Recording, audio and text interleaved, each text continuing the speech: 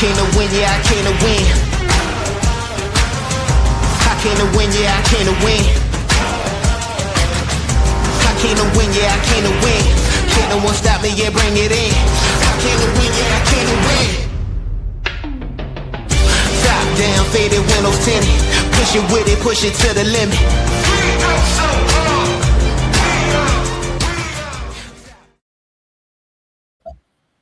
Yo, what's up, everybody? Back again on the Fight Lounge in the house for UFC Vegas. Never did change the title. Shit, let me change that for you.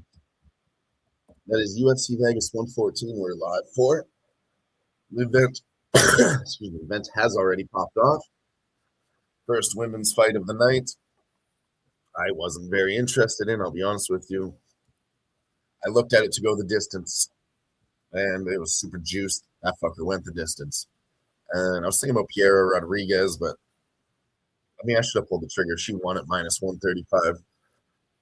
I don't want to play too many women's favorites, but she did get that one done easily by decision. Now we're in the second fight, round 1 and 2 gone. It's not looking good for Luan Lacerda. On the other side, we have Hetcher Souza.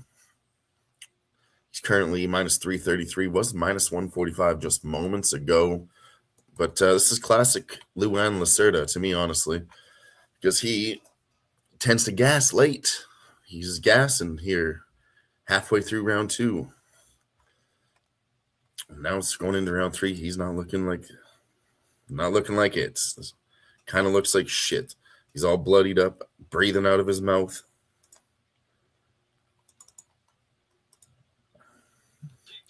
But he does start with a takedown.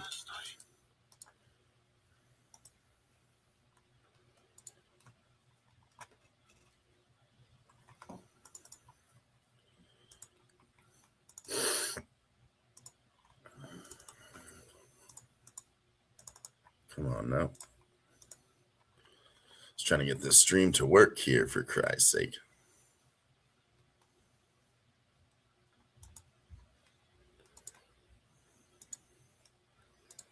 Sheesh. But yeah, he's still grappling him. He's still all over him, grappling him. I said I don't have a bet in this one. I would have leaned towards the Hetcher Sosa side, but not as a favorite. Don't want to bet it.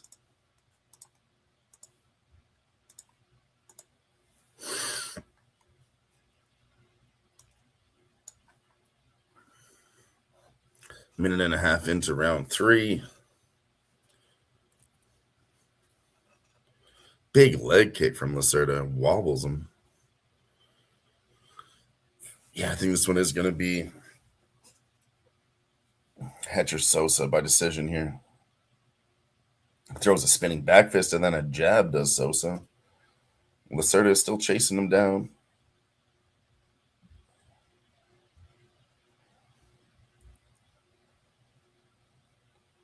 Lacerda checks a leg kick and throws a front kick right to the stomach. Another one. See if he gets it done. I don't think he's going to get it done in round 3. I think he does need a finish to win here in round 3 too. But now Hetcher Sosa all over him, pushing him up against the cage, feeding him knees to the body and elbows to the face. He's all bloodied up now. He looks, clipped him again. Lacerda clips him, and then Sosa clips him back. Sosa doesn't look the best either, though, guys. I mean, they might be both kind of gassing at the same level. He's got his hands down, and he's mouth breathing also. But he's still going hard. Nice knee to the body from Sosa. Yeah, I don't know if this guy's going to be the play in the future. Sosa, goddamn. Looking terrible against Luan Lacerda. But it is his first UFC fight. They tend to do better late. But Lacerda gets him down. He throws up a submission attempt. Minus 10. What is that? Minus 10,000 live is Sosa.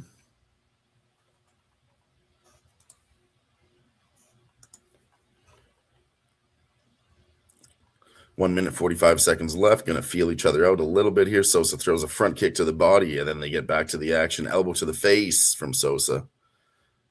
Kick from Lacerda. Spinning back fist from Sosa. Sosa with a combo. Lacerda lands one, throws another jab. They trade jabs. Another exchange. Front kick from Sosa. And followed up by a Superman punch. Jab. Now Luan Lacerda gets in, but Sosa counters. Sosa counters again off a front kick from Lacerda. Low kick.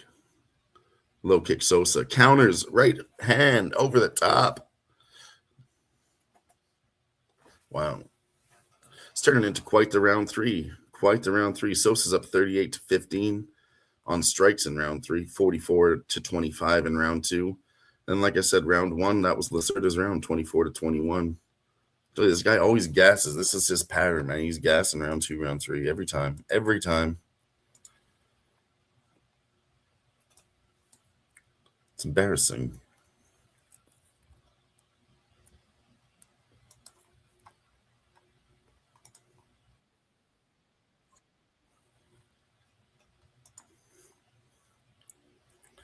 And now he's pushing him up against the fence is Lacerda. Not a convincing win, to be honest with you guys. Not for me, anyways. I mean, maybe the judges will be convinced, but I'm not very happy with his performance.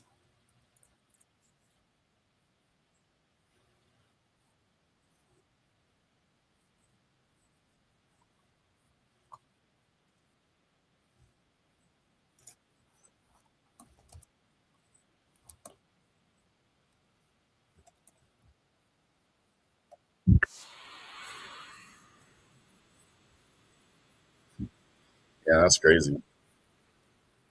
They're actually fucking up the sound. I thought I was sitting here. That's why I was a little bit quiet, but yeah, the sound is totally fucked up on the entire broadcast right now. They cut to commercials and the sound is just fine. Wow, epic fail.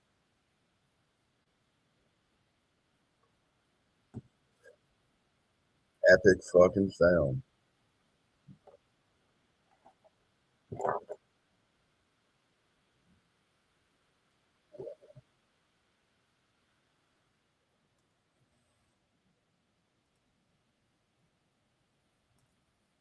That is something else, man. Paying all that money. Paramount Plus been dropping the ball. I mean, ESPN Plus was pretty fucking shitty. They're doing worse. They're doing worse.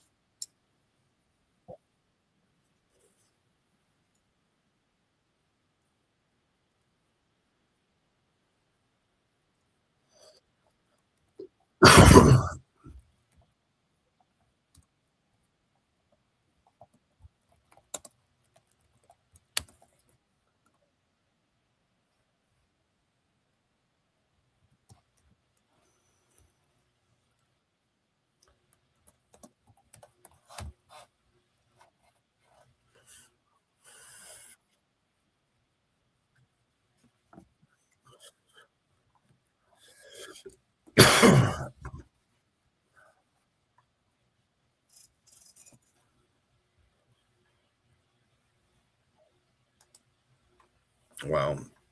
Yeah, that's going to be Hetcher Sosa by decision, ladies and gentlemen.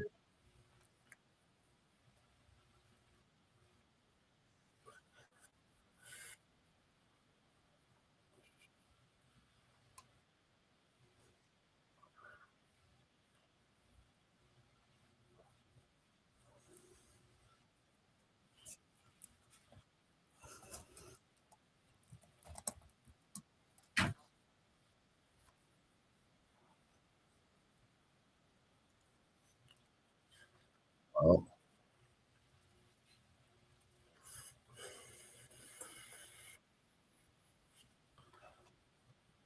They're still fucking up the sound here on Paramount Plus. I can't hear anything. It's brutal.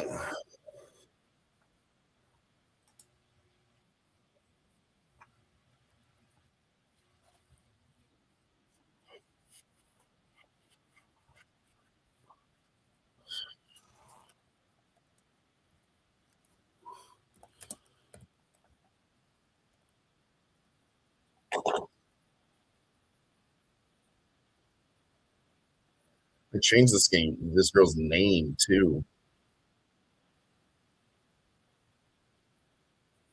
I mean, before this girl was Montserrat Rendon. Now her name's just Monse.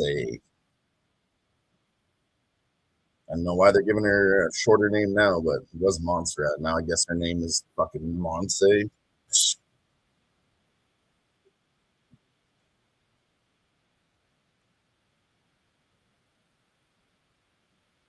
Unreal.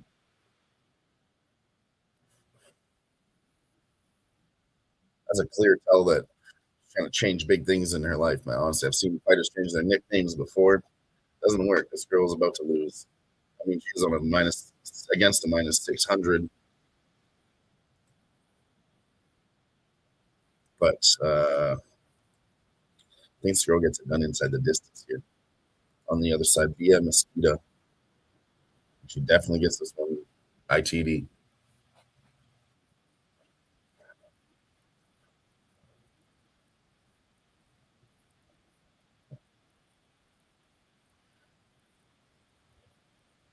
I'm trying to bring up a price here for you guys. Give me one moment.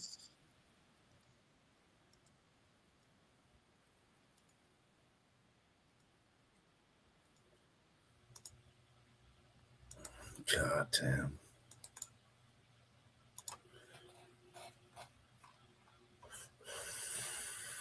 All right.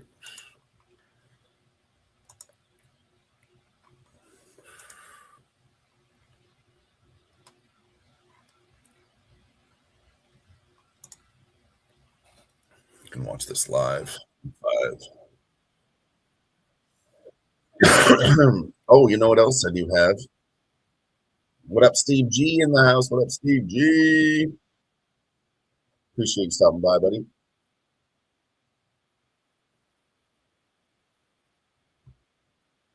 There's 5 minutes left in this hockey game. And then I think they're going to go to this live broadcast here. So I don't have to fuck with this. Tied up 2-2.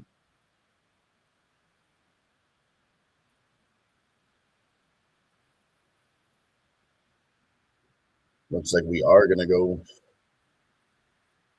to there.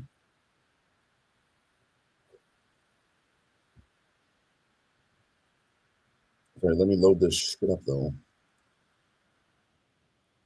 I have a bet in this next fight. Give me one moment here. UFC Vegas 114. This one goes off in 5 minutes. Yeah, be a Mosquito by submission at minus 110. You got to go for the KO at 100. Shoot for the bigger number. Never take a minus prop. She could get on top, ground and pound. I think she is going to finish this fucking girl. So maybe round 1, round 2.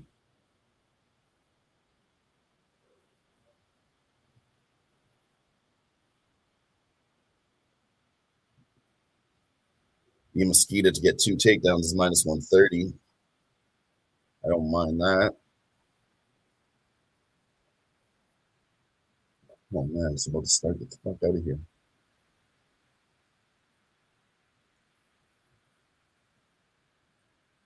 Yeah, so we're going to go knockout plus 400, over 1.5 takedowns, minus 130. That seems like a good way to play this one.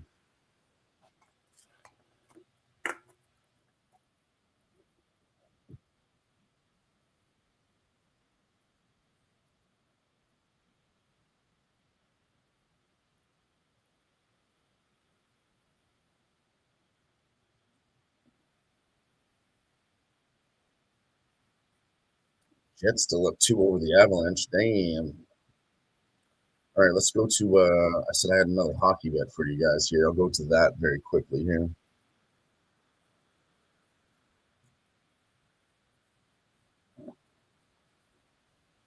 Sorry, that's not till later tonight. I am tripping. What it is, I'll tell you now. It's the Seattle Kraken. It's in 4 hours. Going off in 10 minutes is the New York Rangers against the Minnesota Wild. I'm going to bet that the Minnesota Wild win that one there.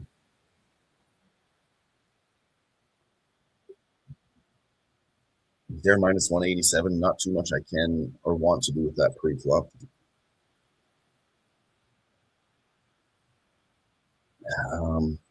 Maybe puck line on Minnesota. I'm not too confident in that. You probably can tell in the way I say it.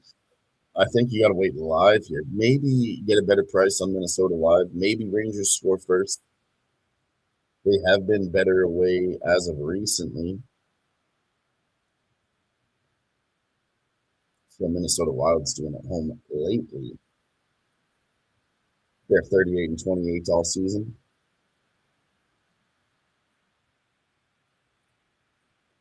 6-4 last 10. 3-2 last 5. 2-1 last 3 at home. Then on the other side away, the New York Rangers are 2-1 last 3. 2-3. 3-7 last 10.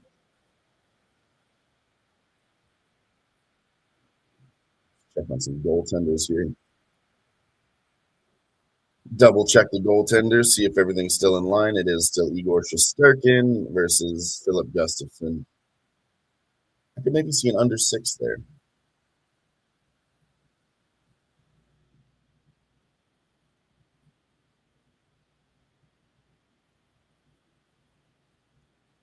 I definitely like the Buffalo Sabres to beat the Leafs tonight. That's at minus 220. The Leafs are struggling right now, and they just lost Austin Matthews.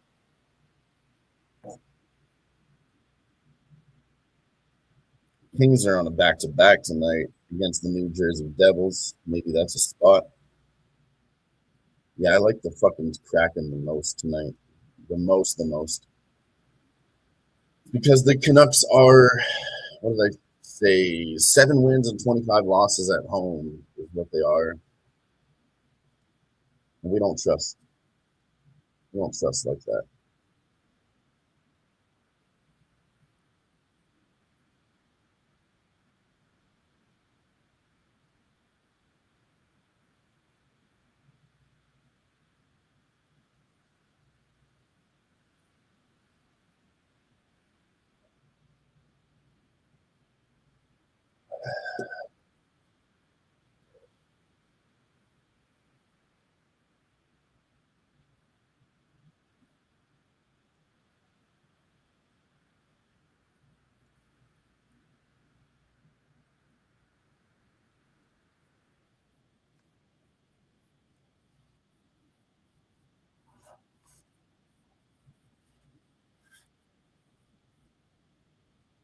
Oh my God.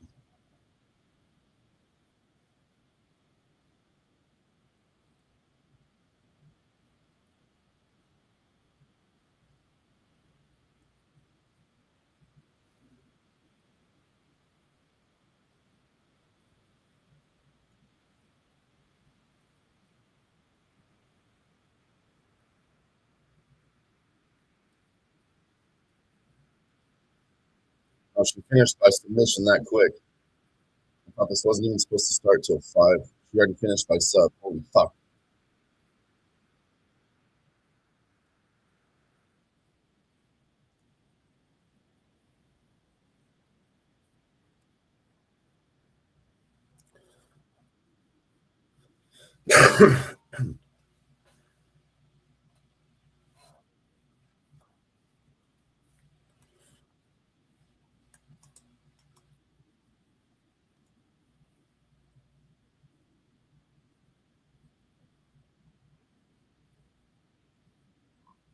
Wow.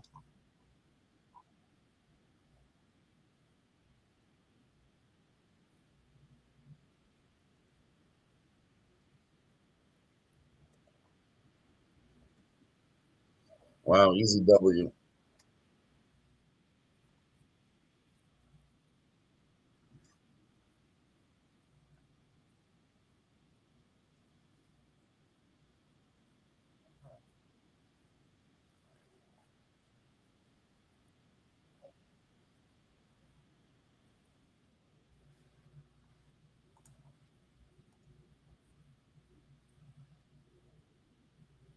Well, finish this fucking hockey game so they can play the goddamn fights overtime. Usually I'm cheering for hockey. What up, DJ Big Boss in the house? What up, DJ?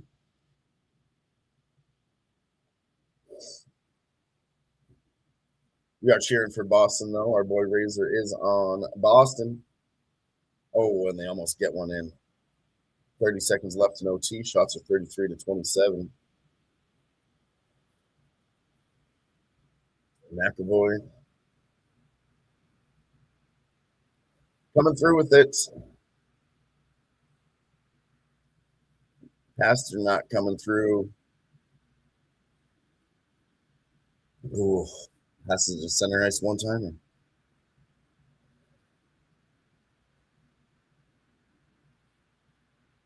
No, they can't even take the shot. That's the end of OT. We're going to a shootout now.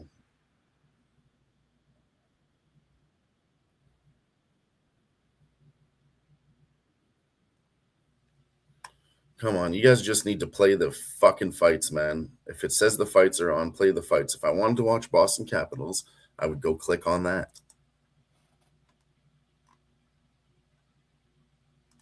Come on.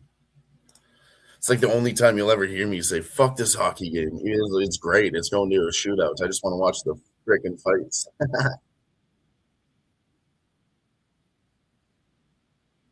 That last one did end by submission very quickly, so I think we're going to have a bit of a break in the fights. Should give us time to cover the shootout and then go right back into the fights, ladies and gentlemen.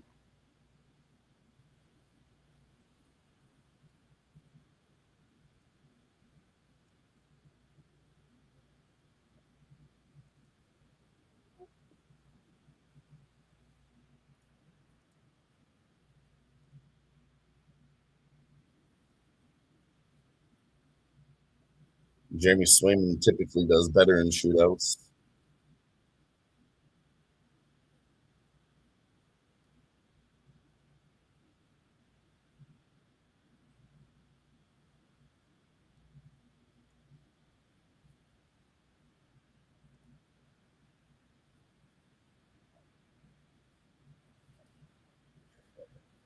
Sabres leading the Atlantic.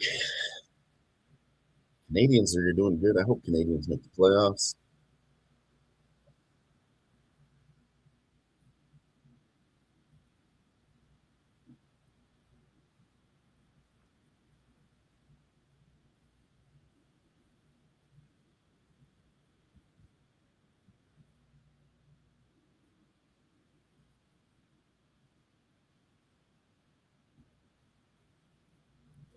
There we go. Capitals first to shoot. We're going to call this shootout here, and we will be back to the UFC action. Misses.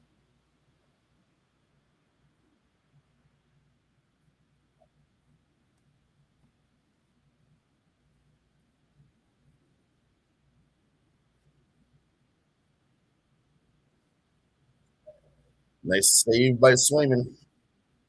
Here comes Michael Asamont for Boston. He's 0-2.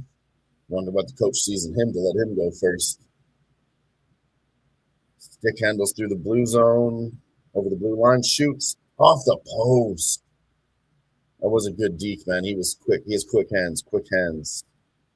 I guess that's what the coach is seeing in him. He was a good puck handler. Oh, yeah. He dragged it to the right and then shot it left top corner before he dragged it to the right. Smart. All right, here's Ryan Leonard. I don't know where Dad is today. I tried to call him. He said he might be busy today. Oh, and the Capitals get one in over Swayman.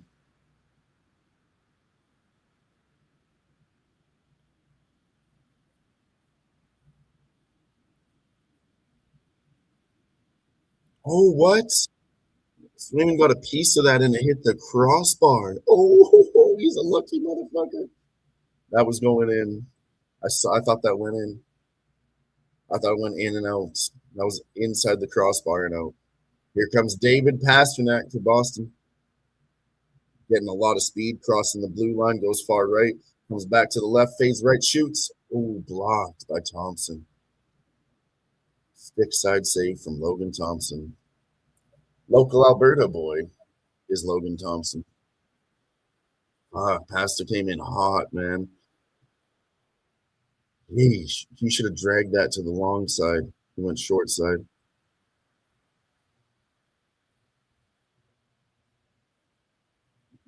Here comes Dylan Strong. Oh, Pastor didn't get that. Oh my god. Oh my god.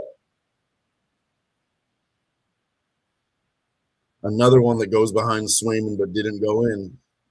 Come on, Boston. You have a chance to win right now. Win it now. Win it now.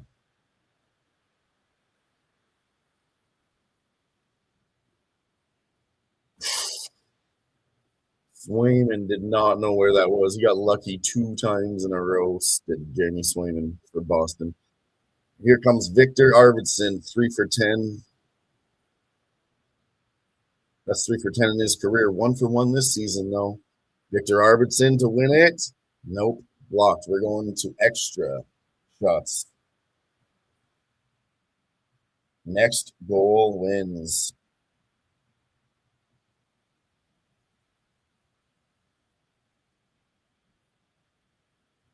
Each team had their 3 opportunities, couldn't score. We're going to bonus opportunities. 4th round, here comes Anthony Bolivier.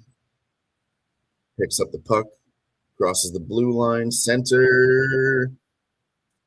He didn't really do much. He didn't fake left or right. That's never going to work in a shootout, buddy. Here goes Boston with another chance to win it all. No, it's the same post, man. Left side post.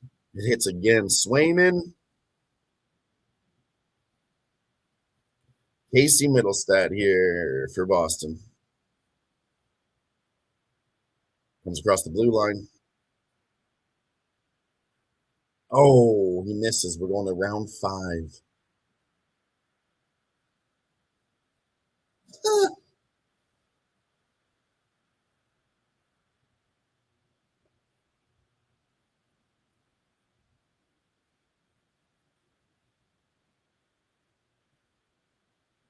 He tried to fake right, but then shot left and missed.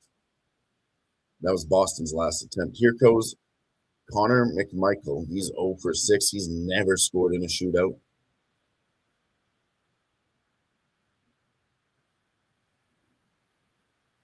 Swayman with a nice save. Here goes another chance for Boston to win it. Round 5, baby. Come on.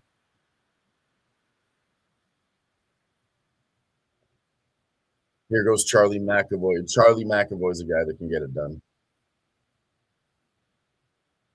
Here's Charlie with it. 3 for 9 in shootouts in his career.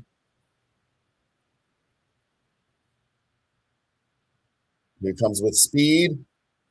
Fuck. Shoots it straight at Logan Thompson. We're going to round 6. Well, I don't want this anymore. I'm trying to watch the fucking fights.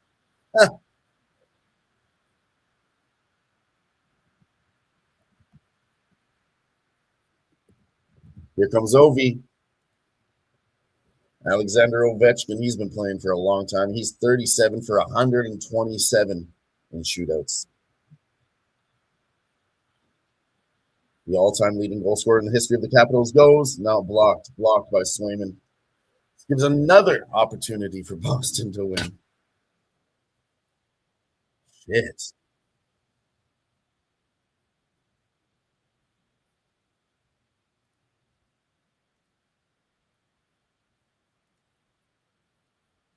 Now we're getting into some guys that don't score very often. This could last a while.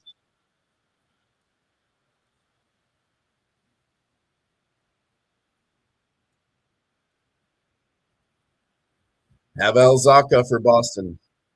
Oh, glove save.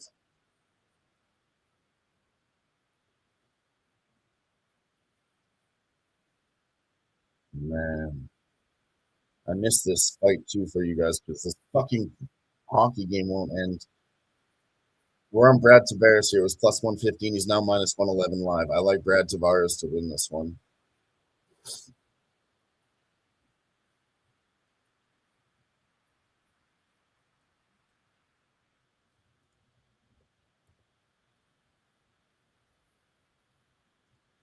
Brad Tavares money line. Brad Tavares money line. Okay, we're good now. Morgan Geeky comes on the ice again. Washington just missed their last shot. That's round number 7 now. Morgan Geeky comes out for Boston.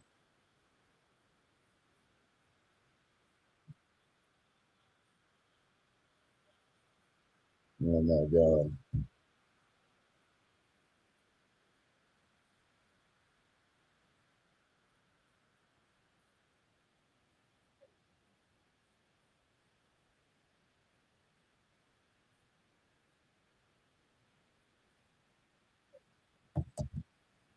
Round 8. I'm telling you, this is rare as fuck, boys and girls. We don't see round 8 a lot. Here comes Washington. Save.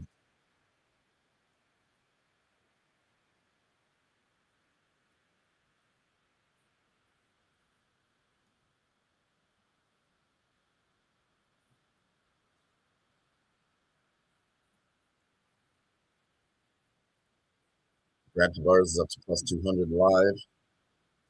Here comes Mason Lowry for Boston again.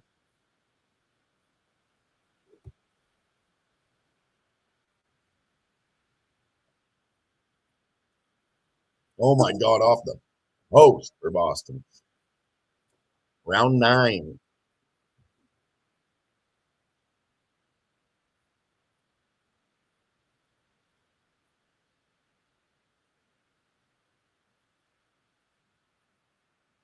I almost had that too.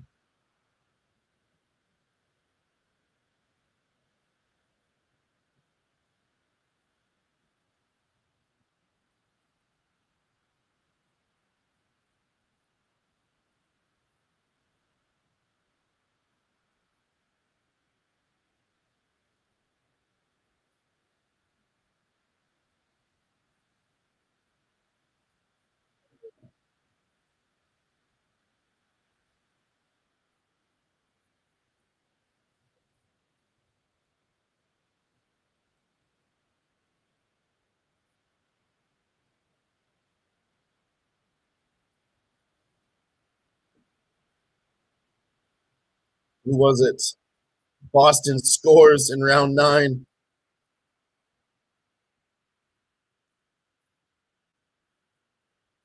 Liveline did have Brad Tavares as the favorite last. Eric Anders cannot get the takedowns, wasting a lot of energy.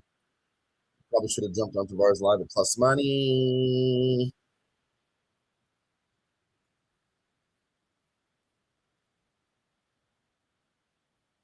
Round 1, 45 seconds left.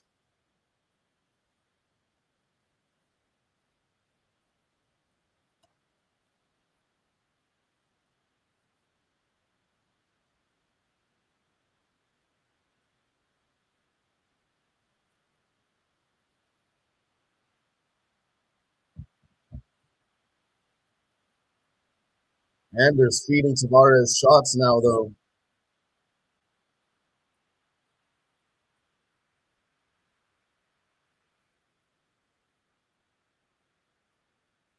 Eric Anders will be exhausted after this. Let me get it in on Brad Tavares live. Oh, but he rocks him. 7 seconds left. Let's see. I think Tavares is going to survive unless he knocks him out. He is defending himself. 1 second left.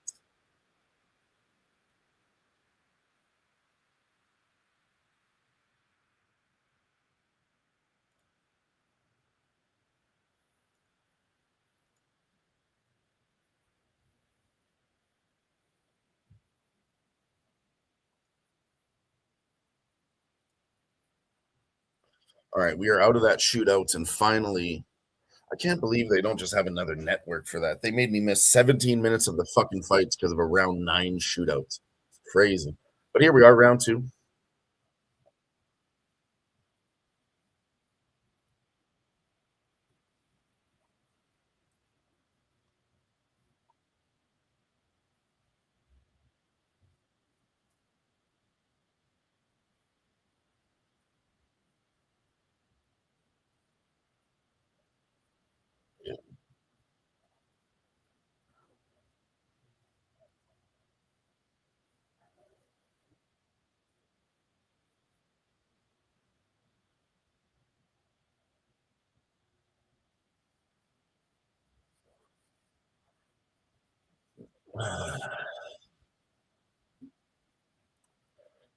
Yeah, this is terrible. Eric Anders is minus 260 now. Brad Tavares plus 190.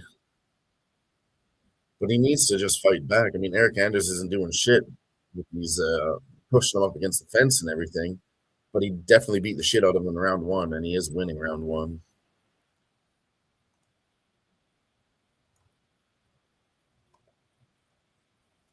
All right, let's go Brad plus 150 live.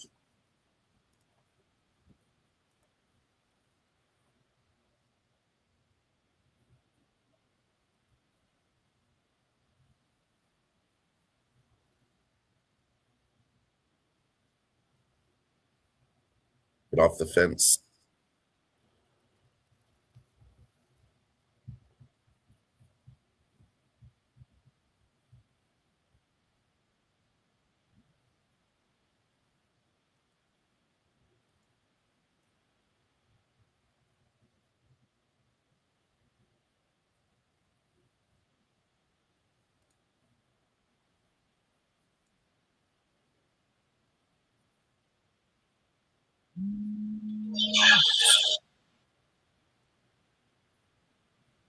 Tavares has it down. Let's go.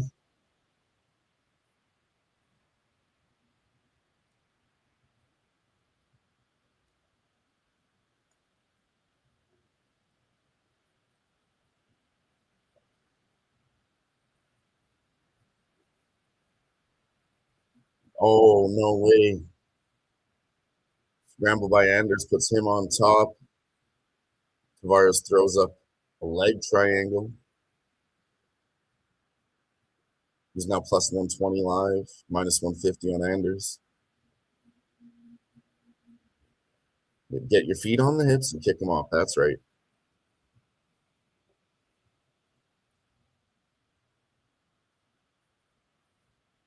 Fuck.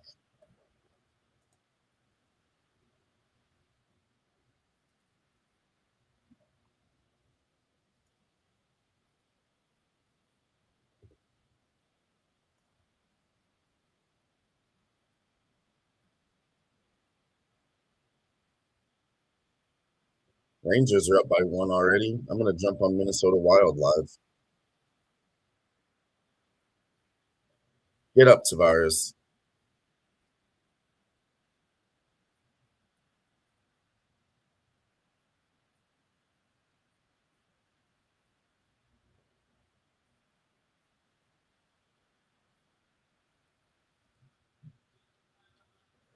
Back down to plus 140. He's on his feet again.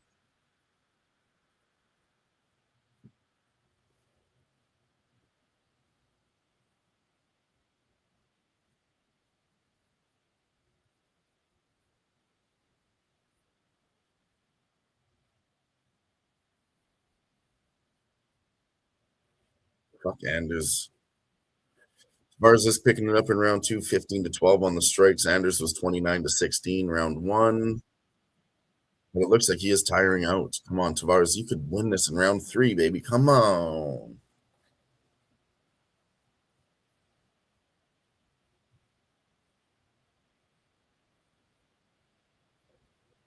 He's off the fence again. Is Tavares.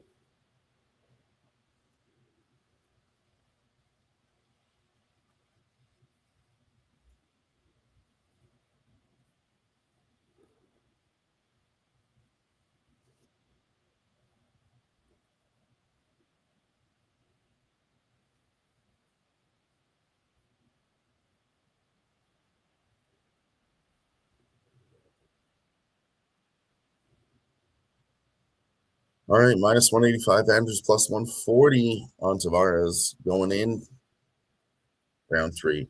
What up, M the Great? What's going on, buddy? Thank you for stopping by. Appreciate you. Appreciate you. What are you on today? Let me know if you got anything going in this UFC card, UFC Vegas. What do you got?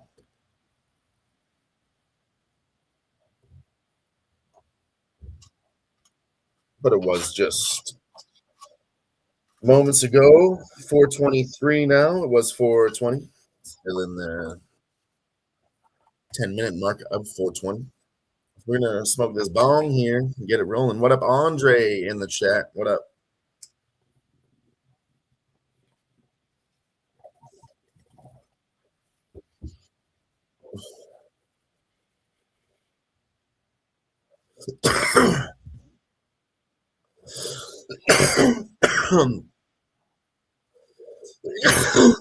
Excuse me. Excuse me. I'll be right back. I have to go get another beer. All right, got another beer. I don't really want to talk people off of bets, but we can talk about it. We'll talk about it. Let's talk about it. That fight may be coming up a little bit later. We'll wait for a little bit of a break in the action. I'm sweating. Brad Tavares, I got him plus 170 live. He still needs to get his ass off the fence, but Eric Anders gets a takedown early round 3. Get up, Tavares. Get up, Tavares. I also jumped on the Minnesota Wild live, like we talked about New York Rangers. They did score first early. So I took some Minnesota Wild at plus 105, ladies and gentlemen.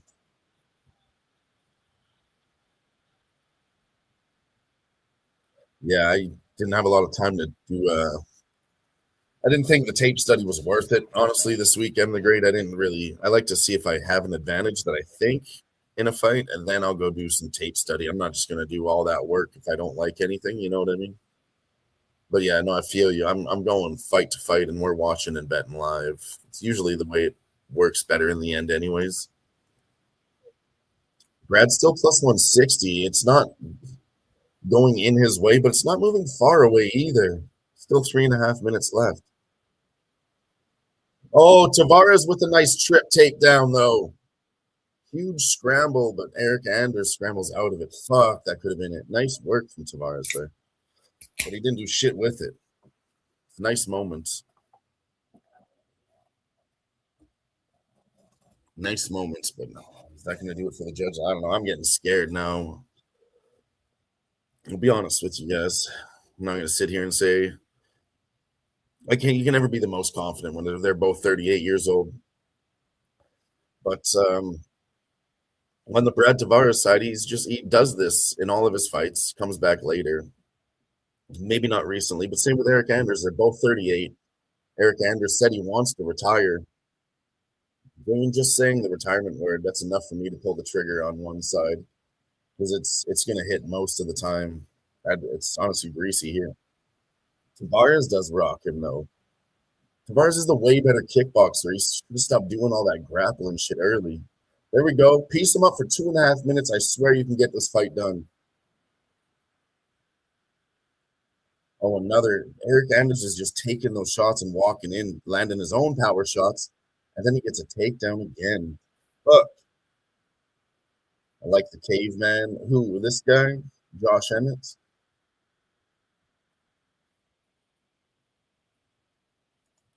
Yeah, for sure. I feel you. And then on some of these fights too, like I've watched UFC my whole life. I know how a Brad Tavares fight is going to go. I know how Eric Anders fight's going to go. Probably should have stayed away from the greasy pick'em, to be honest with you. But I mean, I did bet it live. It looked like I can't believe Anders didn't gas a little bit after throwing all these heavy combos. It's crazy. Yeah, no, it's not looking good for our boy now. It's looking good for your boy, Eric Anders, but not our boy, Brad Tavares.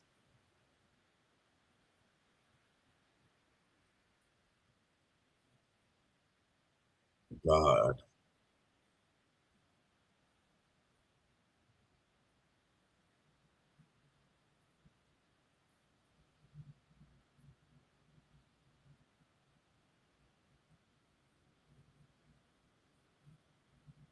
We'll see, man. I don't know if we'll get some greasy judges on this one. He's been getting the takedowns, just not really doing shit with it.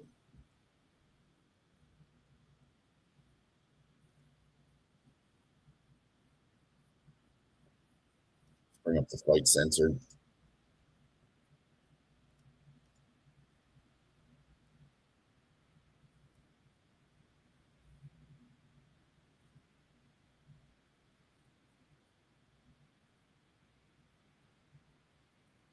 2 for 7 on takedowns. 9 minutes of control time is crazy.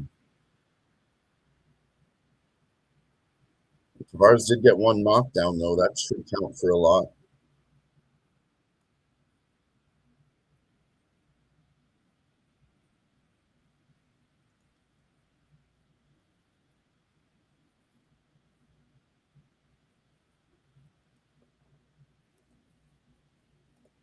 Incredible.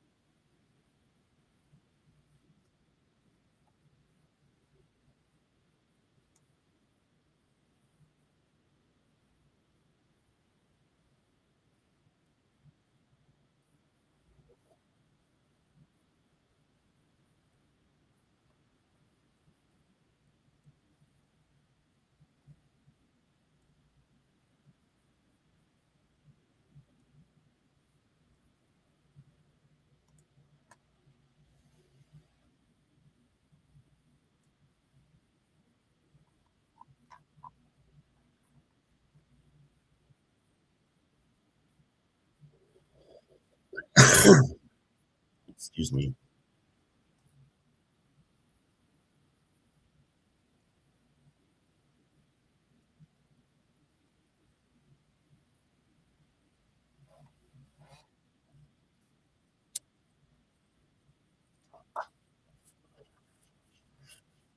Yeah, shout out to everybody rocking with us in the chat, man. We got Andre in here.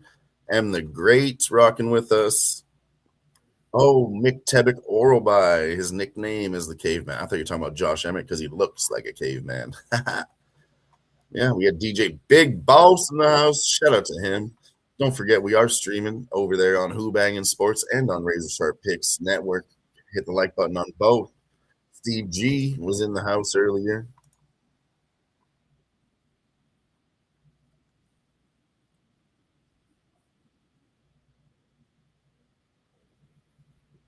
And then we lost that one. Judges got it correct. 29-28.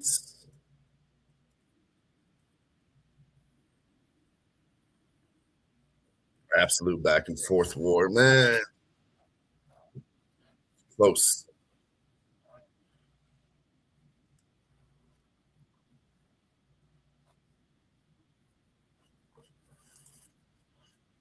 He says he dropped me, I dropped him, but you didn't. You didn't get a knockdown, Eric Anders. He is retiring. He's hanging up his gloves. I told you this was his retirement fight too, and that's why I bet against him. Most of the time, these guys do not win in their retirement fights. But the other guy was also 38. What can you say? He is retiring live right now, though. That is official.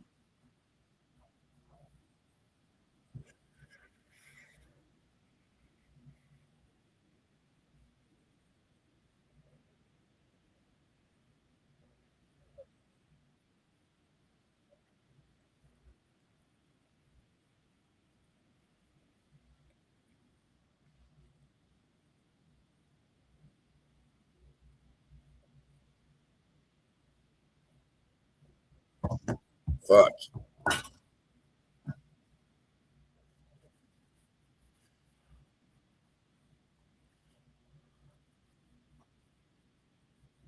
Usually they lay down their gloves in the center of the ring. He says, I want to give those to my coach. Okay.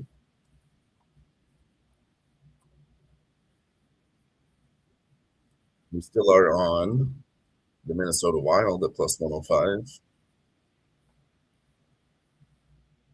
Because I don't like the New York Rangers, and neither does Bob Ross, okay?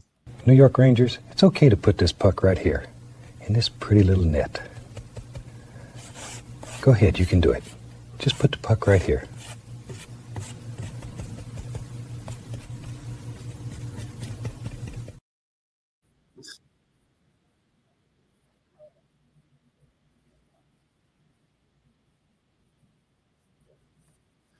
All right.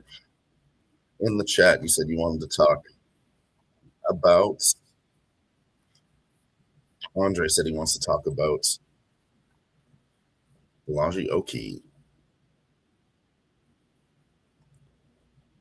That fight is coming up next against Manuel Sosa. Manuel Sosa is making his UFC debut against Vallejos. He's 2-2 in the UFC. I don't hate the dog shot, brother. I don't want to talk you off of it at all. Like it's very possible here.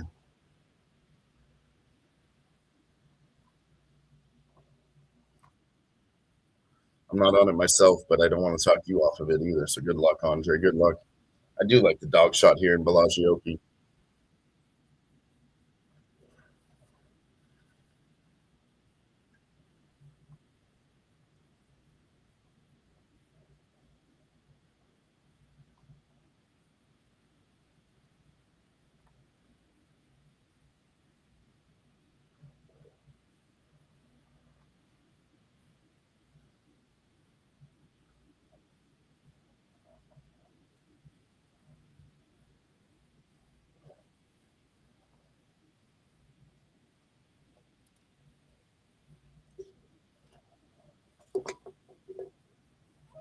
All right, let's see.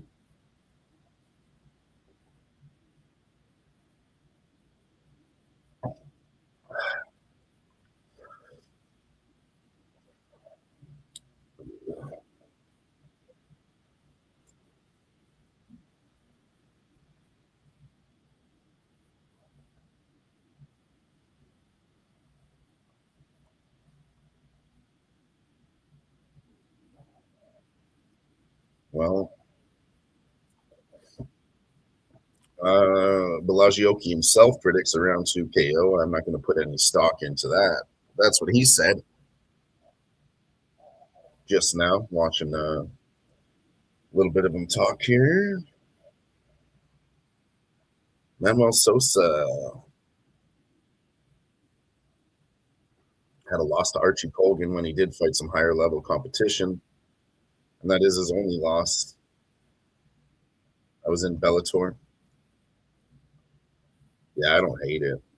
If I did anything here, I would have to take a shot at plus 250. What up, Razor? Shout out to Razor.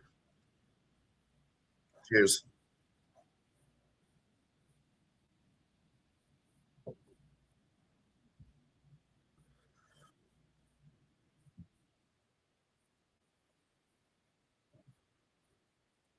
Eric Anders, you son of a bitch.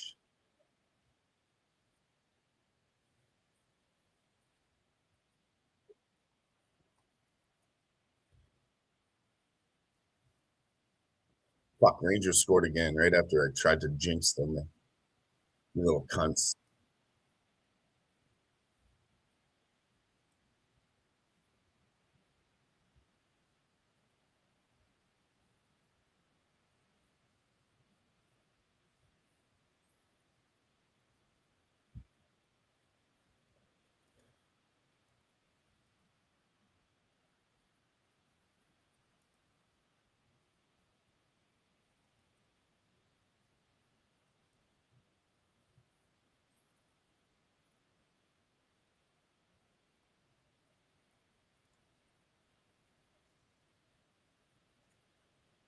And the great says cheers to Razor.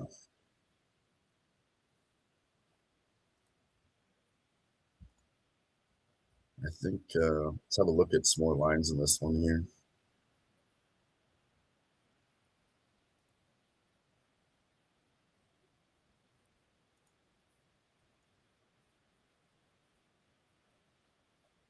Fight doesn't go the distance as minus 190, and I expect violence here too. Fight ends by KO either side, minus 120. I like that one. I like that one.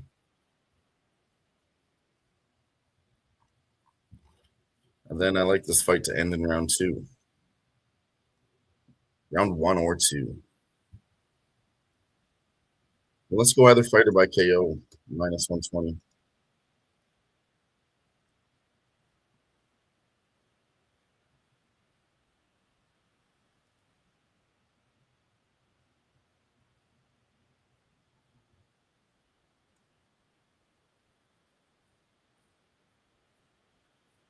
Pretty sure Sosa KO'd Rufy. I can tell you. I have his fight record right in front of me. I don't think he did. They were never met. Oh, shit, you are right. Way back in the day, he did knock out Mauricio Ruffy. This was at Standout Fighting Tournaments, STF 18 in Sao Paulo, Brazil. Okay, good call, good call. He did.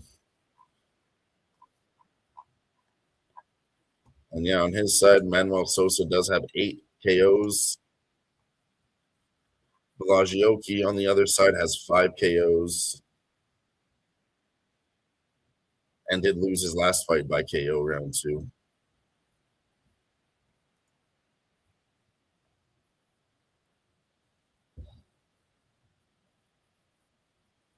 Come on, Balaji. Yeah, I'm on either fighter to win by KO here.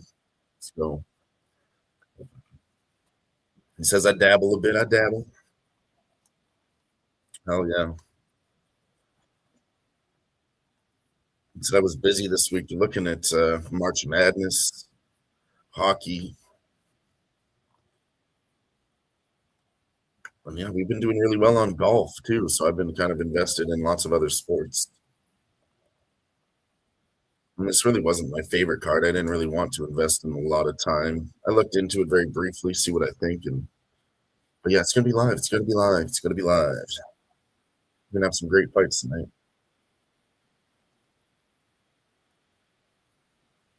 Yeah, I actually took one bet here in college. I'm on Houston plus 3.5. I've been on them all season. I've got a future on Houston to win it all at plus 1,000. They're currently down to Arizona by 4. You can get plus 3.5 live right now at minus 110. I'm going to hit some of that too.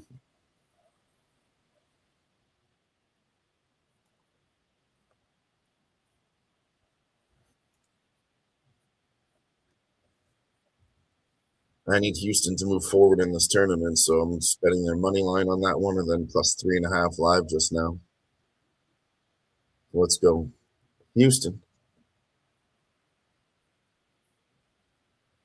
Well, how do we not get a knockout here? Let's go. Thank you. Good luck on everybody's action out here. I mean, I'm not on a side, so let's go Vallejos for Andre. I'll be cheering for you. The Zulu Warrior, Vallejos.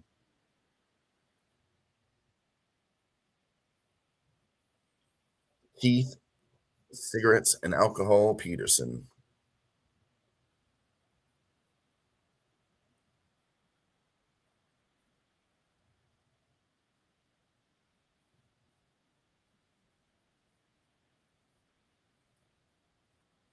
Come on.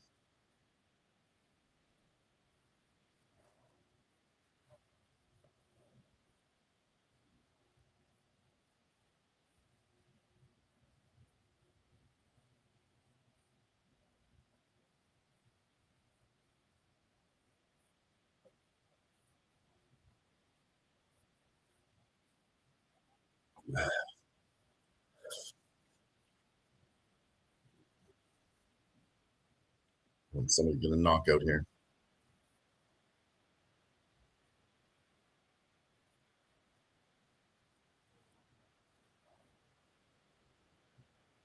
Manuel Sosa knocks him down. Beat the shit out of him. Beat the shit out of him.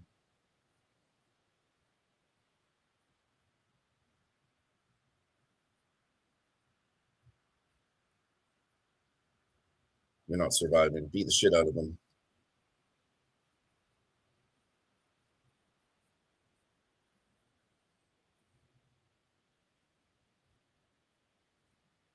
It was very heavy shots from Manuel Sosa 1 minute into round 1.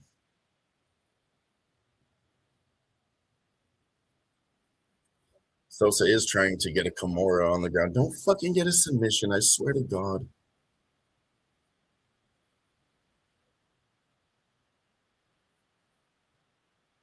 It's going to be hard for him to get that up against the fence.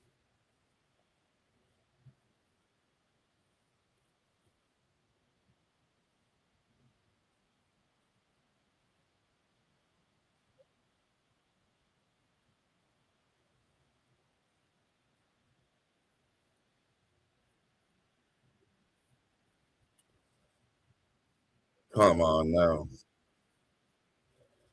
Vallejos is on top now. I don't think he's going to get. He's still searching for this Kimura, but it's not in a good submission anymore. Not in a good position for the submission anymore. Let it go, man. Let it go. Elbow from Vallejos to the ribs of Sosa. Let go of the arm. This is very low IQ right now. He doesn't have it. Let it go. Finally, let's go. Yeah, man, that was terrible low IQ, M the Great. Horrible IQ when he was searching for a finish, and he went and did that and then held on to it. But here's Vallejos with some elbows from the top. He might have actually tired himself out doing that too, which would be fucking hilarious. 2 minutes left, round one. We just wasted a whole 2 minutes here. God damn it.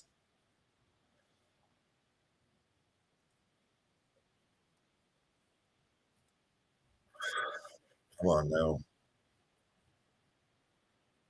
Houston's down by 2. 8 minutes left, first half.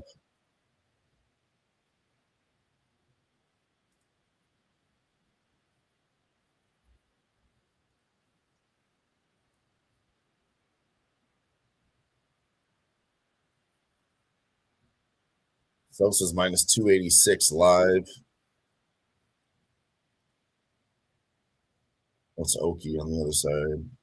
Oki plus 190, dropping a little bit is Vallejos.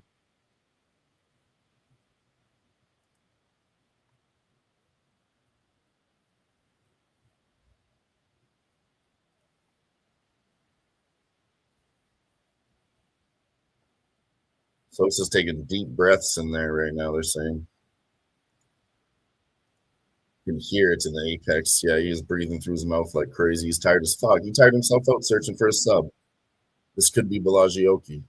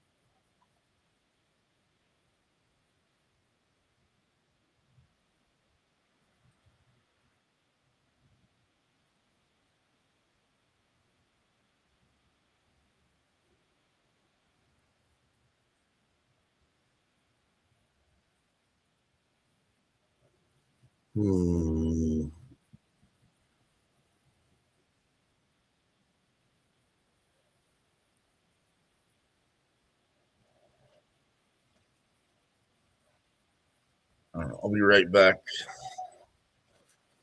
Yeah, man, that was a terrible decision. That was terrible. I will be right back, boys. Give me 1 minute.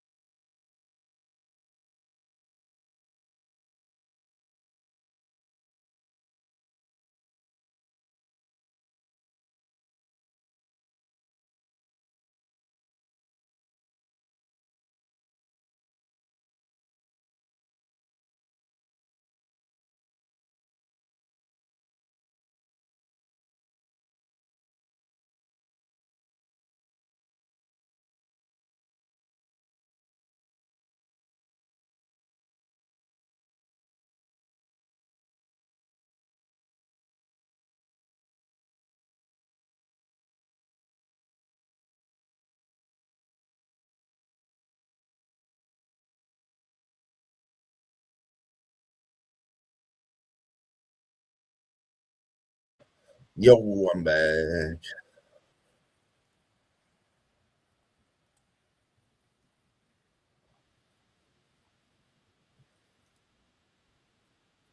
Vallejos should take over this fight if that guy is as tired as it looks like.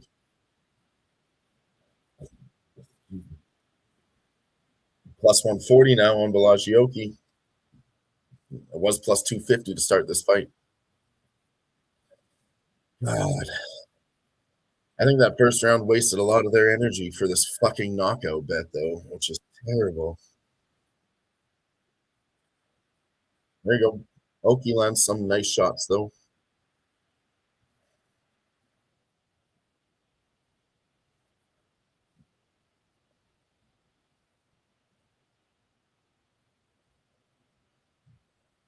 Oh, at least they're just trading shots now, though.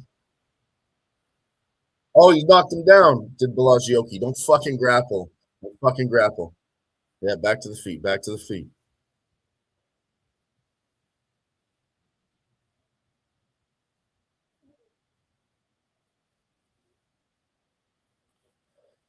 He's got him up against the fence now. 3 minutes left. It's minus 115. Pick him. I like Vallejos here. We're going on Vallejos minus 115 right now, boys. Should have pulled the trigger earlier, but now we have more information. Hit it. Fucking hit it.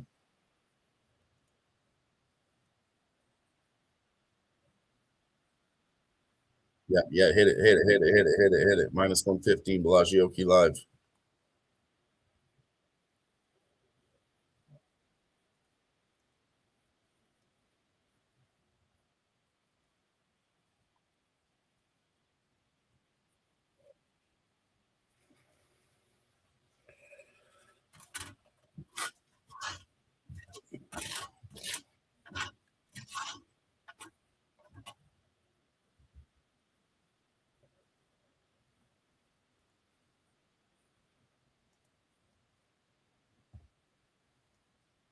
Fuck, he's up to minus 155 now. I couldn't get that bet in.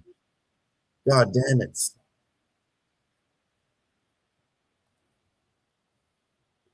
That was the trigger. That was the trigger, minus 115.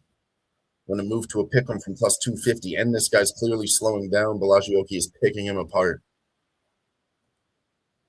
Minus 180 now is Vallejos.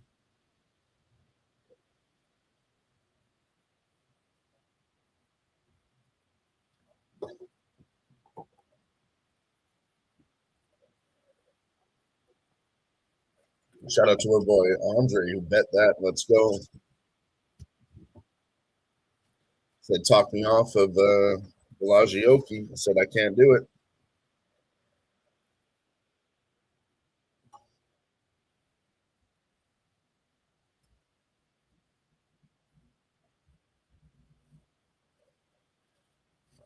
One minute left. Round two. Oh, there's an eye poke.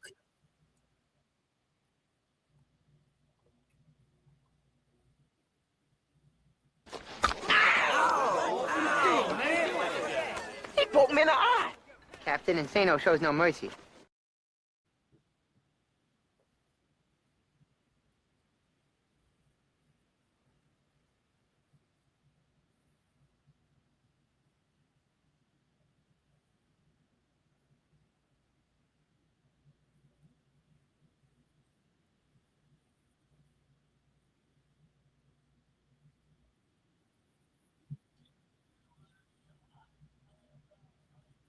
They got the doctor and the translator in the ring right now.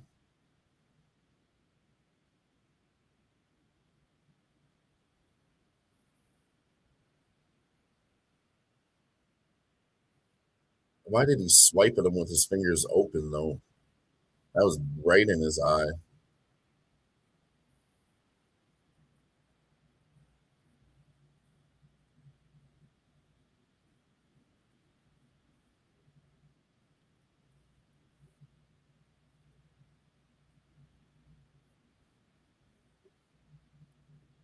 Final minute, round two.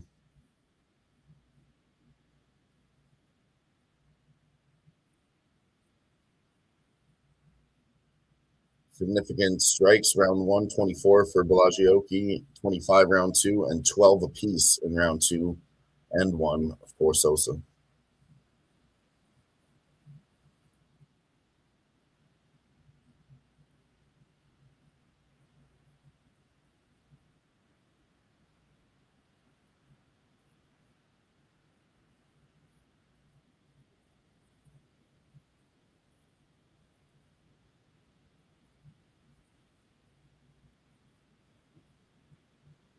Oh, you drop some. Vallejos minus 160 plus 125 on the Sosa side.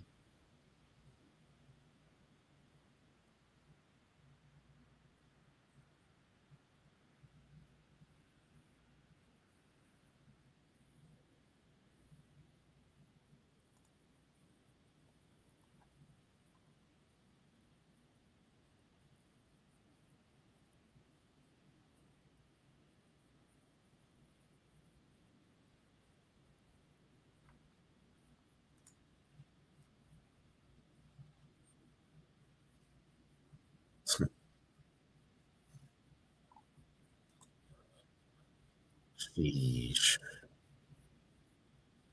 Houston ties it up with Arizona 33-33. Let's go, boys. Don't fucking lose.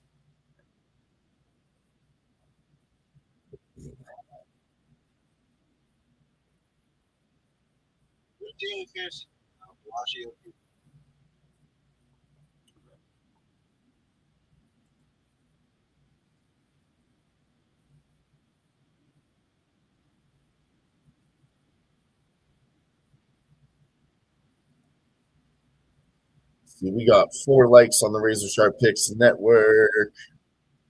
See how many we got over there on Who Bangin'.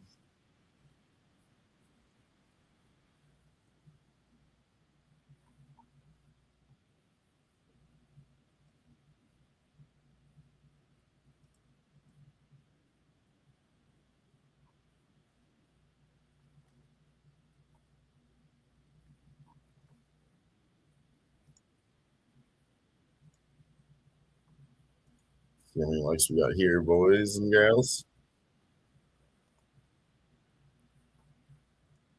We got 4 on the Razor Sharp Picks Network and 3 on Who Bangin'.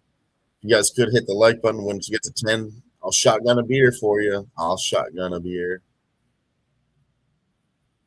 Don't forget we're streaming on both channels, so you guys have a chance as one person to make it 2 likes on Who Bangin' Sports Talk and on Razor Sharp Picks Network. Appreciate you if you would. And I'll shotgun a beer for your entertainment and for mine. Appreciate you all. Appreciate you all for being here.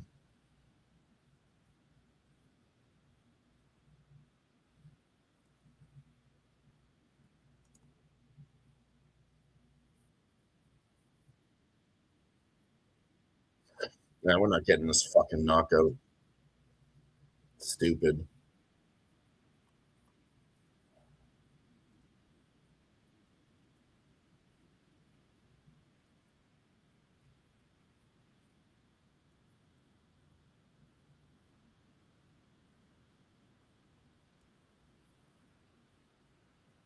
Yeah, it's supposed to get dirty, and the end of this fight about to get dirty too.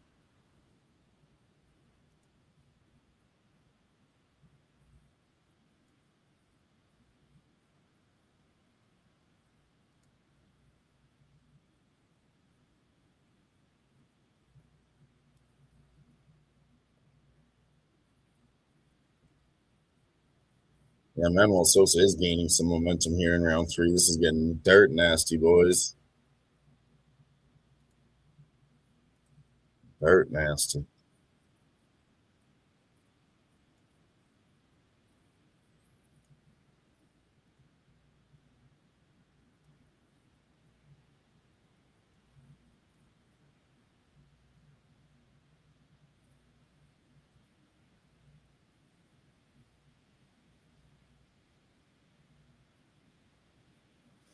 Yeah, I don't know how he looks fresh in round 3. That's fucking insane. This always happens. They get a fucking burst of energy here. Goddamn Brazilians in round 3.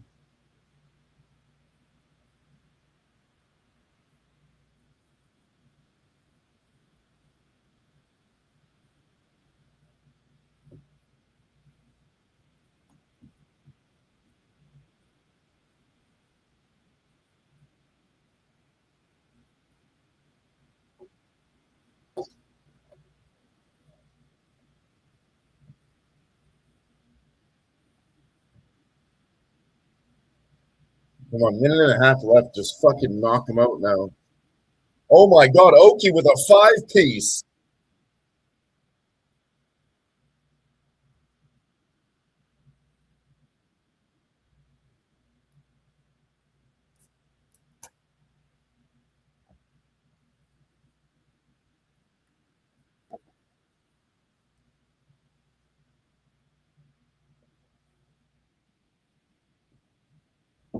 No, I mean, I'm not mad at taking that KO shot.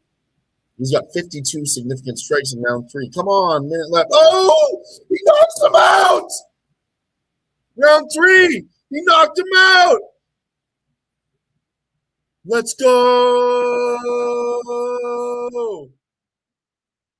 I'm actually glad I didn't get in on Vallejos live now. That was a blessing.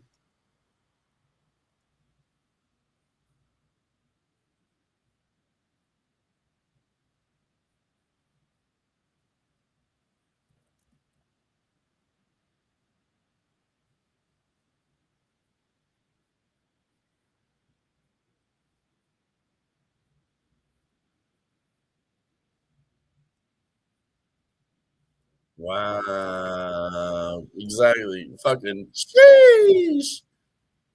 Right behind the ear. Clean knockout.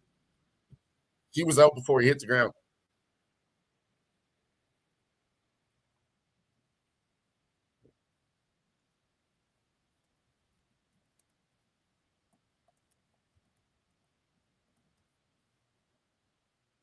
Woo! Let's go.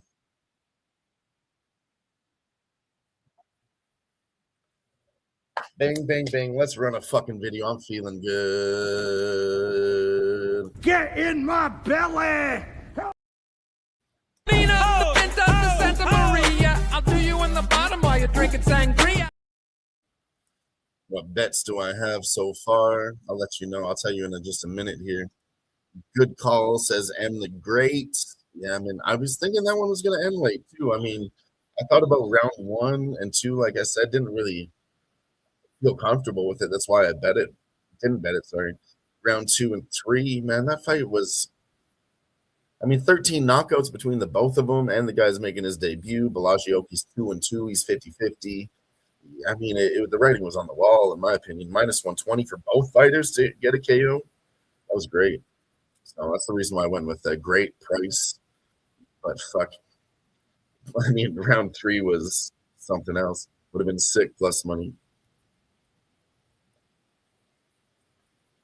Woo! Let's go, baby. Got some money back to play with.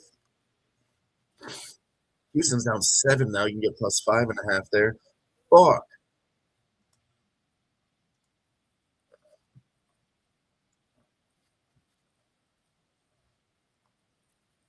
Or we'll get into this next fight here. We'll try to stay ahead of them as they're announcing this by knockouts. They're doing all their production work. We will get back to work. We're going to go to Elijah Smith and Young Yu. I mean, this one's interesting, too. This one's got Elijah Smith at minus 280, minus 220. Elijah Smith, 7 years younger, 23. I mean, I don't really know much about Su Young Yu. I'm going to be honest with you guys here. Like I said, I didn't have time to do all the tape study this week. But, I mean, his record doesn't look that good to me. Decision win over AJ Cunningham. I think I remember that fight. Beat Long Zhao, who just beat Cody Garbrandt in his last events. But I think all these guys are coming off of we're in UFC, but they were on road to UFC, so it's kind of like the contender series for Asia. So I mean, they're getting tested too.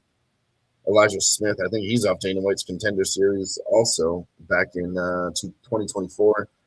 Aaron Tao, and then he beat Vince Morales by decision, and then he goes Toshiomi Kazama, slams him. I remember that. Yeah, he slammed that guy inside triangle. He tried to throw up a triangle. He picked him up and slammed him.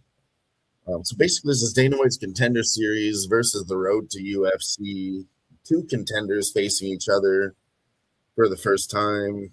Something's got to give. Maybe we see violence again, ladies and gentlemen. But let's go look at the lines here. Let's try to read the book. Shout out to our guy, Big Ragu.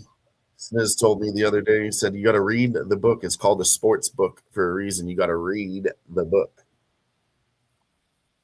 So fight doesn't go the distance is plus 170. They're favoring this one. Does go the distance here. Under 2.5 plus 210. Now let's see if we can find some discrepancies in there. Elijah's supposed to win by points. That lines up with fight goes the distance plus 110. But the KO is plus 300, a little bit short. So they're saying that it's viable for plus 300. Obviously, still going with their favorite here in Elijah Smith. I don't know, man. This kid's young and untested. Su Young Yu. This is another guy. We talked about one last week who had a nickname, Jiu-Jitsu, but he's got fucking KOs all in his last 3 fights. So, I mean, the Jiu-Jitsu only takes you so far as a one-dimensional fighter, and you're not going to just keep winning. And a lot of decisions lately, too, man. 5 decisions in a row. So I guess that's why they're favoring this one to go the distance. Because of his side does go the distance more than the other side. This guy's 2-2. I don't know. I don't really have anything. I'm all over the place. I told you I didn't really like this card. I do have some better bets coming up. This fight, though, I don't really feel comfortable giving you guys anything. Pre-flop. I don't. I give you guys a bet, it means I want it to win. Like, I don't want to gamble here. I don't want to go, I think this is going to happen, and then him and ha about it. Usually, if you're doing that, you're not confident, so just fucking don't do it. Don't do it. It ain't worth it. Don't do it to risk it. Not over this shit. We got 3 weeks of fights, and they're honestly low-level cards. You gotta tread the waters lightly on these ones. They will take all your money back from the great pay-per-view night we had. You know, they will take it. I've been there. They don't have feelings. The bookies don't have any feelings. They will leave you homeless, bro.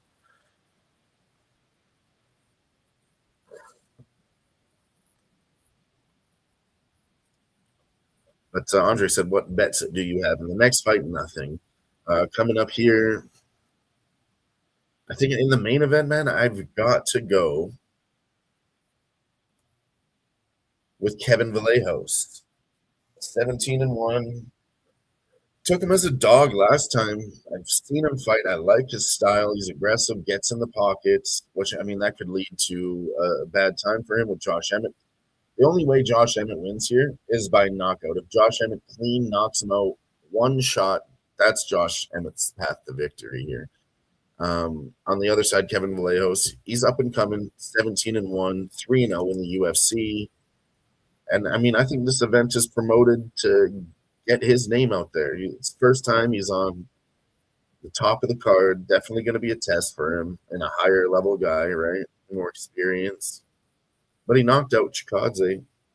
I think he can beat Emmett. That's why I don't know about the knockout. He should be able to knock him out. It's a 5-round fight.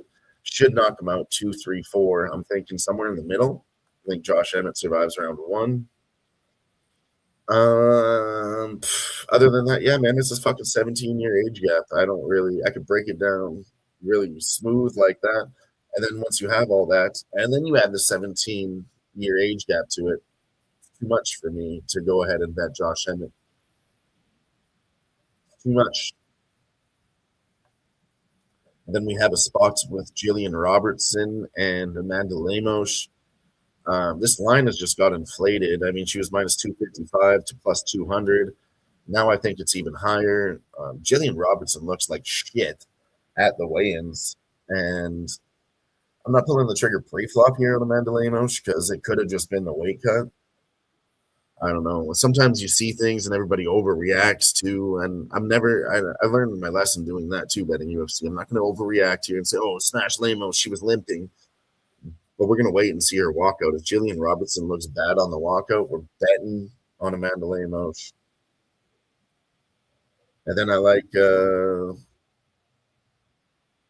Marwin Rahiki to beat Harry Hardwick. I think Harry Hardwick's just a bum that should not be here in the UFC.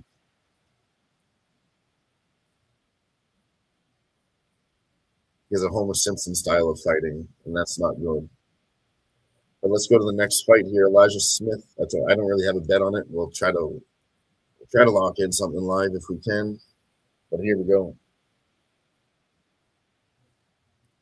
Herb Dean, your referee.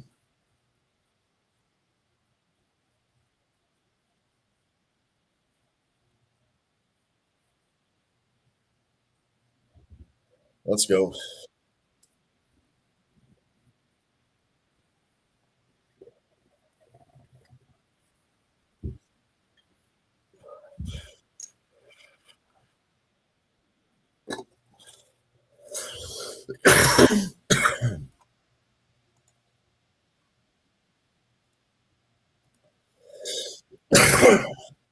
Excuse me.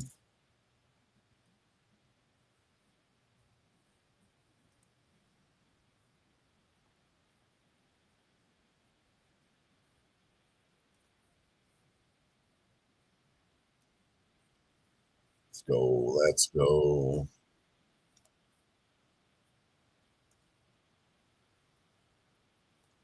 See if we got more likes now. I told you guys once we get to 10, I'll shotgun a beer. And I want to shotgun a beer, so please click the like button.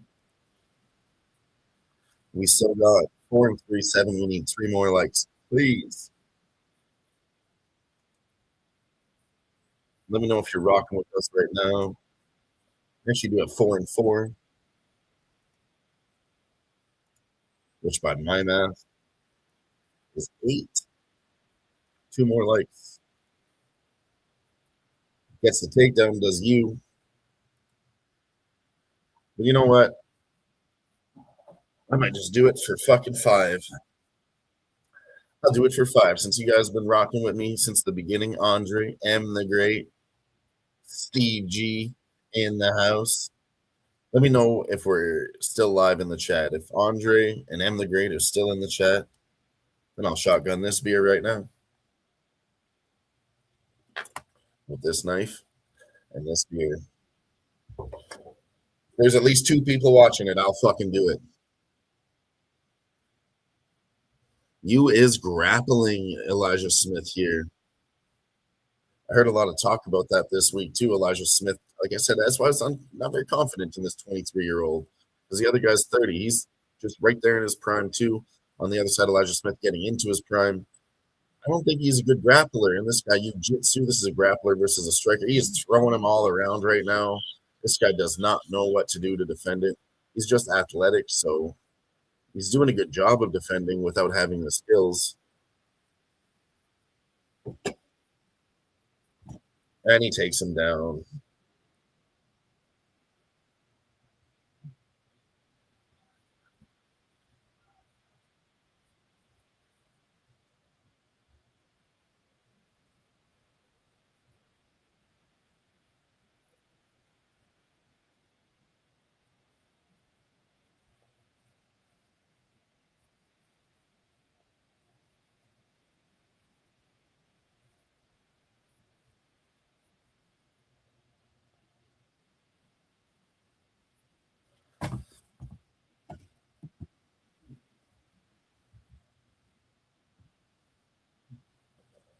Elijah Smith trying to shake him off right now. You does have him backpacked, but he's upside down. So he's trying to shake him off the back as Elijah Smith.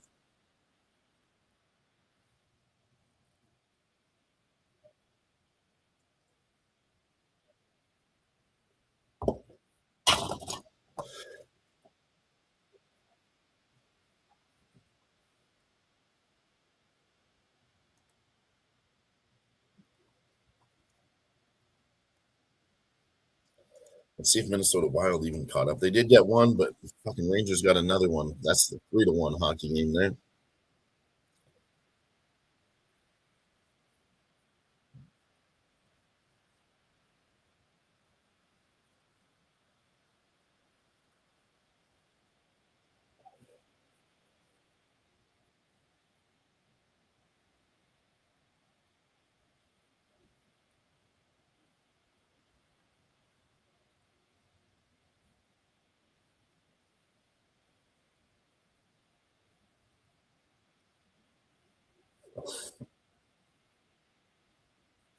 And Sabres money line is starting now. I like that one. It's minus 200 if you want to parlay it with anything you like.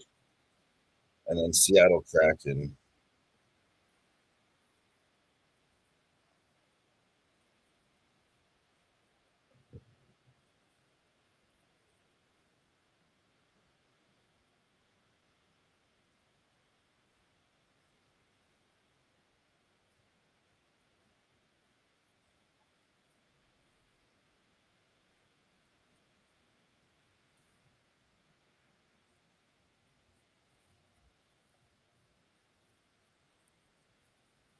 Give me 1 second here. Sending a quick text out.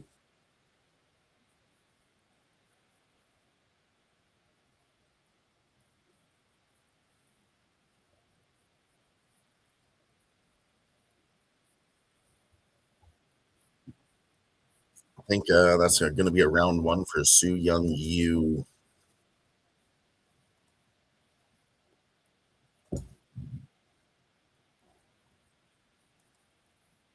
Fuck, Rangers scored another one. 4-1. Every time I look at it, they got one more goal. I got to stop looking, boys. Second period, we could get a comeback. I don't think so. Don't bet it. Live lines here still has Su Young Yu at plus 180, Elijah Smith minus 240. I think that line is too wide for what we saw in round 1. We'll see if he does better here round 2.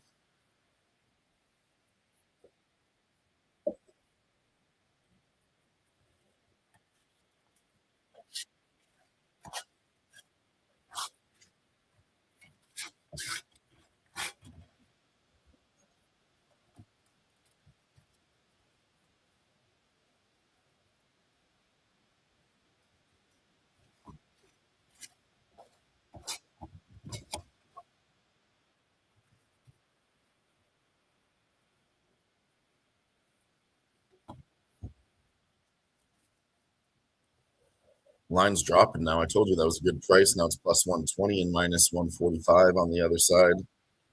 Smith's still the favorite, but he should never have been. Oh, but Smith drops him and an up kick. I think Smith is beating the shit out of him now. Let's see if he can get out of this. Looks like he tried to grapple him. Elijah Smith with the rear naked choke. He rolls him over. Under the chin. That is under the chin. And he taps out. That's Elijah Smith. Round 2, submission. Wow. As soon as they dropped that line to minus 150, and I thought it was, thought it was too wide, but man, he beat the shit out of him and snatched up a rear naked choke real quick. Woo! Glad we stayed off that one, though. That fight was epic. Oh, they both threw one.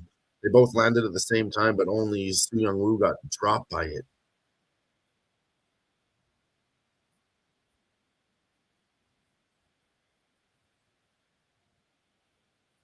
He did have a good submission here, too.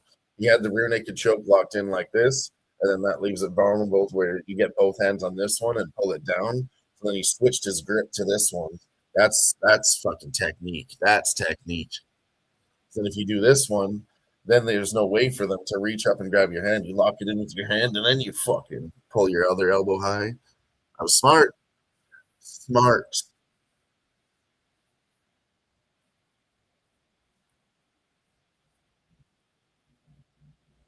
That was fire. That was fire. And sometimes it's nice to, like I said, I was off and on with that one. Thought somebody was going to get the finish, but I would have been looking at Elijah Smith KO. Submission would be the play, because I know everyone's on the KO, so we want to go for the bigger number in that situation, but I honestly never would have. I never would have. Maybe a round 2 finish. I would have thought about that.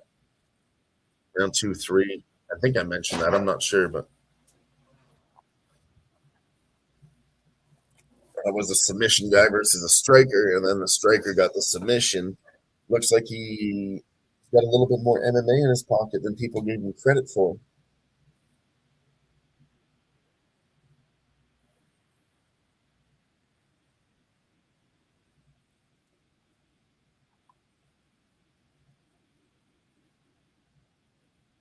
fuck. Houston down by 8 at half.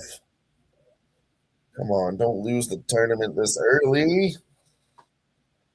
To Arizona. Shit.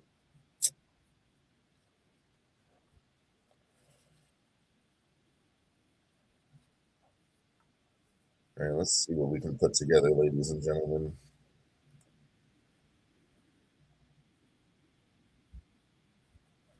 Sharks and Canadians tipped off. I kind of like the Sharks in that one. Fox Sabres scored already.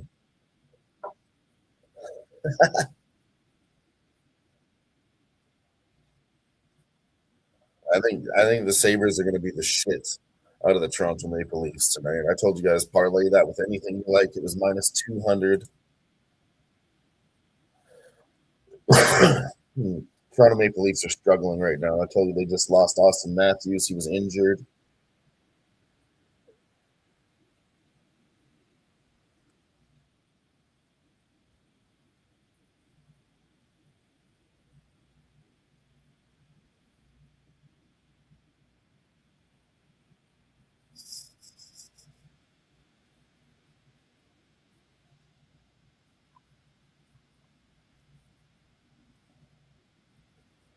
All right, we're doing good so far.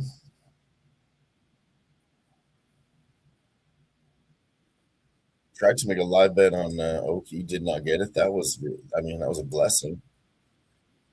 We had bet on Brad Tavares, so we're 1-1 so far. We're down the juice on the bets. Down the juice on the bets. I gave you guys a BM Mosquito inside the distance. I mean, I hope you guys got on it. Did not cash that one myself. She subbed her so quick. And then Pierre Rodriguez, she was minus 135. Yeah, I mean, I thought she was going to smash Sam Hughes, but I started the stream late, and I was out doing some shit. And I missed that one too.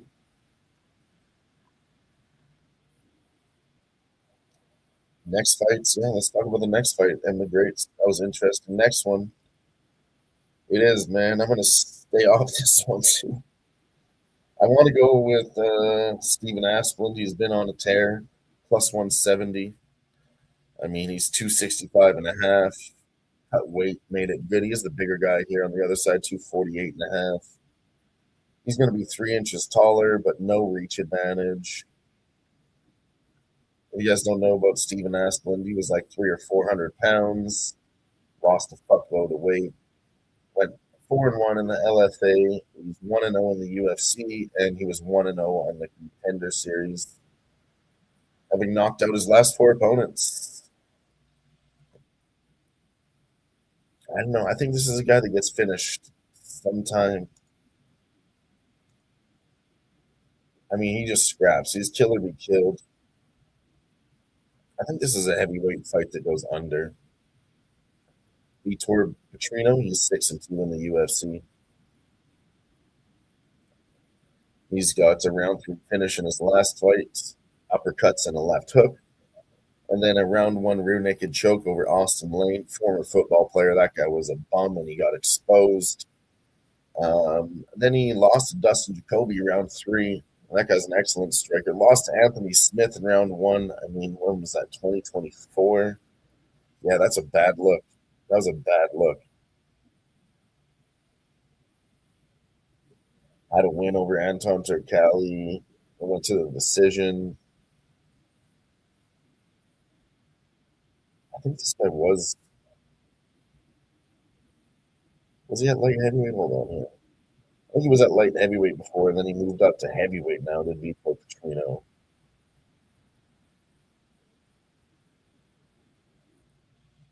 Yeah, he lost to Dustin Jacoby. That was his last fight at light heavyweight. And then Vitor Petrino moves up to heavyweight, beats Austin Lane, beats Thomas Peterson. Now he's fighting Steve Asplund as a favorite.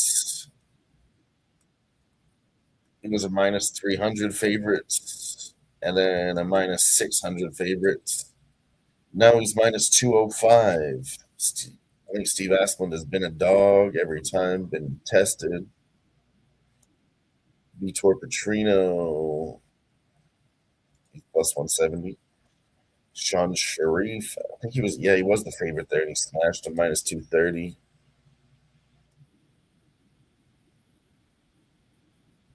Contender Series, he was a plus 125 dog. And he was the heavy favorites in LFA, he was minus 350, minus 550. I don't know, man. Let's look at violence. Let's look at violence. Violence, violence, violence.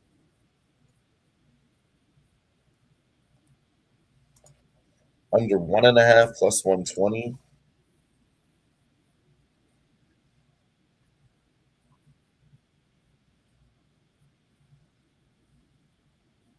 You get either fighter by KO again at plus 110.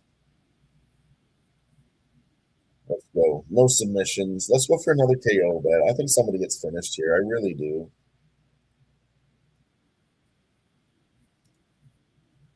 Either fighter by KO plus 110.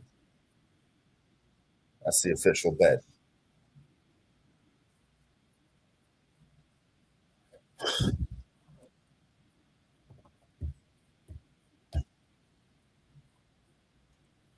Yep, let's go.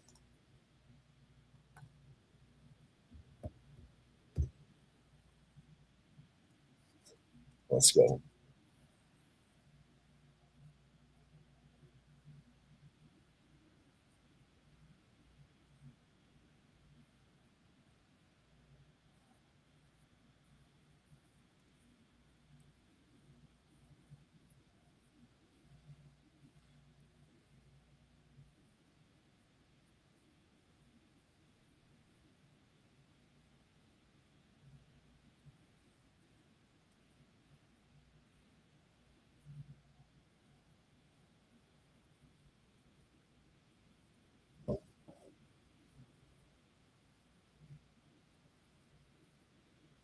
Oh, you're not taking him down.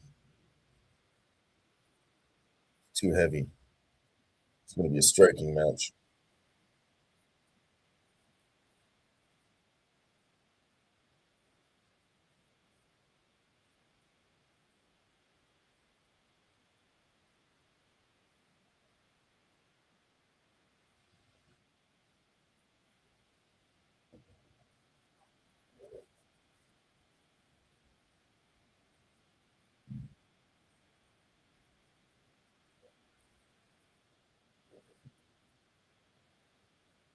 Vitor Petrino struggles for a takedown. Cannot get it.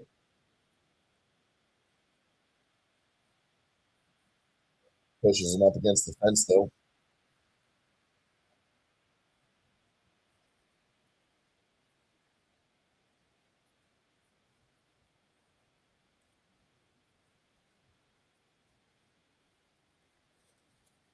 Yeah, no, I think the play fucking would be Asplin, but I just don't know if he can be trusted yet. I haven't really seen him at that level. Doesn't seem like a fighter that's going to go far to me. I don't think he'll be the champion or nothing. I think he could win this fight. Oh, a little bit of a stanky leg there. He's dropping plus 160 live.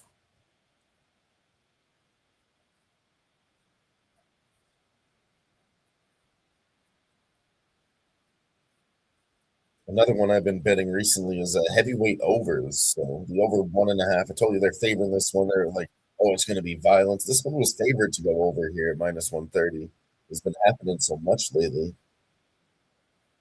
5 more minutes of this fight and that bet cashes.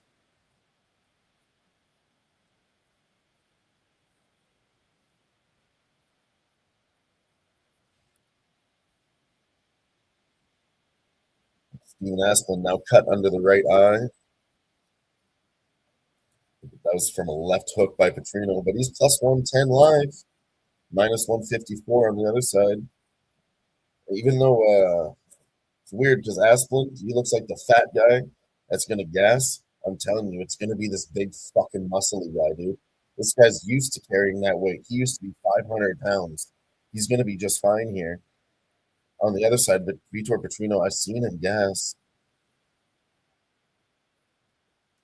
Which one are we talking about here, Mike? What race?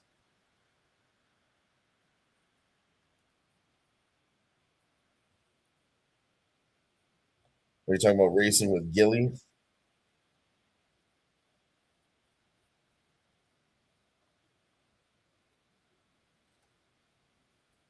Yeah, I got you.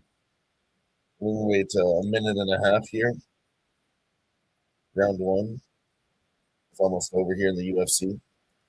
Yeah, I got you. Fairgrounds, horse racing. I feel you. I don't bet it too much, but I'm into it. I know most of the popular tracks and everything.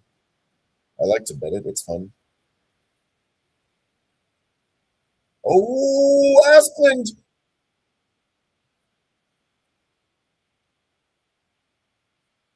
He's all over him.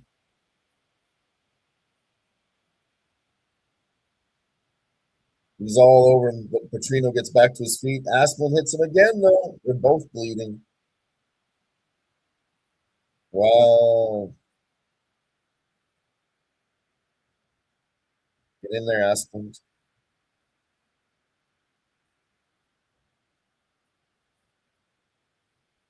Petrino saying he got poked in the eye, but the fight didn't get stopped. Oh, they're tired as fuck now, dudes. This one is going to go.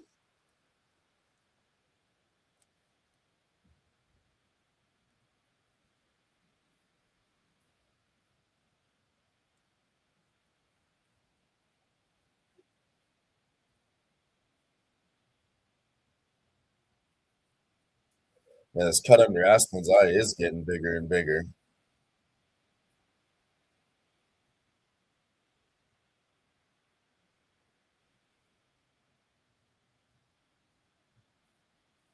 Superman punch from Petrino. Round one is over. They slap hands and they slap ass. This is going over 1.5. It's going over 1.5, boys. All right, I'm loading up Fairgrounds here. Try to tell you what happened in the last race. Is the last race you wanted?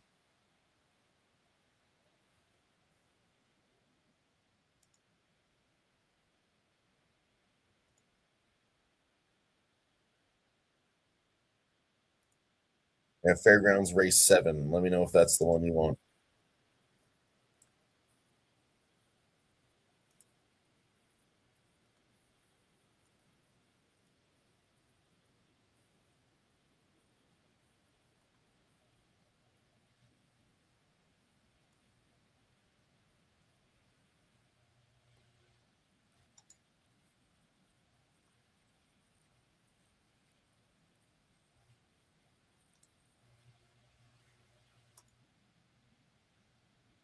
Fairgrounds race 7 looks like it was a 1-3-5. 1-3-5 at Fairgrounds.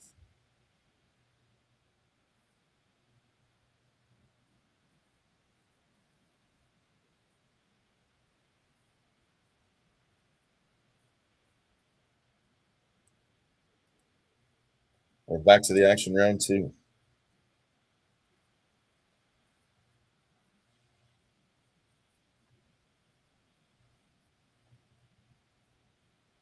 Asplund's all cut up under his right eye. He's actually your favorite now at -250, though. Vitor Petrino's plus 175.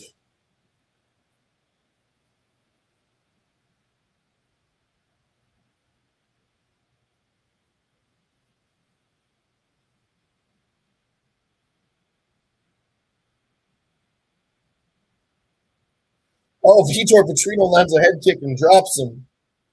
He's on his back. Stephen Asplund down to -150. Immediate drop in the line. I don't know who's going to win, but I think that line was wide on both sides. Fuck, if you got Stephen Asplund early, I would say hedge on Petrino plus 250 and laugh about it later.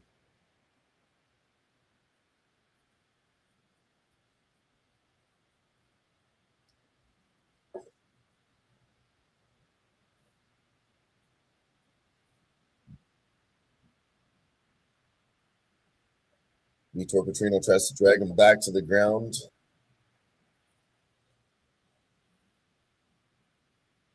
Fucking Houston's down 12.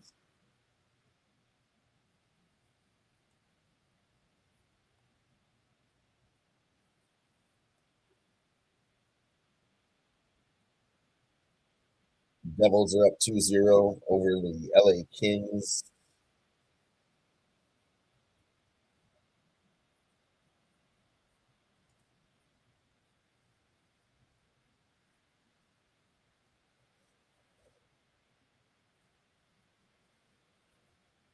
He's out of it now. They're back to the feet. 3 minutes left, round 2. Man, that cut on his fucking eye looks bad. That's gonna be scar tissue for fights to come. That cut will open up every time. Petrino's fading. I'm telling you, if you looked at this fight and you saw the fat guy against the physique guy, most people would be like, oh yeah, minus 200 Vitor Petrino. I'm telling you, and remember this, the guys with big fucking muscles, they get tired from carrying that weight. Asplund looks like he will gas, but he's been carrying 500 pounds of weight. Underneath, his muscles are built to carry that weight. Doesn't mean he's stronger, just built to carry the weight. And that's going to help him in the cardio department against Petrino.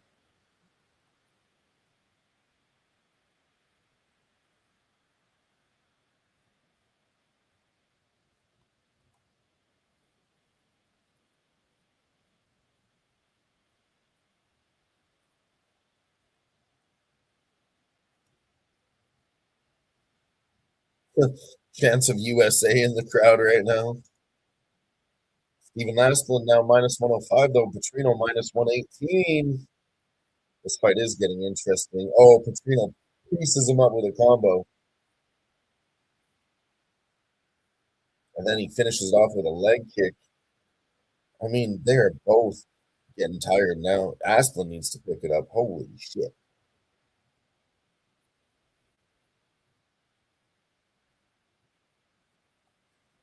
And then first round was all Asplund, 30-16 on strikes. Now it's 21-8. Asplund's not doing shit. It looked like he was doing that, but I guess the stats say he's not landing those shots. He's swinging and missing. Fuck.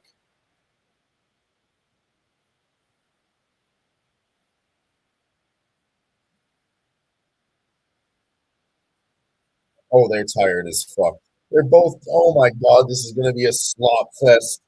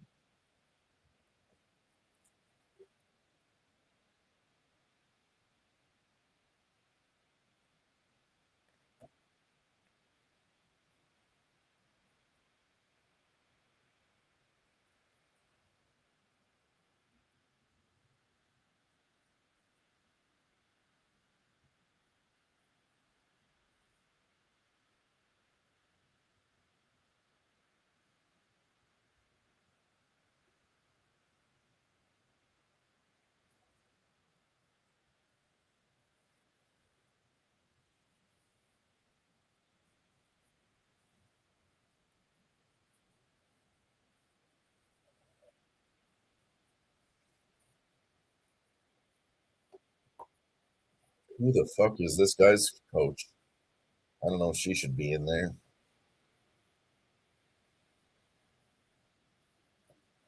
Probably his fucking wife, man. I'm telling you, it's never good when you got your significant other in the corner. They just don't give you proper advice.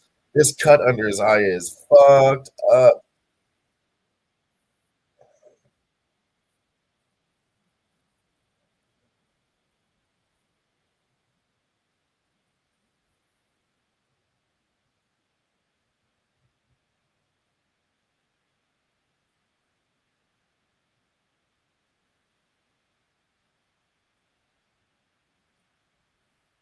Last one's, oh, they hug it out to the beginning around. This one's going the distance, ladies and gentlemen. This one's going the distance.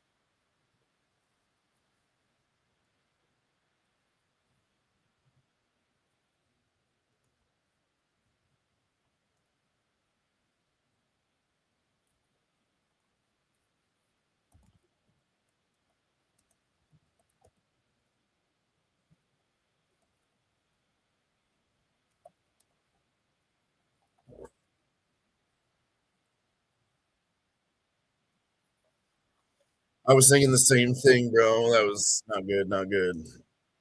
Not good.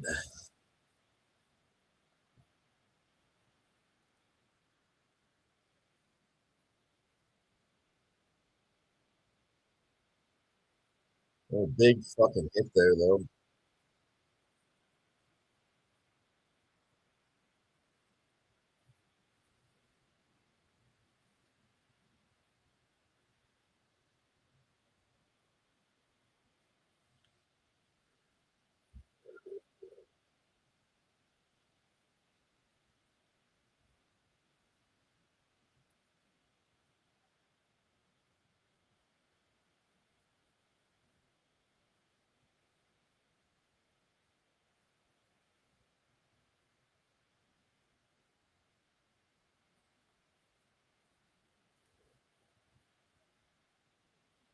Oh,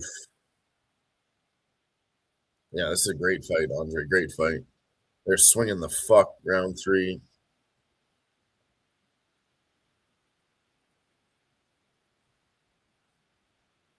I mean, Aspinall's winning this fight, but I mean, according to the blood, it looks like he's losing. But according to the rules, he's got more aggression and more octagon control. The judges really should give this one to Aspinall, in my opinion. But he did whiff a lot of shots in round 2. I think it's round 1 Aspinall, round 2 Petrino. So see what happens here round 3. He's got to land some shots, man. I do think Petrino's cruising to a decision at this point.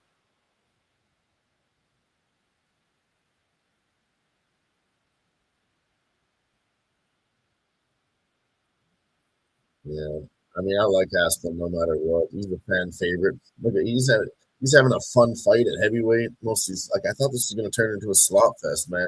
They tired out in round 2. They hugged each other beginning in round 3, but here they are going at it. And it's just Steven Aspen. He's losing, but he's still pushing the pace, man. He's making this an interesting fight. So shout out to Steven Aspen. He's all heart, man. You got to have heart to lose 200 pounds and keep working at it. That is heart in the beginning. They still got it. You still got heart and durability.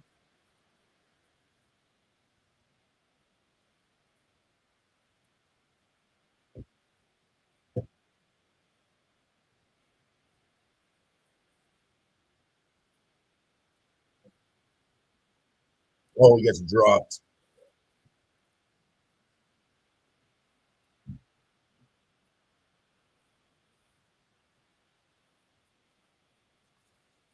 Pure heart from Steven Aspen. It's all round 3, but he is losing round 3. His face is fucked. I mean, it is red under both cheeks, and it's dripping down half his face, all red, dripping onto his chest. His face is all scratched up too. I saw once they cleaned it up in the corner, it's all scratched up from the gloves scraping him and shit. God. And his legs are fucked up. He can't really walk. 1 minute left, round 3.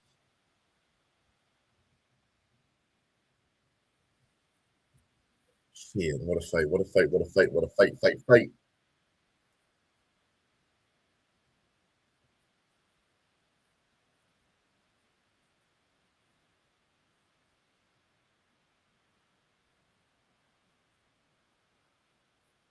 All right, I'm going to go look at the next fight here.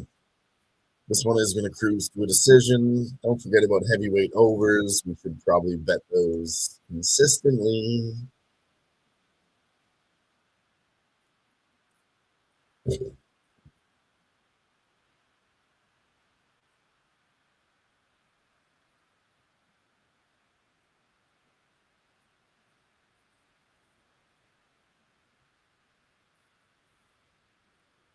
Oh, and they trade for the last 10 seconds too at heavyweight. That was a great fight. That was a great fight.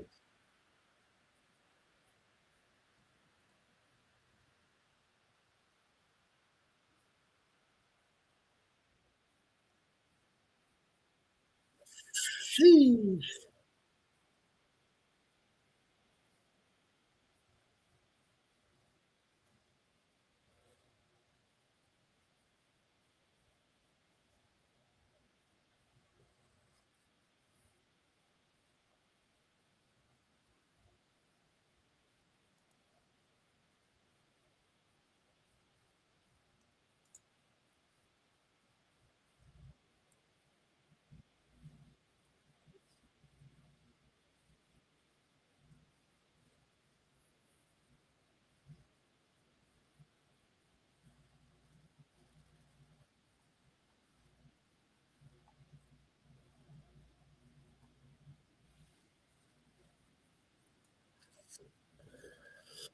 Ooh.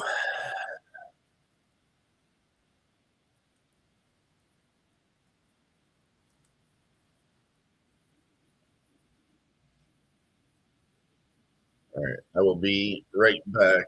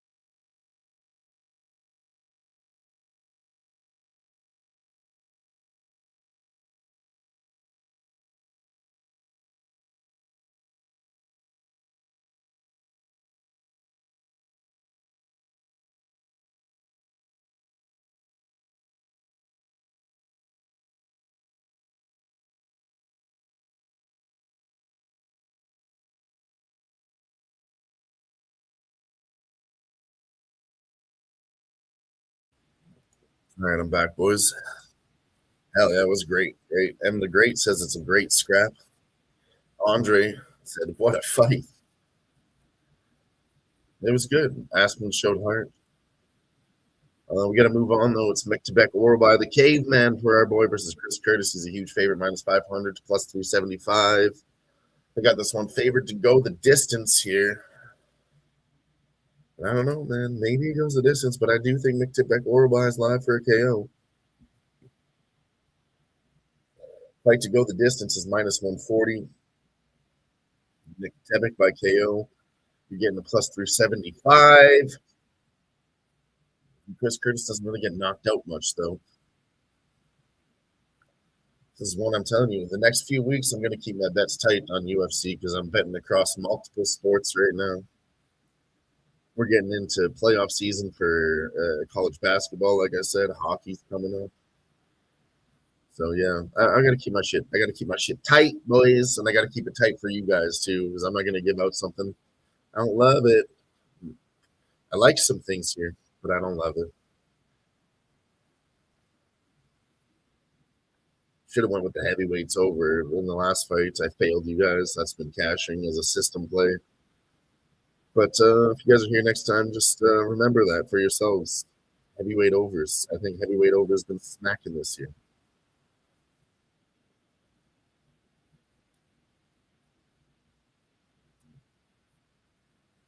Yeah, no, I think this one does go the distance, though. That's the one I like the most. Mick Tebek by points is plus 135. That's what I'm leaning towards here. It's going to be my pick, but I don't have any money on it, to be honest with you guys. Could I see him winning? Honestly, man, when I think about this fight in my head, I don't think so. I think he's too old. It's hard to stop Chris Curtis. That's right. That's right. I know. That's why I think this one goes to the distance. Goes the distance. Trains with Uriah. GG's.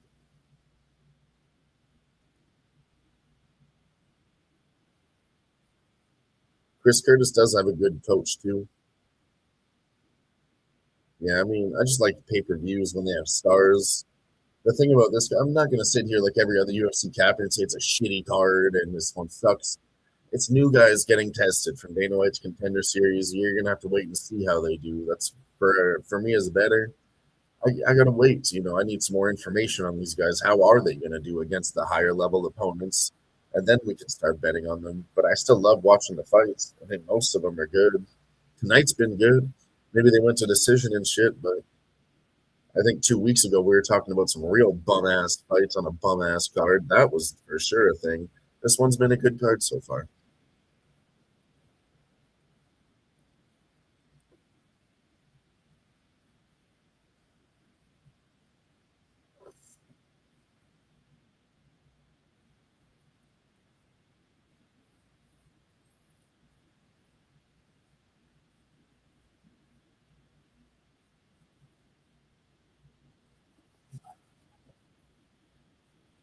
No, man. I mean, Uriah Faber was the elite fighter himself.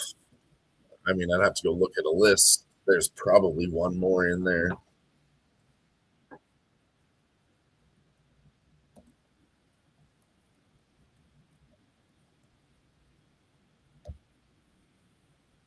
Let's see.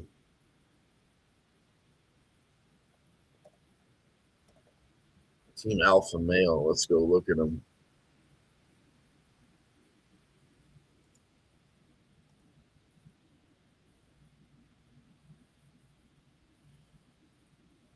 Joseph Benavidez was good. Andre Fili, he's on this card. Song Yadong, I'd give it to him. Josh Emmett, who's also on this card. I'm not saying these are all good. No. I like Song Yadong. So far off that list. Chad Mendez from back in the day, a long time ago, he was good. Sima Darji just cashed for me. The Tibetan Eagle, I like him. Yeah, and Cody Garbrandt, and I think that's about it.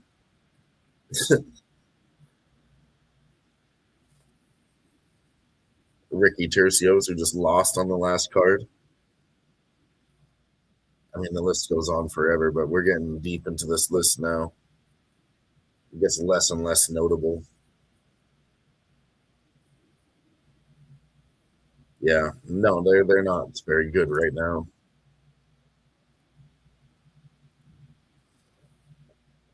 I definitely think on the other side it looks better with Sean Strickland in Chris Curtis's corner, and then you have what's his name, Eric Nixick. Eric Nixick, really, really good striking coach there. Transformed a lot of guys into good strikers.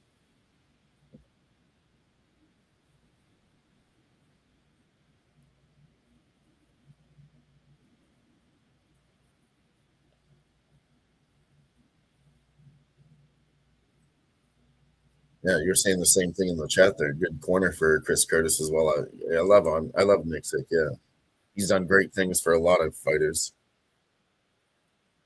Just a good mind for striking. Oh, nice block from Chris Curtis there.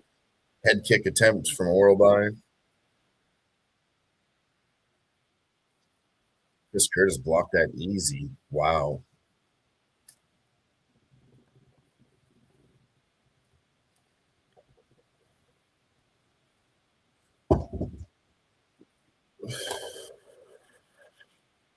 Curtis eats a jab. Oralby's looking for a takedown, and he drags his legs out underneath him. Gets it.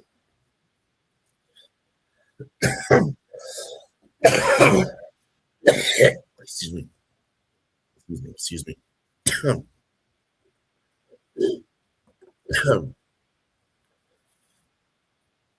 Yeah, I thought it would be Oralby. Fuck, it's going to be him by decision.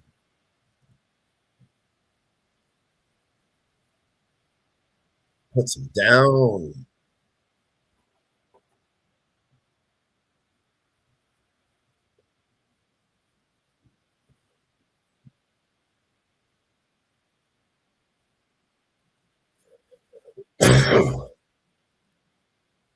He's just holding the back of Curtis and pushing him up against the fence right now, searching for the takedown. Dragged him down a little bit, but Chris Curtis gets back up. Curtis has really good defense too, man. I mean, yeah, this one was always going the distance.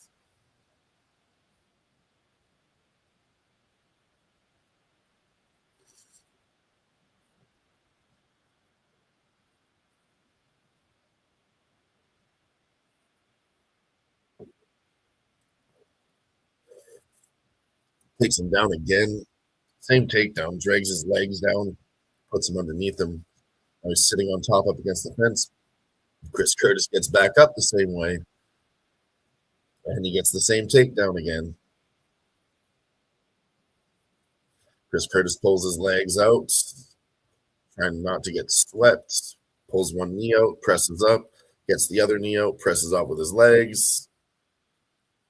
There he is, trying to get the same. I mean, that's the way to do it. It's going to be the same rhythm here. Both of them showing really good experience here. They're just doing the same thing over and over. Climbs to one knee, but then he wants to get the other knee on the outside so he can spread out. Turns around and gets his knees out. Smart work from Chris Curtis. He's back to his feet. I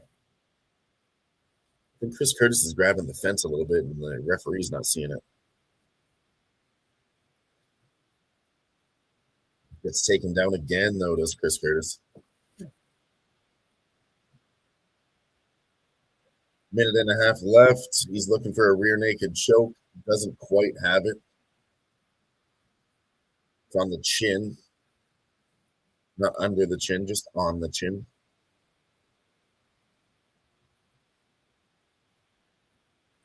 Now he's got his back.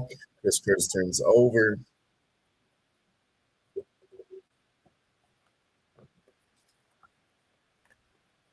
Now McTevick Oral buys one for ground and pound from his back, beating the side of his head, lands 9 or 10 unanswered punches, 12, 13, 14, 15.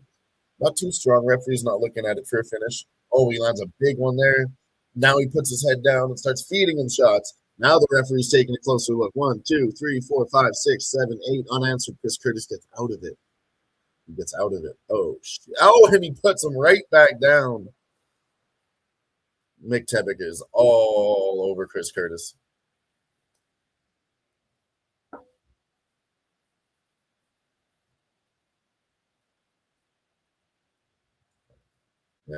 Yeah.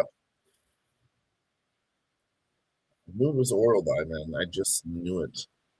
He was never going to get knocked out. He said that too. So hard to stop Chris Curtis. I don't know, man. You were saying it yourself, Andre. This was always McTevick by decision at plus 135.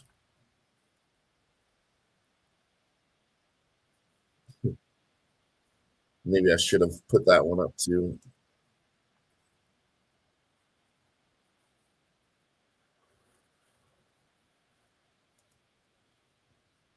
Go look at the live lines for this fight.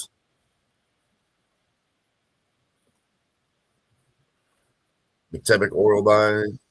If you guys want to play a game in the chat, let me know what you think he's at right now. What's the live line on McTevick oral buy? Without looking, don't go look at it and cheat. What do you think the live line is on McTevick oral buy? I'll wait for it.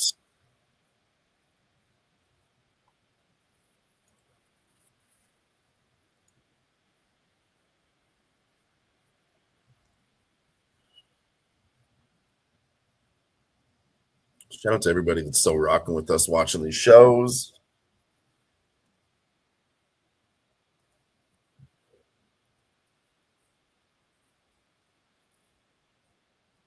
We appreciate you all. We got 6 likes on Who Bang and 4 over there on Razor Sharp Picks. You guys know what that means. 4.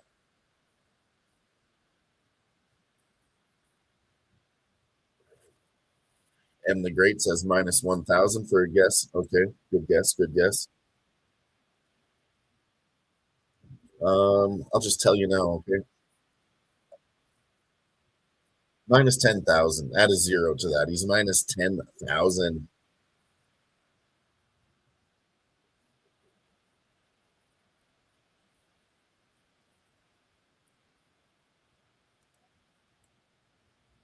McTevick gets another takedown here, 30 seconds into round 2. He's going to smother him, man. This is going to be absolute domination.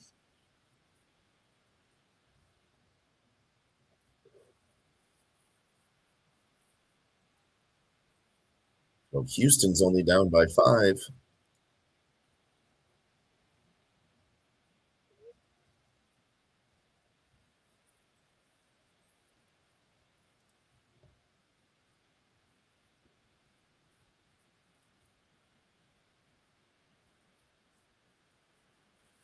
Searching for a rear naked choke. Is oral by.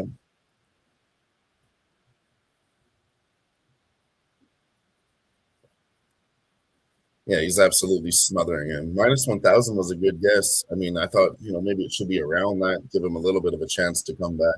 10,000 is crazy to me. 10,000 was crazy to me. That's why I thought I'd play a little game with it.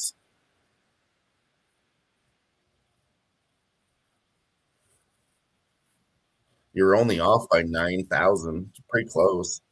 You actually won. Nobody else guessed, and that technically makes you the winner. It is shot time. It is. I was waiting for somebody to be in the chat, We could announce 10 likes and say it's shot time, but if there's nobody in the chat that's active, I'd just be shucking a beer by myself. But I'll go get one from the fridge right after this 2.5 minutes. Or after the cigarette, too. I meant to shotgun this one, but I cracked it instead. Hold on. I'll be right back, though. Let me go get another beer. Hey, what do you know? Another beer.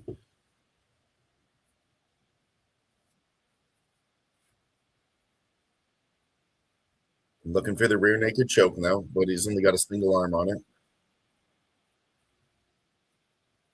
Chris Curtis doing the right thing with 2-on-1 defense for the rear naked choke. That's 2 hands on 1 arm. That's the way you want to defend a rear naked choke. If anyone's ever trying to rear naked choke you, make sure you get 2 hands on 1 for defense, okay?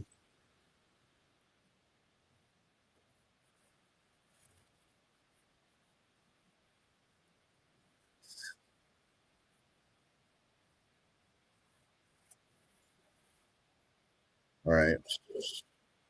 Cheers. We're going to do this one. It's shotgun time. I don't have any liquor to take a shot. We're going to shotgun instead.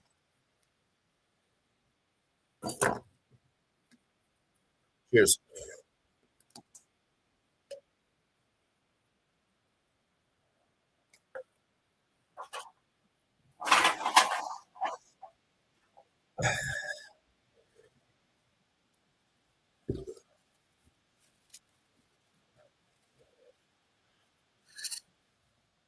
All right, let's go, boys. Let's make some motherfucking money, okay? Houston's down by 1. Fuck, maybe we should have hit on the money line. Man, when they were down by 12, 10.5 was the line. Should have smashed Houston by 10.5.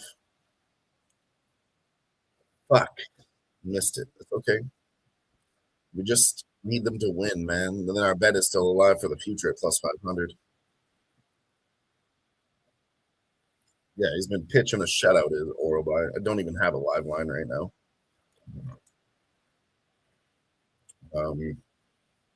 While they're not catching up. Excuse me, still 4-1 against the Rangers. Jinxed myself there. Hurricanes beating the Lightning in kind of a playoff preview match, 2-0. I believe both those teams make it to the playoffs. Sharks Canadians 1-1. Sharks are still a dog at plus 120. I think they could win that one. Blue Jackets and Flyers are 1-1. And Sabres tied up 1-1. Fuck, Islanders took a 3-0 over the Flames.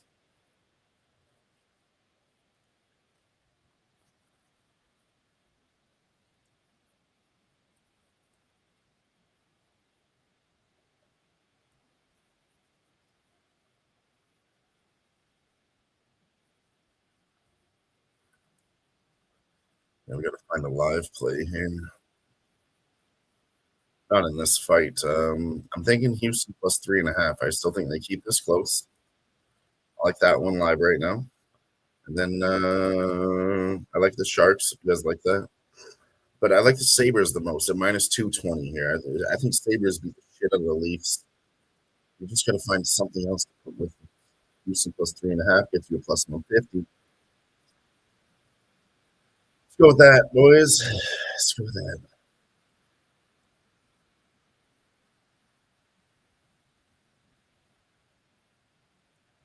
Third round, and then after this, we do have the main card.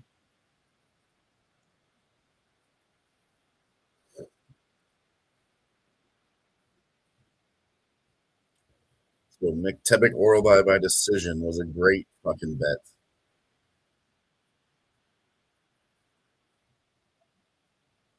Plus 135. Tell me in the chat if you got in on that.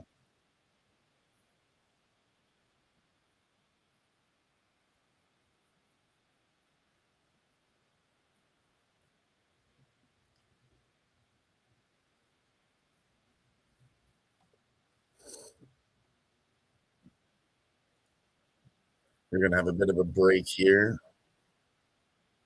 The main card is up next.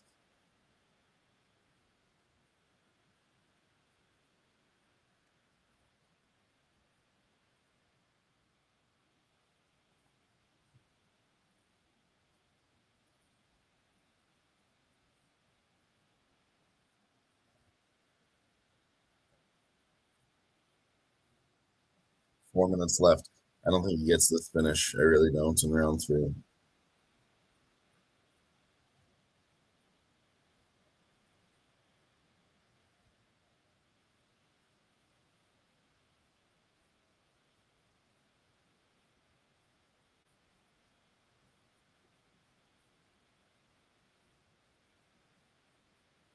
Looking at this next fight here too.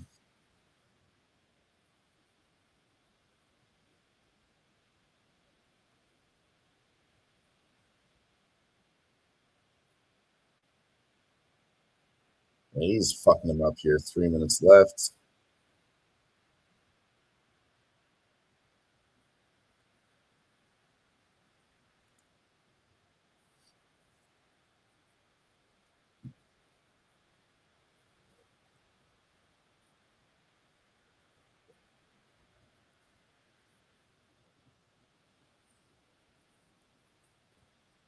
He's got 17 takedowns.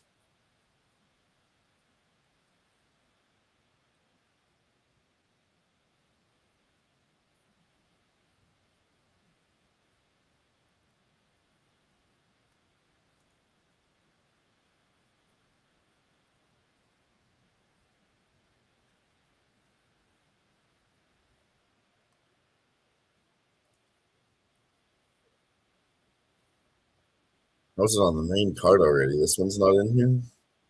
This is the one we want. There we go.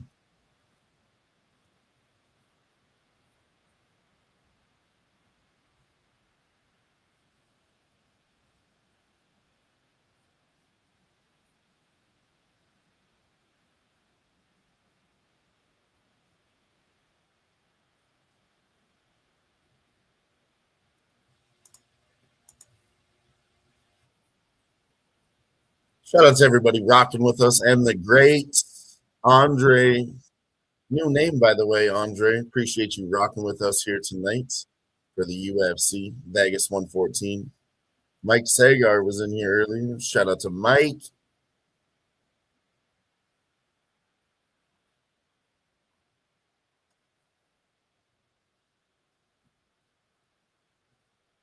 Make a Twitter post here.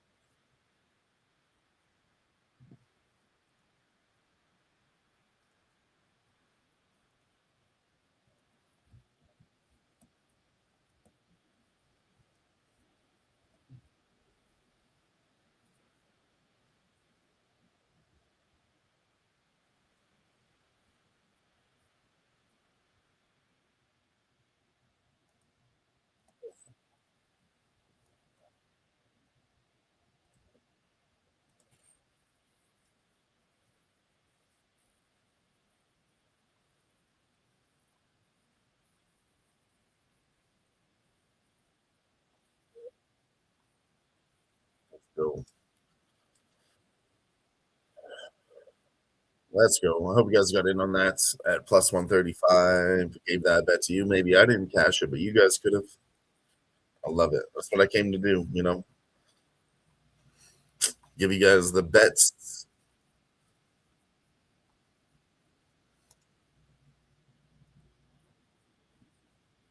You know, just because I'm not on it doesn't mean you guys can't be. You know?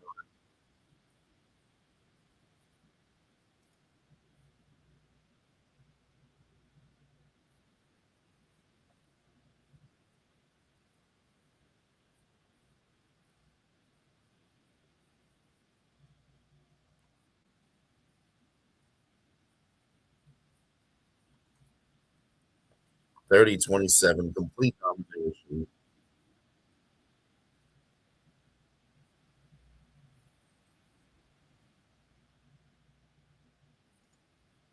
$30-27. Smashes them. Shout out to Luigi. Luigi with the follow on the Razor Sharp Picks Network. Appreciate you for following my guy. Got 129 views right now across all platforms. Make sure you, if you are, come and check us out on YouTube. If you're on Twitter, come and check us out on YouTube. Get notified every time we go live. We're going live for most of the UFC events. Sometimes we do a breakdown show. Didn't have time for one this week, but trying to break them down fight to fight here. And so far doing a good job for you guys. If you guys are getting in on the bets. I'm so far 1-1. We're doing good tonight. Some plus money on the other side. And then let's just keep rolling.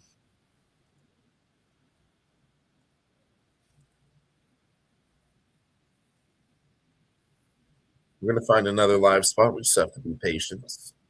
We'll get it.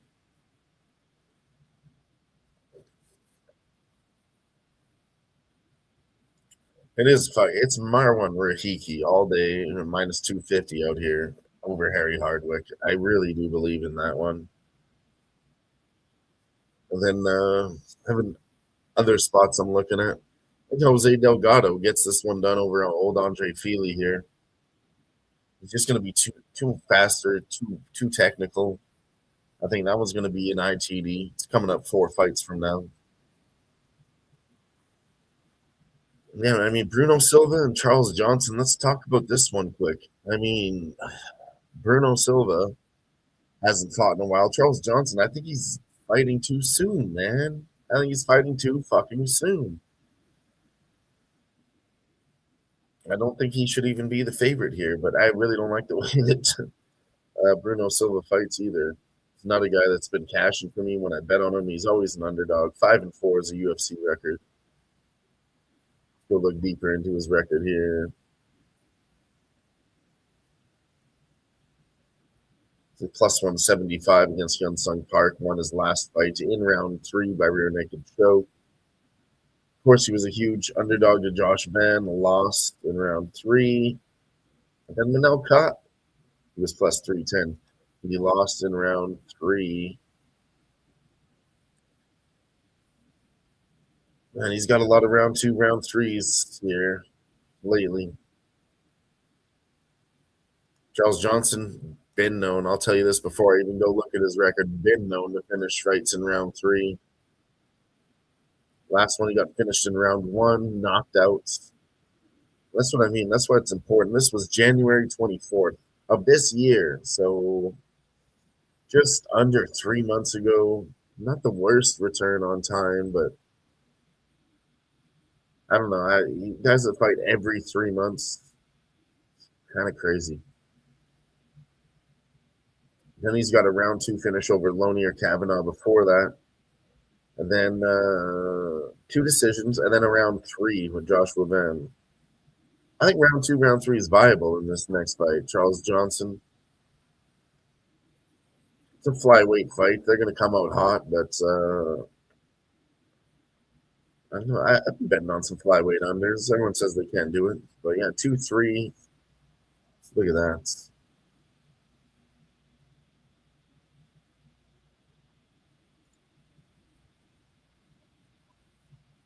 2, 3 that.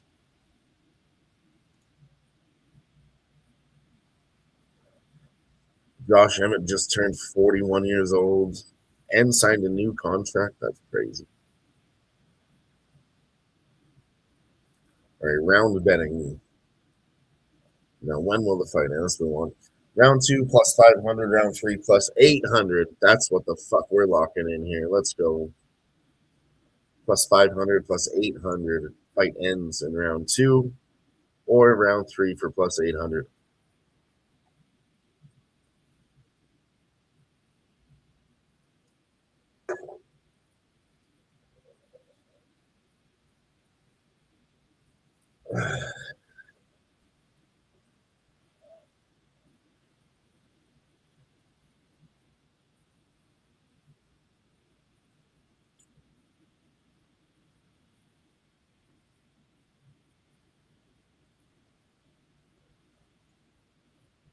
We'll have a look at other props here when we have a minute. So we don't get rushed later on the card. Next one after this, Oumar Sy and Cutelaba. I'm saying this one is going under. Fight doesn't go the distance. No at minus 200. I mean, that's an Iron Cutelaba fight for sure. Oumar Sy should finish him. There's definitely potential both sides.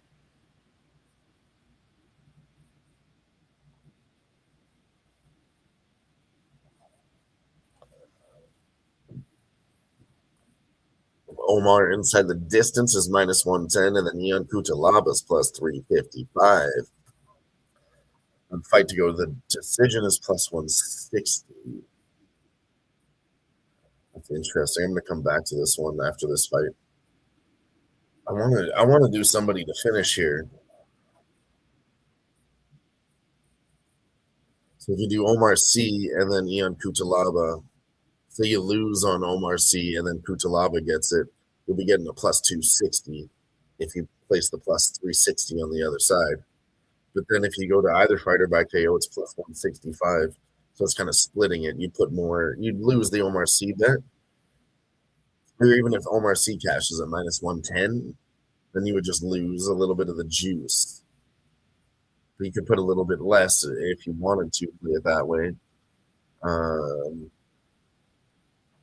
I'm trying to get ahead of the numbers here. This is not the fight that's coming up. This one that's coming up, I took plus 500 on round 2 and plus 300 on round 3. Sorry, plus 800 on round 3. I got my numbers mixed up.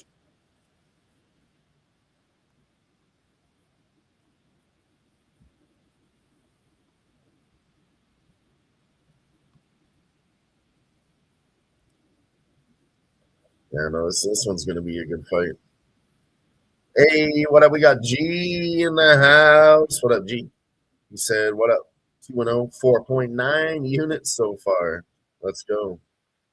Just need Kevin Vallejos to win and round 2 to start. To end at 3-0. What'd you bet? What were your first 2 bets?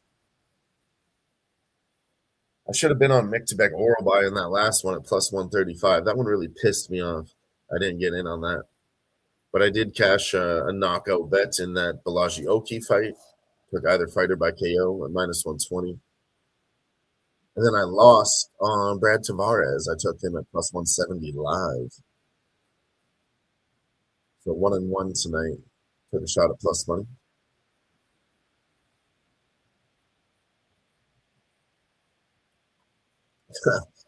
Fuck, both the women favorites. You sick. You're sick, G. You're sick.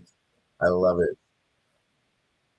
I meant to bet on Pierre Rodriguez, too. I thought she was a great price at minus 135. I mean, Sam Hughes, she should never be a close line, man. She wins as a plus 300 dog when you go back and look at her record. And Sosa by KO plus 190. That's beautiful, dude. That one was dirt nasty. That one was dirt nasty, G.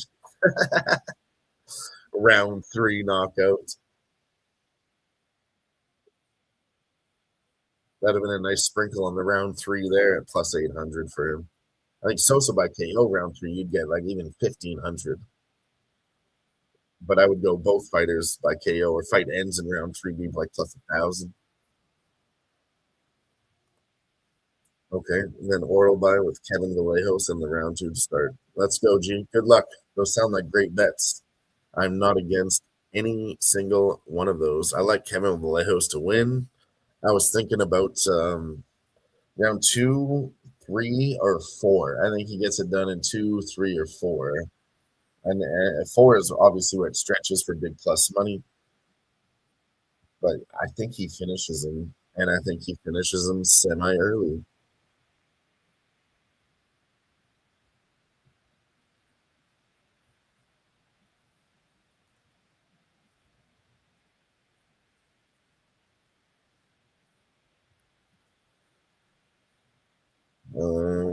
What else do I got for the? Oh yeah, if you haven't seen the news on Gillian Robertson, she has like bruised up leg. She was limping all the way out to the walk-in. She had to use the box of shame, G. But we've been fooled before. Fool me once, and I'm a fool. Fool me twice, and I'm still a fool. I think that's the saying. Fool me twice, can't be fooled again. I think George Bush said that. I think that's how it goes. But no, all jokes aside, um, I'm waiting because I have been fooled before. We're gonna see how Gillian Robertson looks on her walkouts. I might be hitting Amanda Lemos at plus money here tonight. If she really doesn't like come out with energy, because I want to see her come out with energy, man. And if she's just walking and not doing shit, I'm betting Amanda Lemos before that fight starts.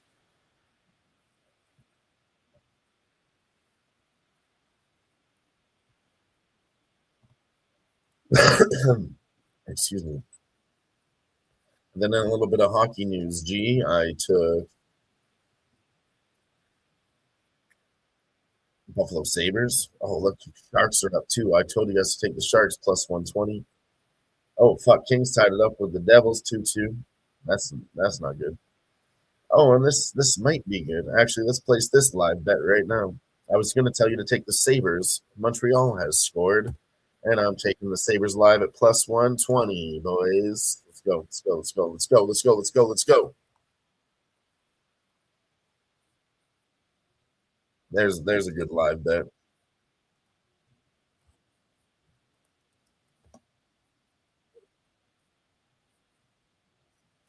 Why did you do that?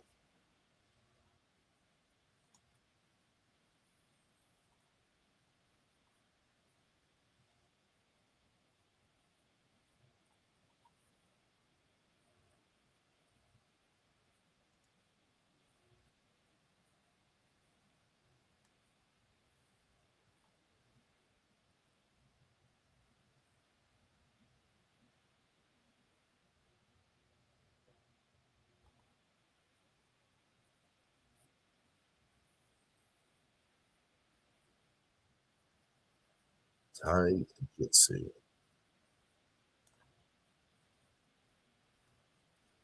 And where the fuck did that one just go? How did I lose my layout?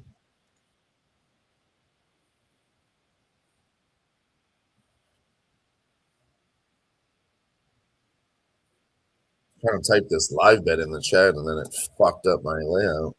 Anyways, go Buffalo Sabres live plus 120 before I don't even have to type in the chat for you. Buffalo Sabres plus 120 live. Do it.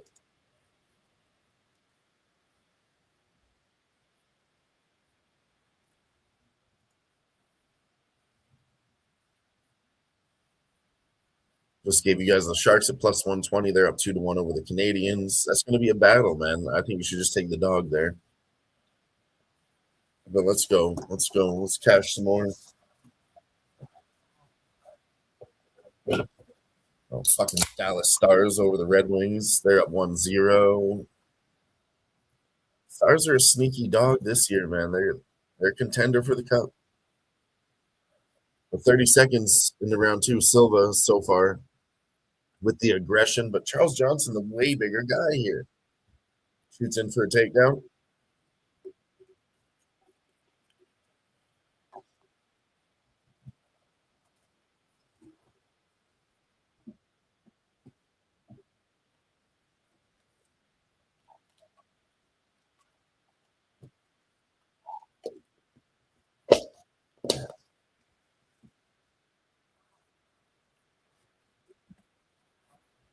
He didn't get the takedown. They're back to standing on their feet.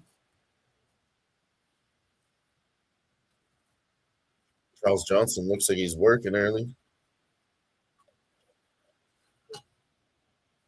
I think one thing you can't do is let Charles Johnson get a fucking rhythm here.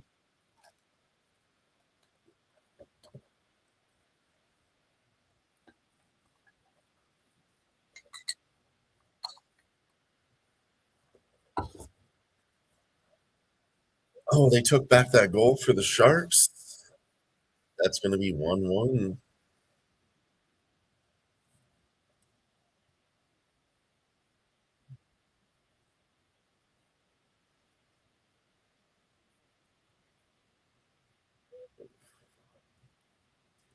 Gee, I know you probably don't want to fuck up your 3-0 night or press anything, but I want to build a parlay. I want to do one more parlay before this night is through. I like your spots already with Vallejos.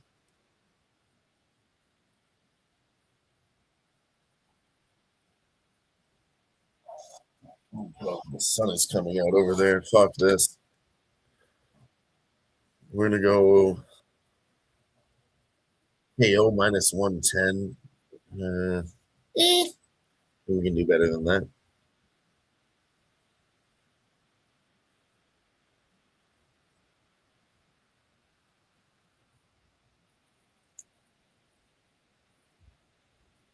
Kevin Vallejos to get one takedown is minus 115.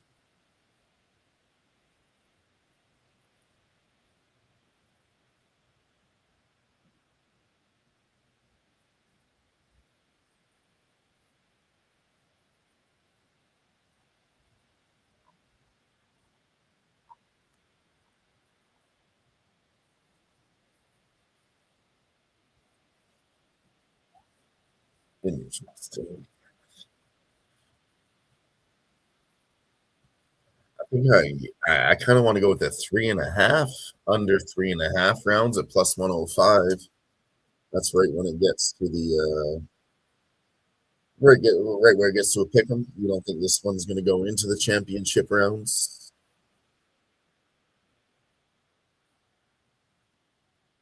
That could be good. That could be good.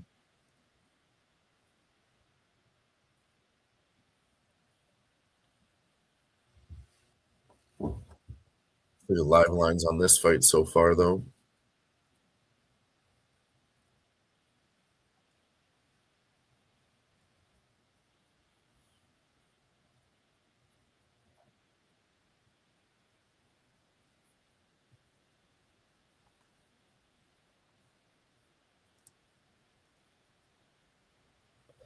Charles is minus 125. Bruno plus 100.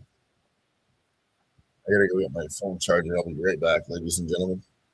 30 seconds left, round one. So far, it looks like Bruno Silva is winning this fight as it turns to a pick'em in round one. Significant strikes are 11-8 favoring Charles Johnson, though. Now the line flips. It's Bruno Silva minus 125. Charles Johnson is your dog now at minus 105. This one's going to end in round 2 or 3. Let's go, boys.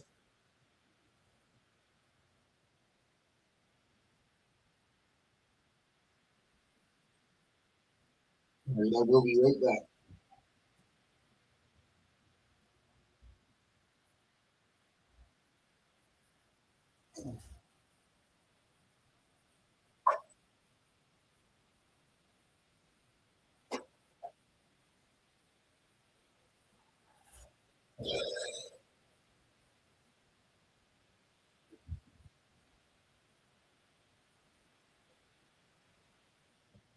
And shout out to everybody for rocking with us tonight. Everybody in the chat. Appreciate all of you.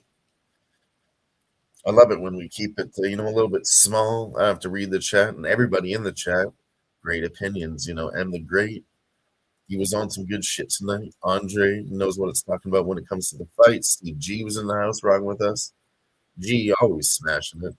So it's nice to just have a small community. Maybe we'd like more views, get bigger, but I'm happy with the boys that we got right now. Cheers to you, because we cash the fuck up.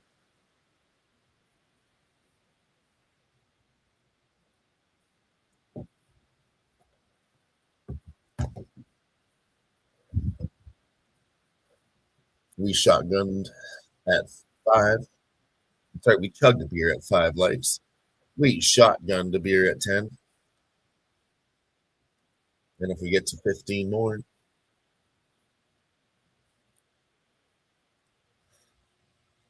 we'll do it again. Currently, we got 6 and 6. That means we got 12. Let's refresh it. Make sure we're correct. Oh, it's 8. 8 on Who Bangin', 6 on Razor Sharp Picks Network. Don't forget, we're streaming on both of those channels. We just need one more like, and I'll shotgun another beer. Go ahead and hit the like button on either one of those channels. Preferably both. Love you if you did. You'll be pretty cool forever.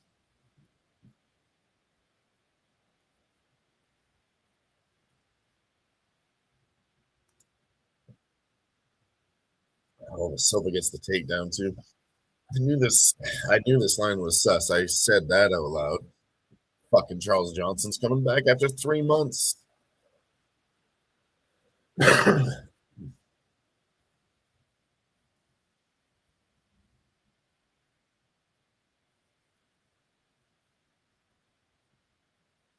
Not good.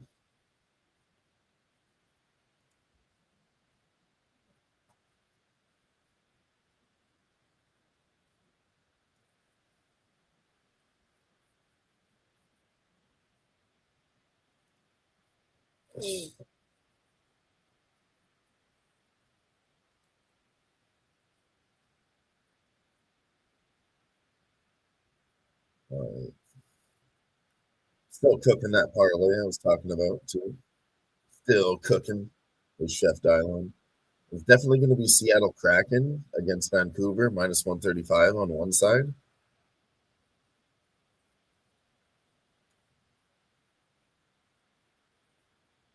I mean, I can't parlay a hockey game that's live with one that's not on this book. But if I could, I'd go Seattle Kraken and Buffalo Sabres right now. I'll give you guys that information. And then, like I said, we have a minus 135, so we just need something to boost this a little bit. We're going to go with Kevin Vallejos.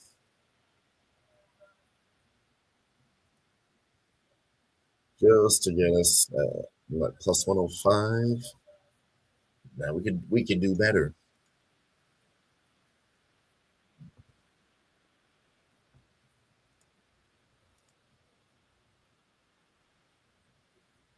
We have to press a little bit, and we will.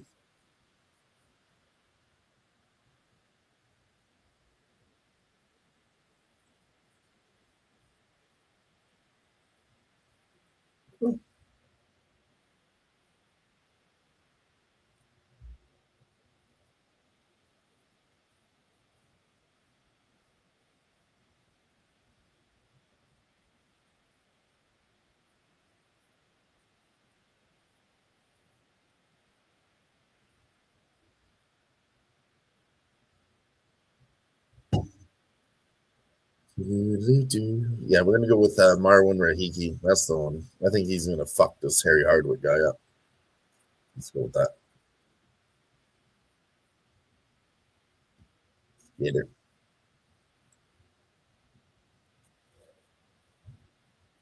I think Bruno Silva is fucking this guy up right now.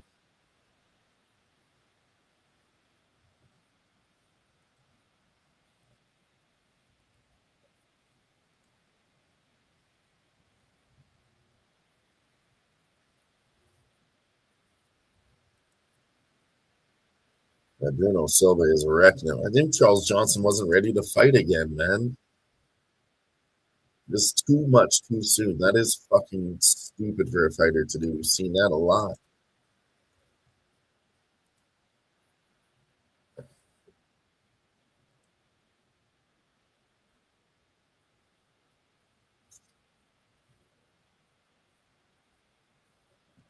Let's see what happened in this Houston game.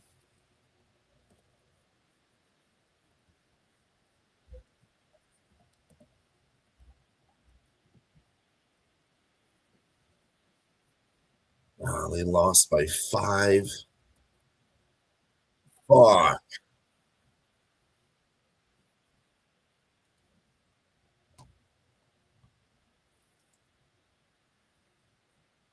It's all right. It's all right.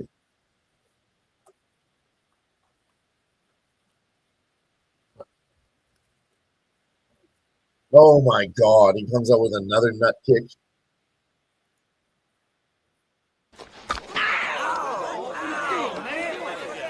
He poked me in the eye. Captain Insano shows no mercy. Hey, you can't do that. Oh my God. A clash of heads and then a kick to the nuts.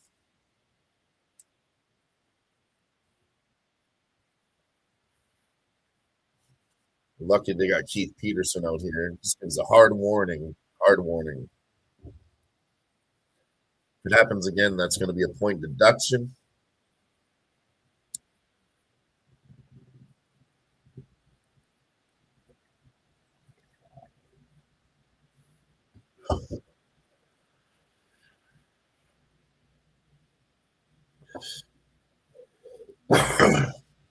So I think the fouls are bullshit in the UFC. You could always get away with them.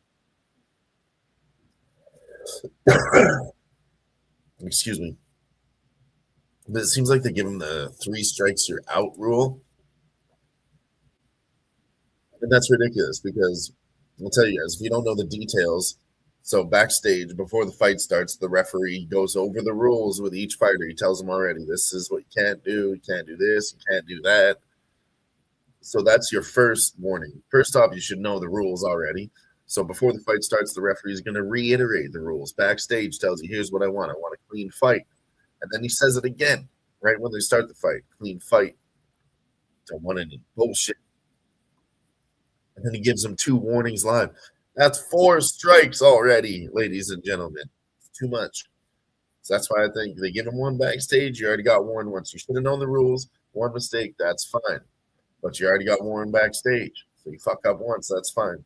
Granted, it's a different foul. It's not 2 nut kicks in a row. So that's a fair call by the referee in this situation. But man, if there's 2 in a row of any foul, I think you take that point because you already got told once backstage. That's 3 strikes, you're out at the old ball game.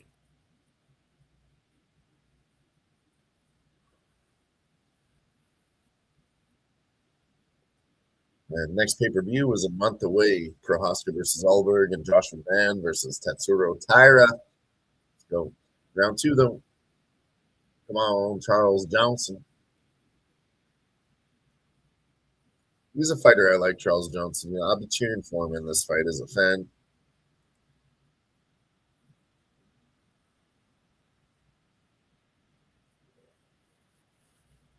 I don't think it's a bad live bet right now at plus 115. Considering he was your favorite, line has moved to him as a dog. But like I said, I don't want to bet on this guy when he's coming back after 3 months. He got knocked out in his last fight, so he thinks he's good because it was a first-round knockout. Pretty sure he was concussed, and he's just somehow medically cleared. Anyways, Bruno Silva's up to minus 280 now. Charles Johnson plus 200. Would have been a bad bet, I'm telling you.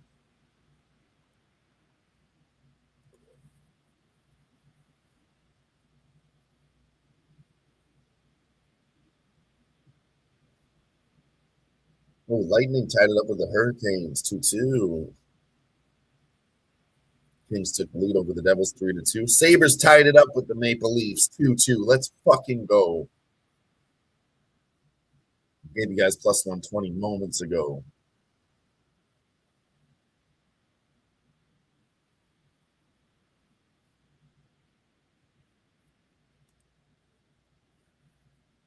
Let's go, ladies and gentlemen.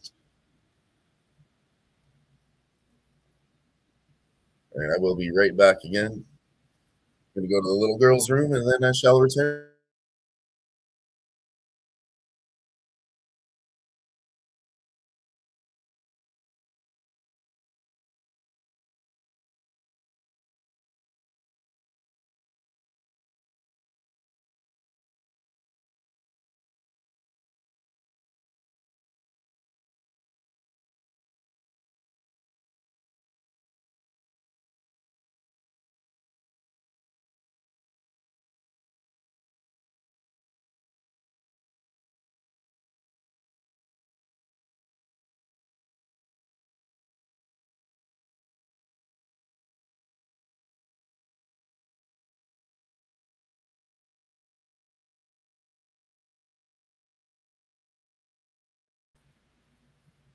Bruno Silva with a spinning elbow.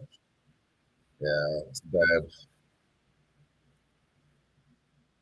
Bruno Silva's minus 1,000 live. Charles Johnson plus 550.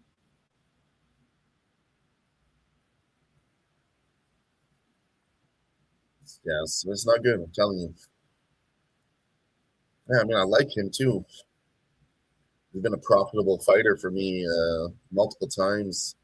Cashed on him versus Josh Van. Had a round 3 knockout on a prop multiple times with him.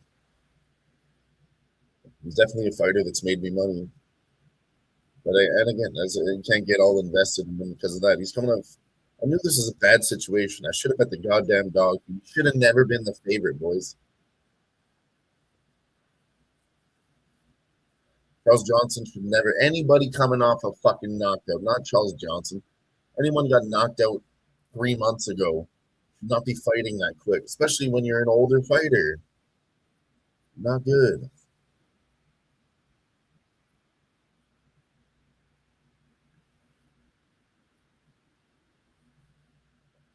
Bruno Silva's still putting that pressure on him. He's doing just fine. And how the fuck are you going to bet against Brazilians? I mean, come on.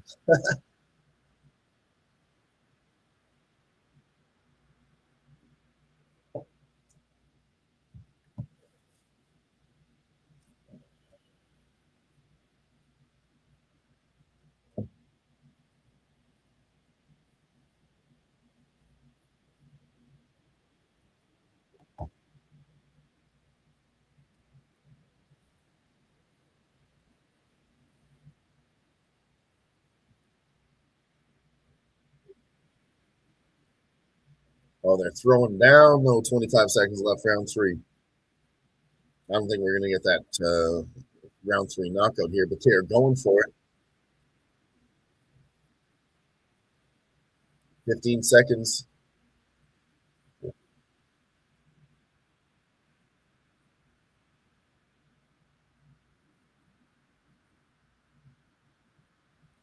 Nice fight at the end. Nice fight. Nice fight.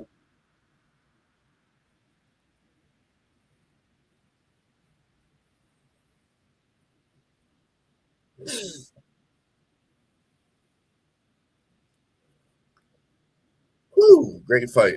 Another great fight.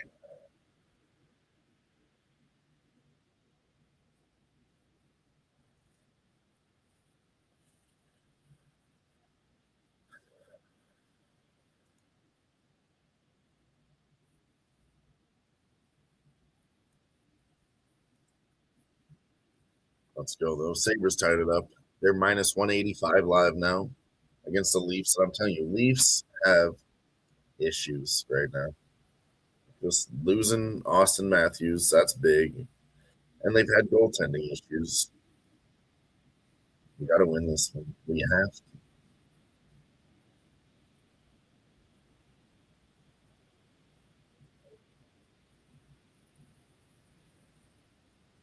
Carolina and Tampa are tied up 2-2.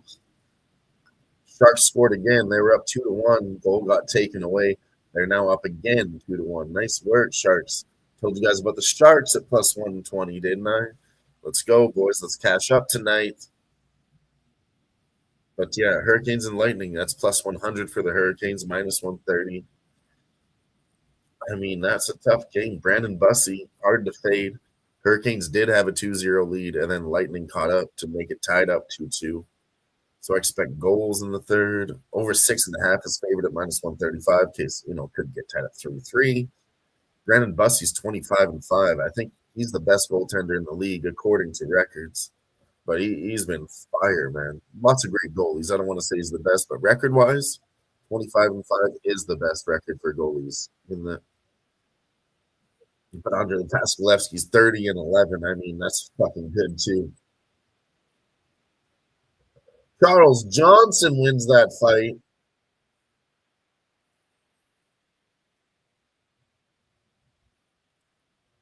Charles Johnson by split decision.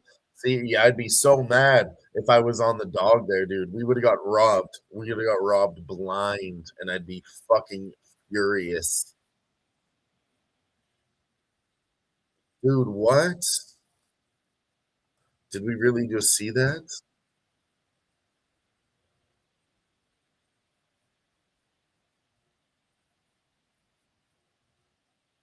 Close fight. But man, yeah, I'd be pissed. I'm not going to call that a robbery because I guess, yeah, I wasn't on the dog, but we would have got robbed for a bet, but it was a close fight. Shit. Shit.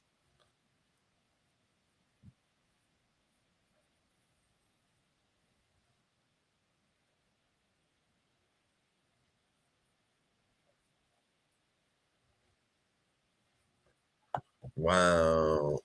Yeah, I'd be fucking mad if I was on Bruno Silva. I was kind of sitting here thinking, you should have bet Bruno Silva at plus 260. He was minus 1,000 live. Charles Johnson again. I'm telling you, this guy comes through a big plus money. I just said that. This is a guy that makes you money on some crazy shit. Either it's around 3 at plus 800. I mean, split decision. He's always in these fucking crazy fights, Charles Johnson. Oh, see, and that's a beautiful thing and the great because we just avoided a landmine. We avoided a landmine in the UFC. That's sometimes, for me, might be better than a beautiful bet. Avoiding a landmine is just as smart as placing a great bet in the UFC. Because if you can do both, that's when you're cashing up all the time. You know what I mean? So avoiding a landmine just as important as placing a dog bet. Sheesh. That was dirty. That was dirty though.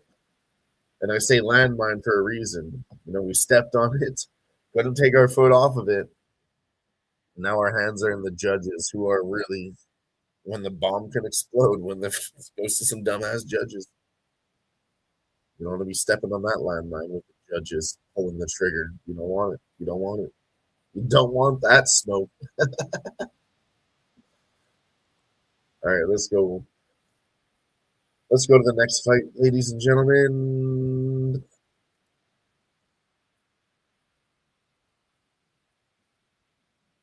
This one's Oumar C versus Ion Cutelaba, light heavyweight matchup.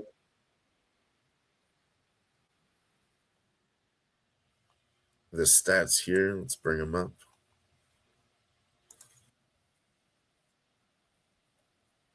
So, yeah, going to be an 8-inch reach advantage for Oumar C here against Ion Cutelaba. I feel like he should be able to use that, should be able to get it done. Oumar C has been a dog in most of his fights. Sorry, a favorite in most of his fights, my fault. And then on the other side, Ion Cutelaba has been a dog in most of his fights. What else? What else do you want to say? It's Ion Cutelaba early here, in my opinion. Or you're going to go with Oumar C to get this one done. I don't think this one goes to decision. I think we need to look at the Oumar C side. Goes the distance is plus 150. Over 2.5 rounds is plus 120. Yeah, I think it's him by KO. I think Oumar C gets this one done. There's the way Ion Cutelaba fights. He's a finish or be finished fighter. I think this one definitely finishes inside the distance. And I think it's going to be Oumar C that takes the W, whether it's by KO. Could go. I don't think it goes. I really don't feel like it's strong. The commentator just said it too. When he steps into the cage, anything is possible.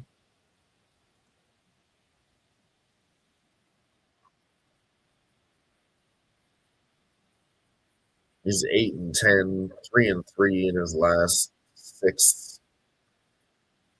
I mean, yeah, no, does have a couple decisions there.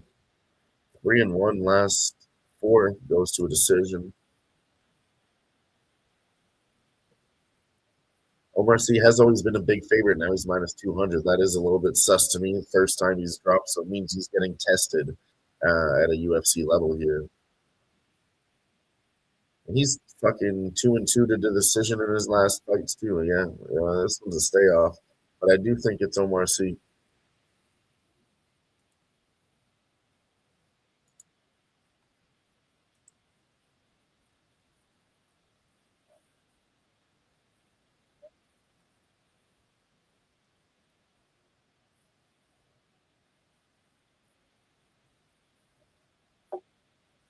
Charles Johnson gets it done. That's wild.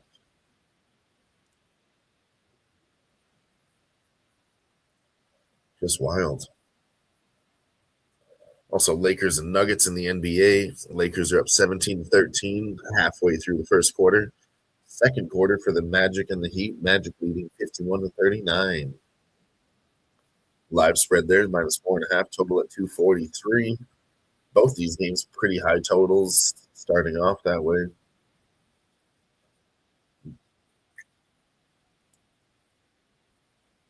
Sharks scored again. That's 3-1 now. Let's go, Sharks. I told you guys take the Sharks plus 120. What a beautiful stream.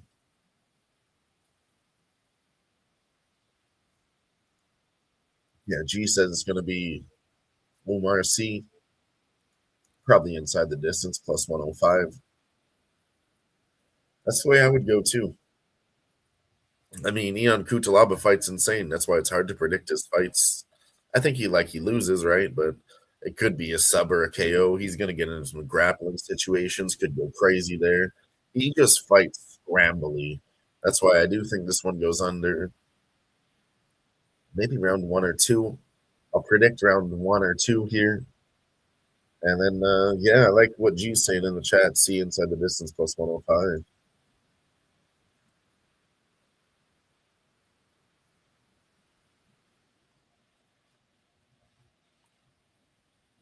Sharks, let's go. Need the Sabres to come through. I mean, unfortunately, I did give out Minnesota Wild earlier. They got smacked. But, you know, we waited patiently to take that live too. But, yeah, wasn't good in the end, which is fine. It was the right way. We played it patiently. We do have Sharks plus 120 and Sabres plus 120. So we could still go 2-1 in the NHL. And I'll place more bets too on these upcoming games too. We got some starting at 8 o'clock. Actually, in 13 minutes, there's Pittsburgh Penguins and Utah Mammoth. I don't have any bets on that one. Penguins minus 145. Sorry, Mammoth minus 145 at home against the Penguins.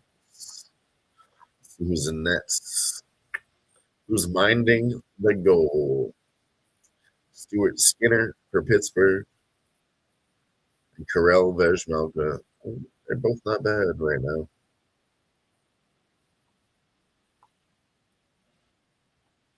Yeah, I didn't have a play on that one.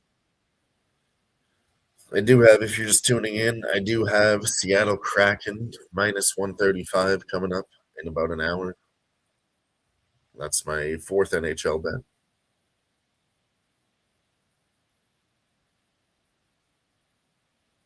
Yeah. That's the action coming up in 1 hour. I am on Seattle Kraken. Minus 135. I'll tell you guys again, Vancouver, if you go look at their record at home this season. Actually, let's play a game in the chat again. Let's do this for fun. They've had 32 games, Vancouver Canucks, played 32 times at home this season. How many games do you think that they won? Out of 32 games, how many did Vancouver win at home this season? Put a number in the chat. 1 to 32. I'll give you a hint. Under 50%. Small hint. It's under 50%. It's not above 16. They are not a 50-50 team.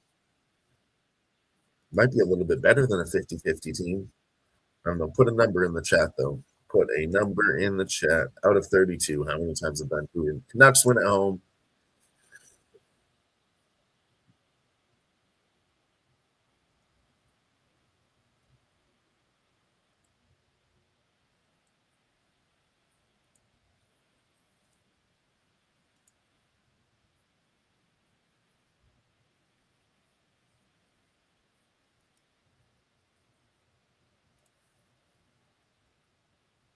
G says 12. Okay, good guess.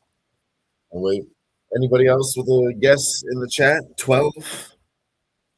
12? Good number. Told you it was under 16. G already knows they're not 50-50, but maybe just a little bit under that, right? 12.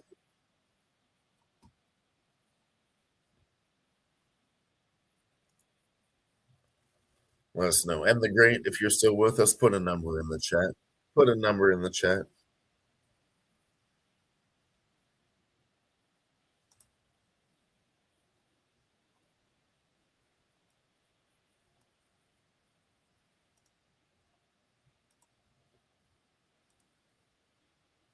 Eight. And the Great says 8. All right. G says 12. You say 8. Let's go. I'll give you guys the answer here. Let's go with some drum roll, please.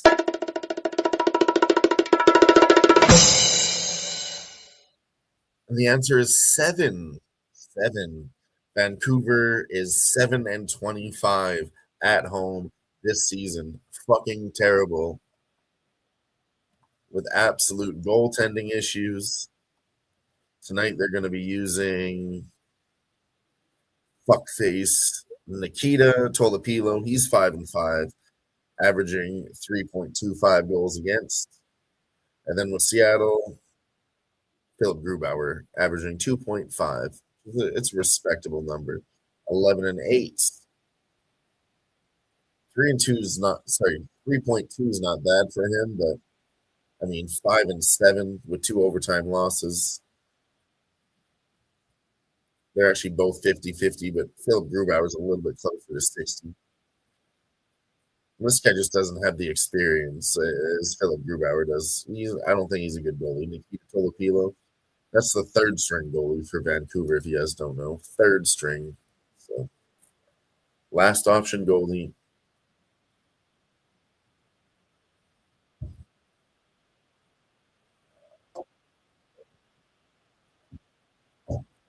Cutelaba is actually all over him here.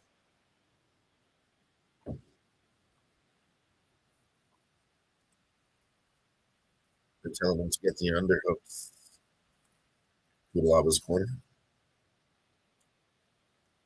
Canadians scored. That's 3-2 there. Devils scored. That's 3-3. Let's go, Devils. Beat those Kings. Oumar C's -140 live. Cutelaba +110. I told you Cutelaba's there's a reason why Oumar C is always -600 huge favorites, but he's only -200 tonight. This guy's a crazy fighter, man.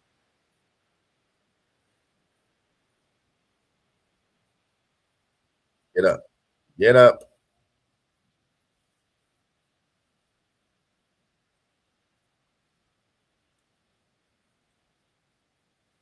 I know.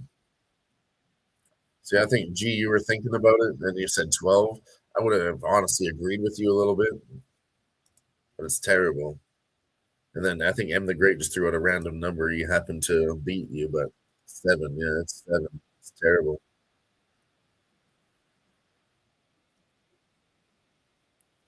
I was looking at it the other day. You'll appreciate this information too, because I think we can definitely fade the Canucks, I think, for the rest of the season. Cutelaba is still on top here, 1 minute left. I'll wait 1 minute and call this fight, and then I'll talk about it. But I have some important NHL information for you, G. It's everything that we've been talking about, and we're totally right, but I have numbers on it, and it's crazier than we thought. Oh my God! Cutelaba rolls him over real quick and finishes him in round 1. Yeah, oh man, we avoided another landmine, boys. We avoided another landmine. Holy shit, he just rolled him over and guillotined him. I told you, even Cutelaba is not a guy that you want to fuck with, man. Like, just the way he fights is crazy. He scrambles, he throws crazy. He's just crazy. I don't know, man. Sheesh. Grabs it, rolls back, sits with it, gets top mount, boom, done. That was fucking insane work, dude. Insane work for me on Cutelaba. That guy's not a grappler. That happened way too fast. So I'm saying, I'm the great. Now you see it. See, I had foresight to see this one as a greasy fucking card. And then for the next 3 weeks, for two reasons. One, we're coming off of a pay-per-view week where everybody done smashed. And this one's just not going to be, I mean, this one's a greasy presentation. It was the same thing with ESPN, and it's going to be the same thing with them. They have a contract, so they have to produce a product every week, right? They only get, let's say, 6 weeks off a year. So they have to come up with something. They have 600, maybe 700 fighters on the roster, and they have contracts that these fighters have to fight 3 times a year, right? So sometimes they're forced to have these shitty cards, which I mean, great for us. It's been a great card to watch. Great card. Finishes, and we're not complaining tonight. But we were volatile, and we avoided the landmines. I actually did the same thing on the last UFC card, too. It's always volatile, let's be honest. UFC is always volatile.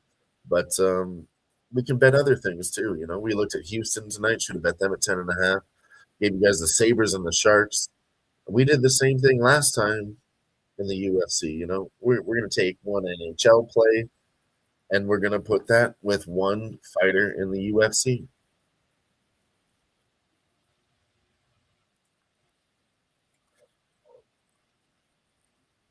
We did that. I don't know you guys missed it. I'll put it in here again. Seattle Kraken. Oh, I just told you Vancouver's 7-25 at home. It's minus 136. And then we're going with Marwin Rahiki against Harry Hardwick. Minus 250. Gets you a plus 142.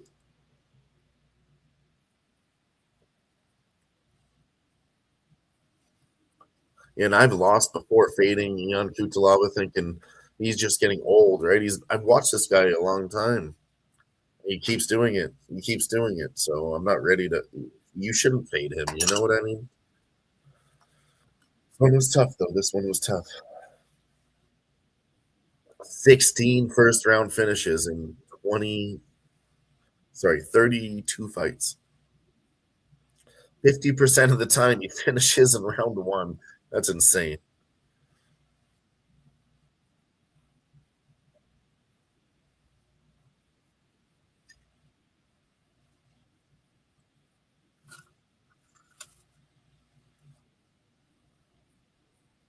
All right.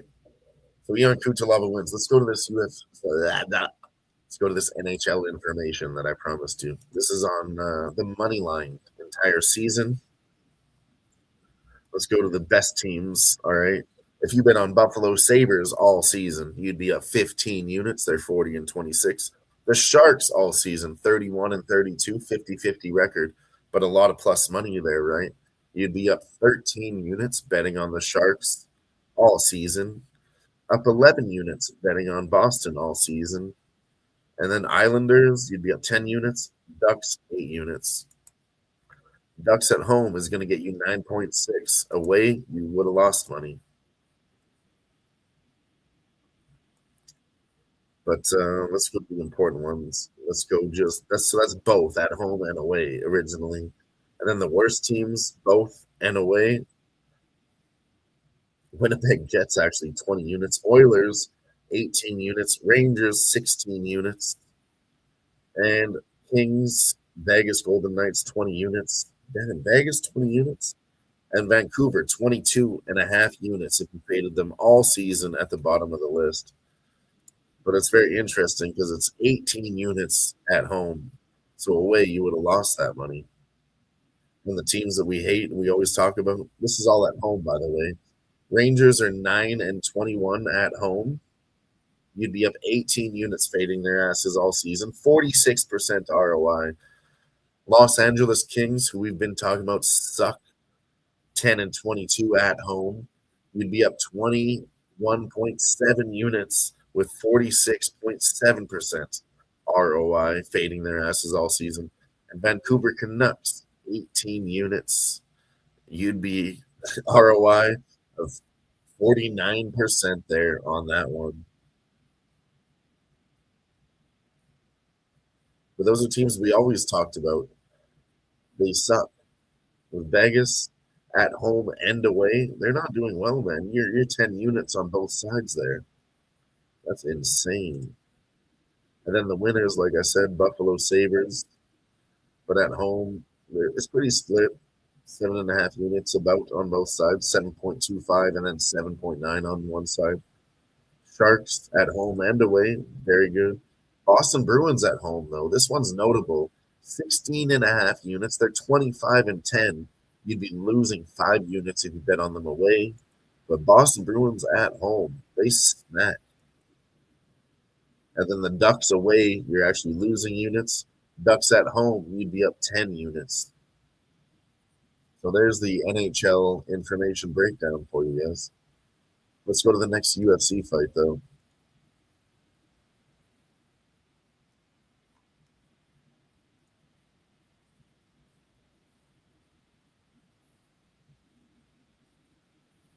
This is Marwan Rahiki against Harry Hardwick. I think Harry Hardwick has a Homer Simpson style. He's good at taking a beating, and then he's going to try to win. But I don't think he's going to try to win this one late. I think if he does that style, this guy's going to fuck him up pretty early, dude.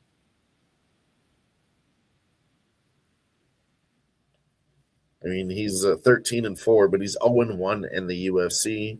And this guy's making his UFC debut on the other side, but he's 7-0. So clearly, I think they're trying to promote Freaky Rahiki, which is his literal nickname. He fights out of the Lion's Den, that's a good gym. That's a good gym. This one's at Featherweight. Also, I was talking about this with the boys in the chat today. I mean, he's Moroccan, and they want some more Moroccan champions. They need some more diversification. They want to go to Asia. He did rise up in Asia in his rankings, and now fighting out of Sydney, Australia. But I mean, man, if they could really go to Morocco and this guy makes it, I don't know if he does. Don't get me wrong. I'm not saying this guy's going to be a champion, but they do want to promote more talent to go places. I mean, UFC is still a company at the end of the day. They want to go to Asia. They want to get into that market, which they did with the road to the UFC and all that. But the last market available to go global is really that the African market. They were trying to do it long time ago. This guy fights out of Morocco, by the way. So, but yeah, they're trying to do it a long time ago. You know, remember when Kamaru Usman was at the top and Israel Adesanya and Francis Ngannou? They were talking about UFC Africa. So, I mean, it makes sense that they might want to go to Morocco too, you know?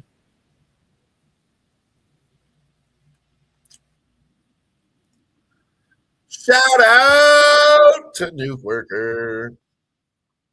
Hell yeah. What up, Nuke? Appreciate you stopping by. But we did have, I told you guys I was going to do this. Kind of forgot, but it's only right now since Nuke showed up. We got 15 likes now on both channels. Don't forget, we're streaming on Razor Sharp Picks Network and on Who Bangin' Sports Talk, but we do have to shotgun this beer for 15 likes. So let's do that. Bingo! Oh, yeah. Cut that one right across. Let's go. Cheers.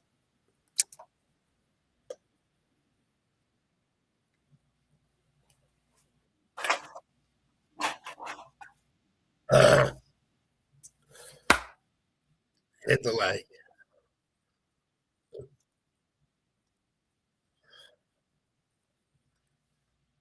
Hit that like.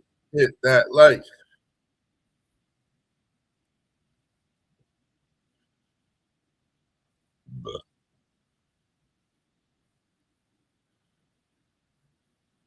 Woo! Shout out to everybody for rocking with me tonight. Appreciate you guys being here.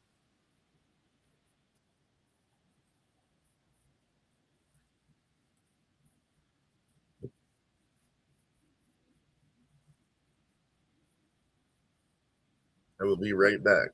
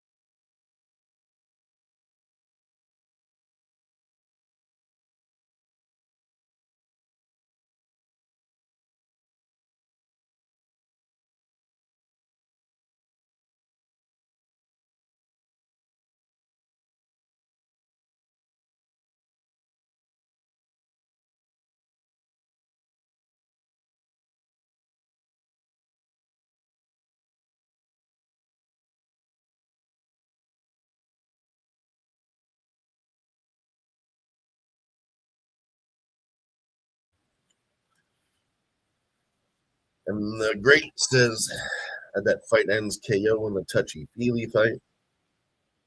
Let's go. And no bets in this fight.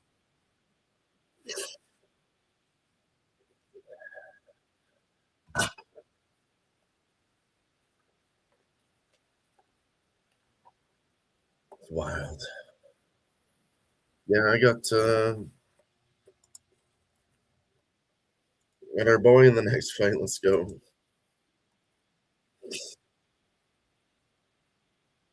I got Marwan Rahiki in a parlay in this next fight, and I tied that to a little NHL bet later. That was the Seattle Kraken at minus 135. Got me plus 150. Hey, Nuke Workers got some shit. Sabres Leaf OT plus 162. Okay, I got Sabres money line there. I took Sabres live at plus 120. Kind of looking that way now, isn't it? I also hit the Sharks Nuke. They're winning. Hurricanes took the lead over the Lightning 3-2. It's interesting. Stars beating the Red Wings 2-0. Kings Devils tied up now. I like the Devils to win that game. Been fading the LA Kings, like I said, but not so much away.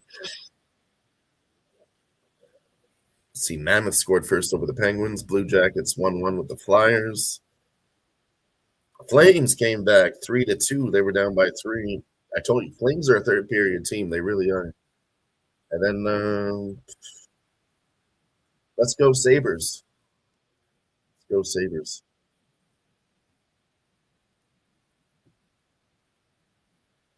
Yeah, Nuke, let me ask you this question. Vancouver Canucks at home, 32 games this season. How many times do you think Vancouver Canucks have won at home out of 32 games?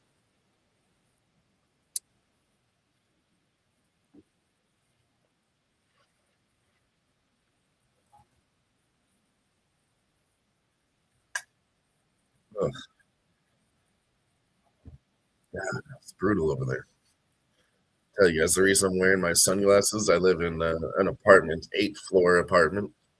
Right about this time, it's usually 6:30, 6:45 to this time 7:15.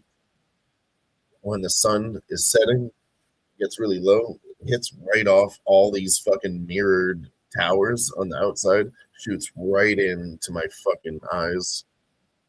It's actually brutal. I really should sit to the side like this. The mirror is insane. It's like a sun itself, but there's like 6 of them.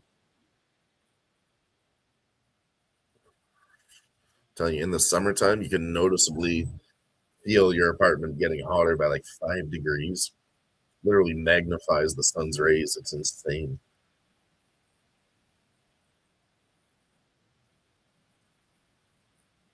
Insane in the membrane, boys.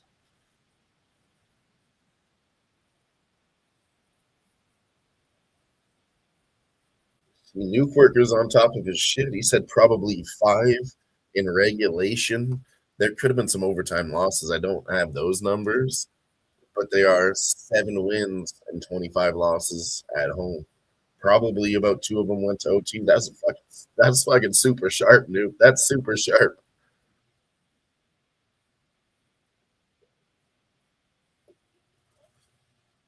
We had some guesses from the boys earlier in the chat. And the Great said 8. G said 12, giving him a little bit of respect. Just a little bit, not very much. About 5 games of respect out of 32. No, seriously though, 5 and I didn't even think about the overtime myself either. You win the contest, Nuke Worker.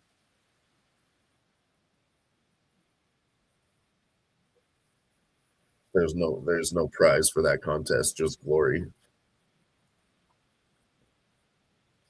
We are set to go in the next fight of the night. Let's go, we our boy.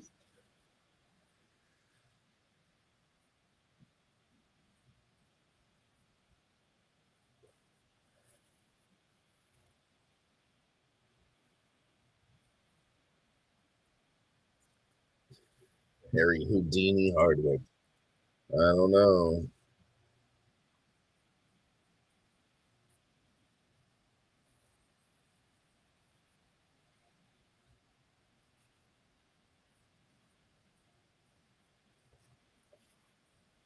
They're not really promoting this guy as African, though. They're like, yeah, he fights out of Sydney, Australia. He's got to become a champion first to get some of that. But UFC wants to go to Spain, with Ilia Topuria. They want to go to Africa, but they need some champions.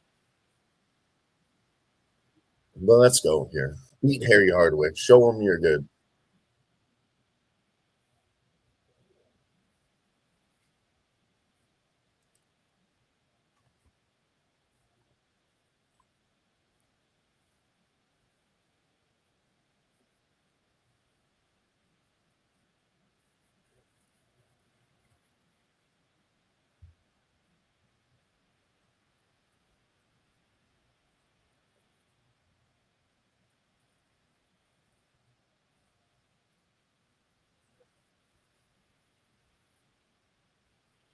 Oh, Rahiki with a head kick.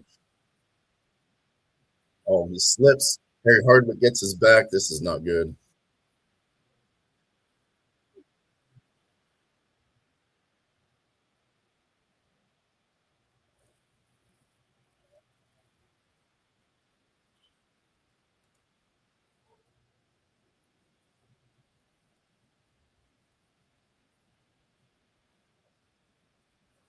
Harry Hardwick now backpacking him up against the fence.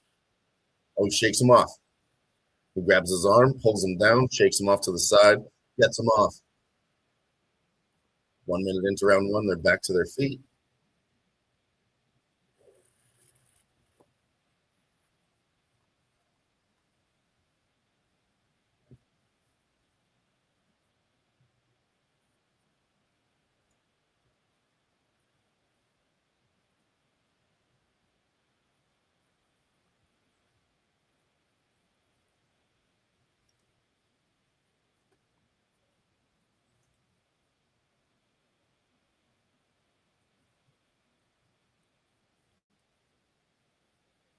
Go Sabres and lose to the Maple Leafs.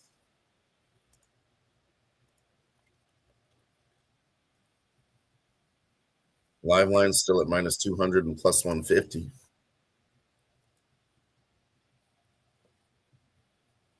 No change in the live line. Oh, now minus 260 on the Rahiki side, plus 190 Hardwick. I think that's pretty much the original line, too, depending on the bookies.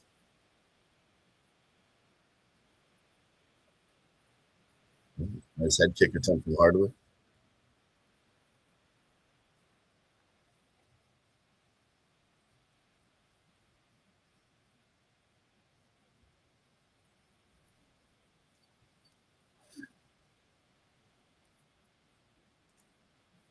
And Macklin Celebrini scores for the Sharks tonight. Same with Colin Graff. He's been very good at plus money for the Sharks. He scored for the Canadians. Nick Suzuki and Cole Caulfield, usual suspects. This is important because going into playoffs, you want to bet on the guys that are currently scoring. Oh, shit. Harry Hardwick drops him, but Rahiki responds. Max Domi stepping up for Toronto. And then Jack Quinn. Owen Power for Buffalo. New Jersey scores 4-3. Let's go. Told you Kings suck. Nico Heischer. He's actually got 2 goals in this game. Cody Glass.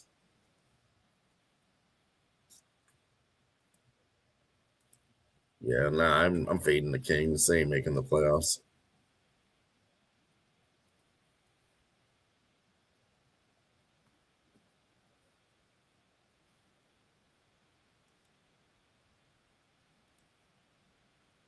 Oh, flips him again. Oh, yeah. Rahiki on fire now with a combo. Piecing him up. Hits him with a 6-piece. Counter, though, from Hardwick. Pushes him back. And a head kick attempt. Oh, this guy's tough. He could take a fucking punch. Now, actually, a nice combo from Hardwick. Not as strong as Rahiki's, though. Oh, and an elbow to the face from Rahiki.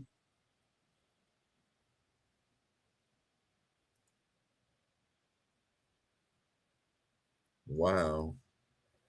Utah Mammoth up 2-0 over Pittsburgh. Let's see who scored for Dallas. They're up 2-0 over Red Wings. Michael Bunting and Wyatt Johnson. Yeah, Wyatt Johnson always picks it up at the end of the season. Dallas Stars in the playoffs. You want to bet on Wyatt Johnson. Remember that. Remember that.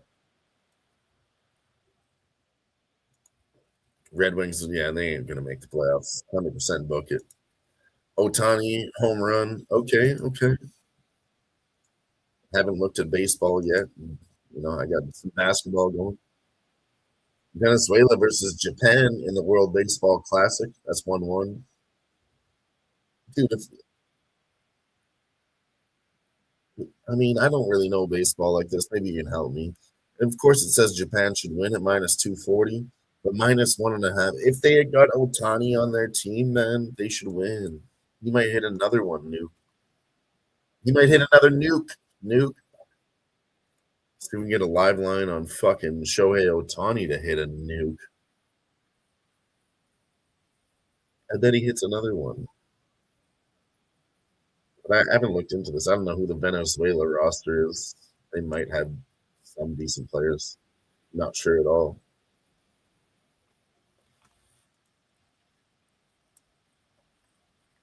He always does that. Starts off the game with a nuke. You know, this is the first inning. He hits one. Japan's 4-0. Venezuela's 3-1. I definitely think that Japan should win this game, and I'm tempted to take the run line here. Just at first glance. I haven't been watching this tournament, but I think that's what we should do.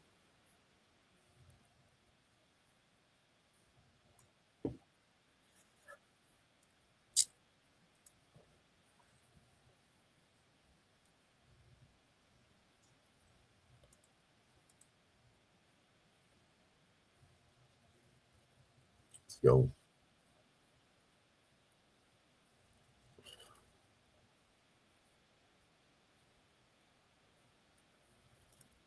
Okay, yeah, that's kind of what I see now. I'm -110, but I do see plus 100 on some other books. Rahiki clips him.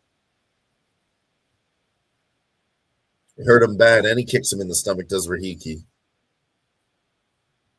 Double jab and an elbow. Oh, combo. Left hook, right hook, left hook, right hook, left hook, right hook, left hook, right hook, left hook, right hook. And to the body. And Hardwick answers with a head kick and actually a 1-2-3 piece. Hardwick goes in again. 1-2-3, tries a spinning back fist. Wow, head kick attempt from Rahiki. We got a battle here, boys.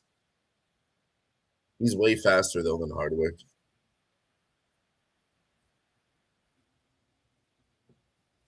Body shot from Rahiki. Oh, Rahiki clips him. Left hook. Right hook. Body. Right hook. Left hook. Right hook. Left jab. Body. Left hook. Right hook. Left hook. Right hook. Left hook. Right hook. Misses with a couple of them. Left hook. Right hook again. Oh my God. Go Rahiki.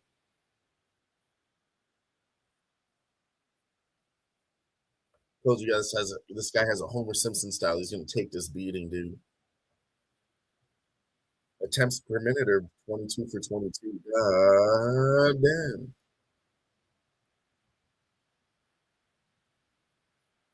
He's up 10 strikes now. Jesus.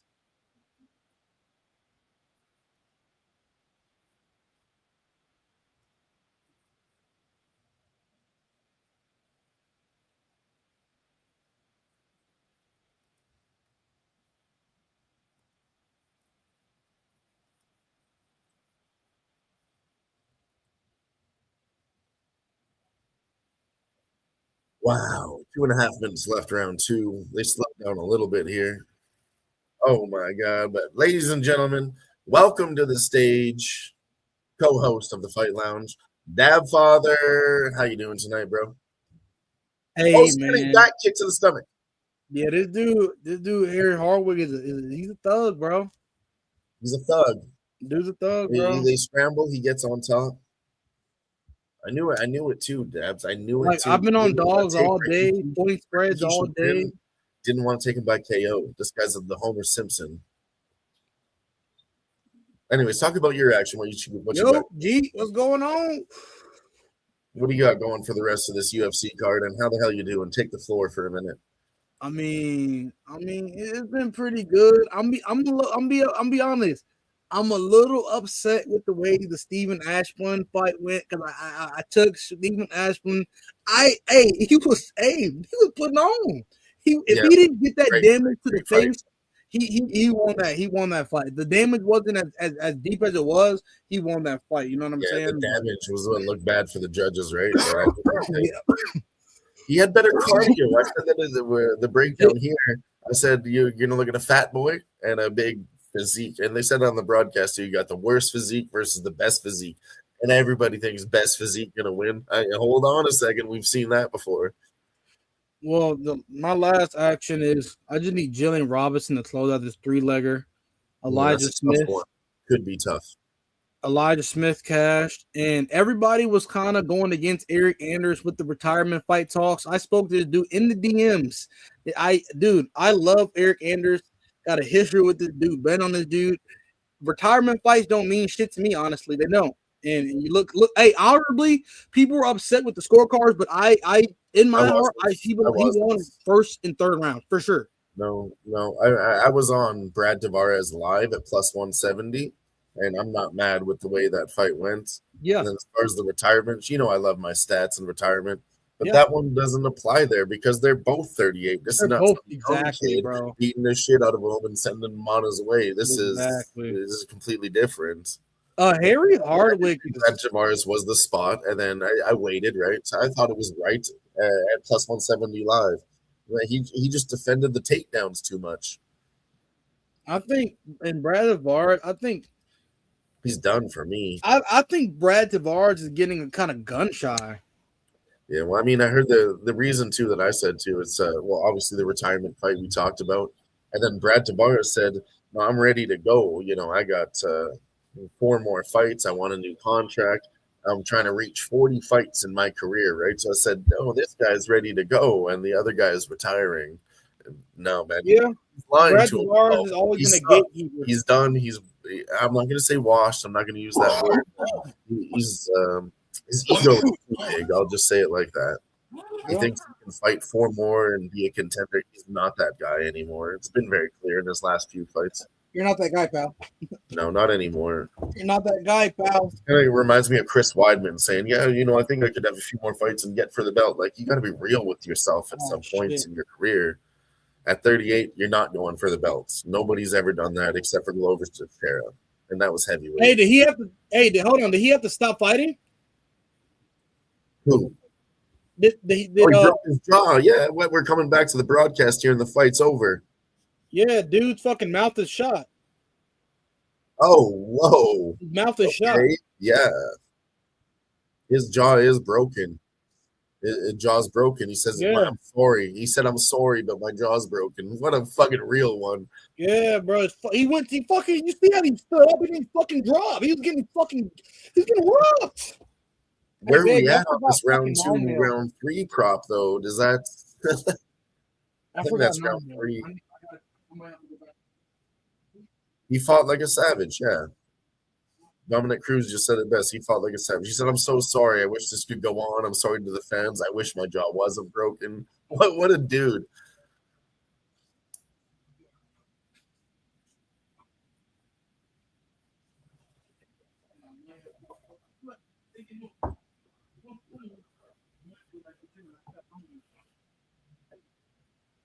Basically, the corner throws in the towel. They said, Babs. They don't want that fight to continue. Fuck no. That's fair. Oh my God. Let's go. We catch that first leg of the parlay, Dabs.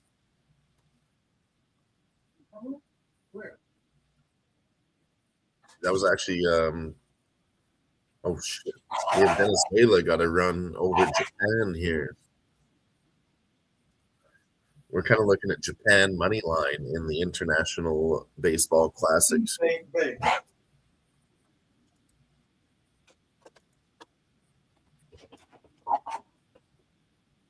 Devils scored again, and King scored again. That was 4-4, and now it's 5-4 for the Devils. I didn't take any of those hockey plays. Sabres are tied up 2-2 in the third. Okay. They're down by 1. I took them at plus 120 live.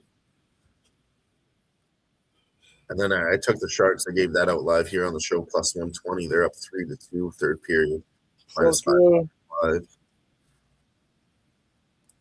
But we're still just hoping. I mean, it's hockey. This is nothing. It's a 1-goal lead. We've been there before.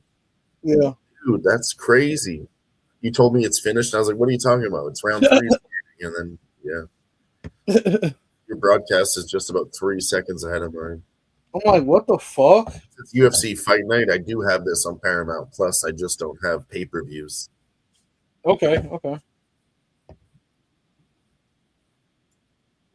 It's funny. They're trying to make me buy everything. I have to have UFC Fight Pass for early prelims, and then prelims are on Paramount Plus on main card. But they made me miss 17 minutes of the card, Dabs, on Paramount Plus. Yeah. Through Amazon Prime. It was Boston Bruins versus Washington Capitals. It went to overtime for 5 minutes, and then it went to a shootout. And I'm telling you, shootouts, they start at 3 rounds, right?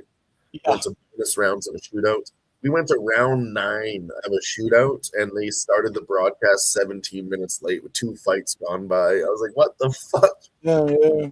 But round 9 is crazy rare. I mean, I can't remember the last time I saw 9 rounds.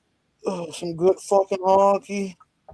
I mean, I was saying it here too. I usually love it, but that was one time I was cursing at Dabs. I said, "Fuck this hockey, man! End the shootout. I'm trying to watch the fucking UFC. Fuck this game." I mean, I had money on Boston as a dog too, and I didn't give a shit. Hold on, fellas. All good.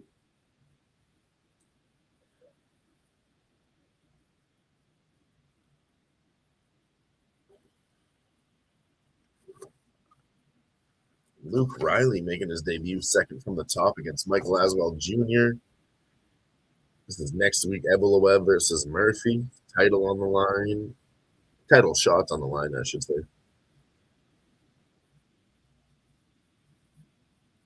Movsar Evloev. This was always his year. They waited 3 years. We were talking about this guy to place a future bet 2 years ago. Because he has a boring style. He's a good fighter.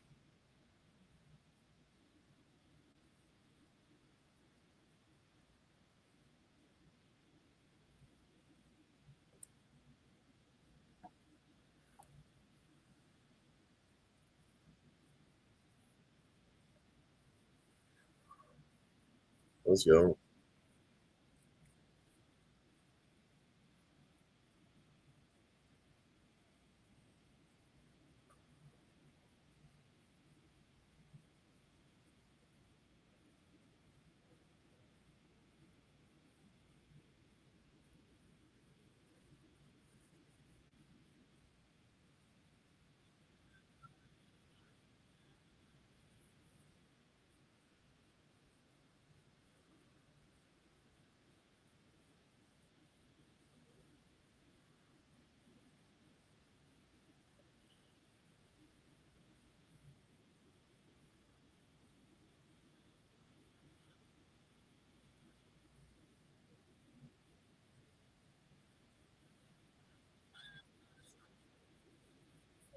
I was saying it earlier in the chat here too that Harry Hardwick was not supposed to be in the UFC, I don't think. And he's got a Homer Simpson style of fighting, but if he's not going to finish him late, he's just going to take a beating. He's not going to have that Homer Simpson counterpunch at the end.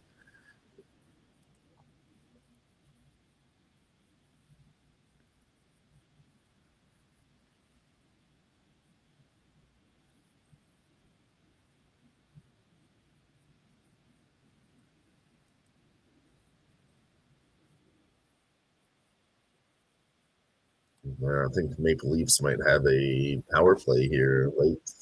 Power play late. It's not good.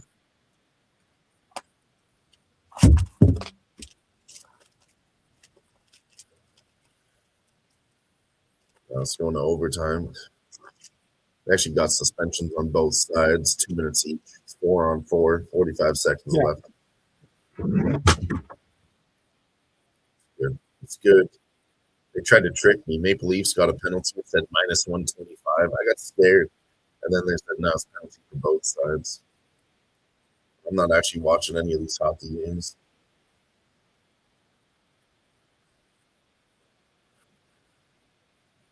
Andre Fili just had a new son. We'll see if that angle comes through here, Dabs. I don't know if that's good enough. I don't think he wins this match. Andre Fili kind of looks good on the scale. I mean, he looked in shape though for you, man. He looked like he was in fucking shape. One thing I'm looking at for I want to bet on Amanda Lemos, but not pre-flop. No, I'm on Gillian. I know she walked out looking like shit. Right, but we've seen this before. We've been tricked before, Dabs. So I'm waiting for the walkout to see if Gillian Robertson is energetic, moving around. Then maybe I'll pull the trigger on Amanda Lemos. Yeah, I'm on fucking. But she's I'm a on hard. fucking Gillian. It's hard to pull her as a dog, man. I don't like what she's been doing lately. Bro, at the end of the day, bro, I don't think Lemos has good takedown defense at all, bro. No, I mean, 100% agree with you. There's no argument on my side whatsoever. There's not a little bit of anything. I've said it before. She's a fish out of water on the ground.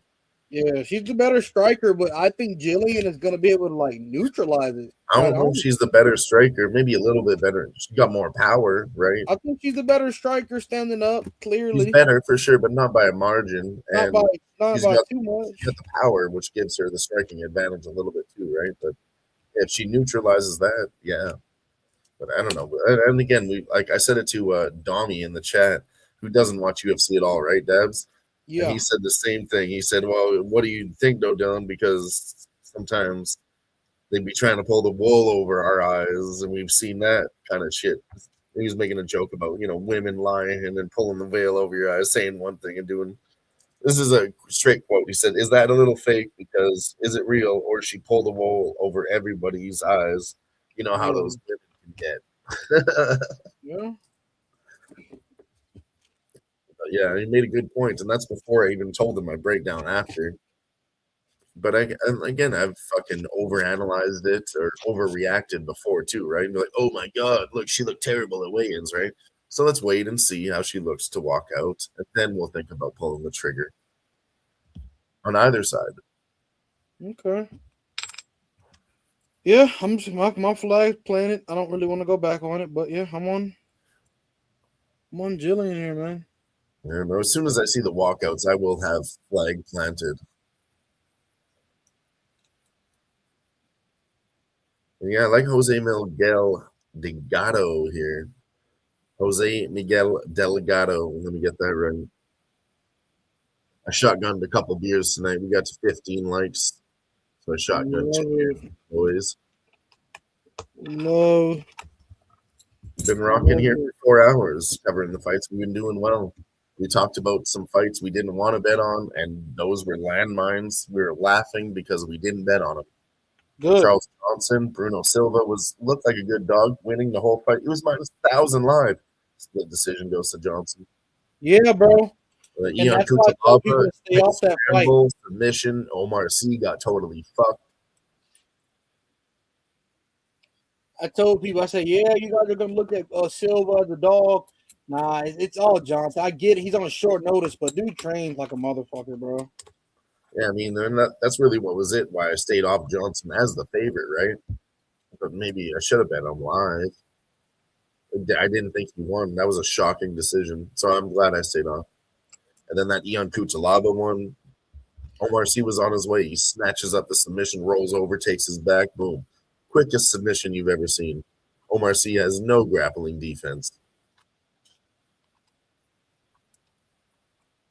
Like literally zero, Dabs. Yeah. That was too quick.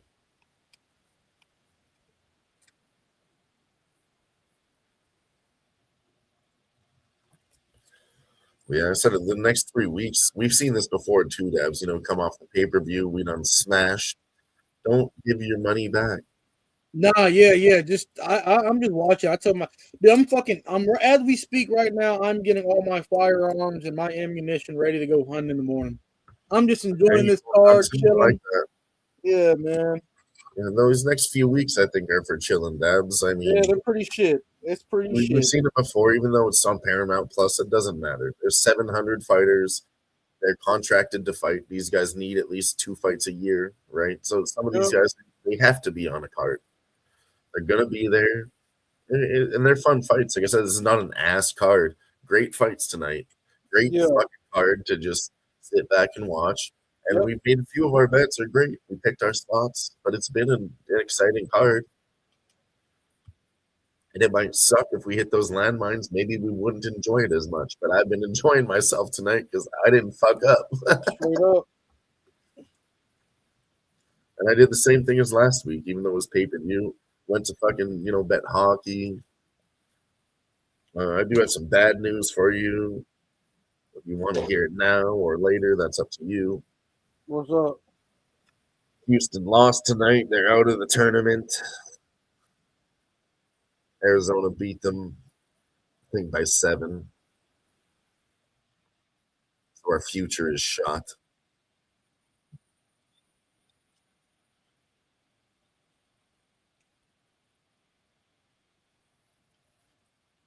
Fuck. I knew.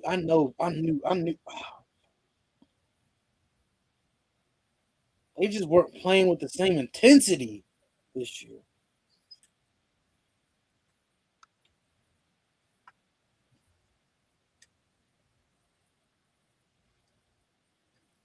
Hey, what's this dude's name? Who? This motherfucker right here next to Fili. Don't he fight too, bro? Oh, Like an American, Chinese American guy? In his corner? Yeah. I don't know. I'm not seeing the walkouts yet. Okay. Commercial's ending right now. Warning the following. Gee, you know, let me know, bro.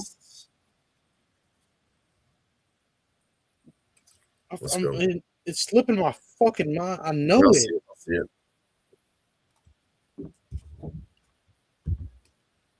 it. 8 years older. 8 years is right about where I start thinking about the age gaps, Devs. I mean, I'd go 10. I'd go 10, man. Yeah, it's where when I start thinking about it, and the matchup has to make sense. And I think under Fili, see, I go kind of 10 to 10-ish there because dude, Andre Fili he's still improving, man. He's still learning his game. 8's like 60-40, so it's nothing special.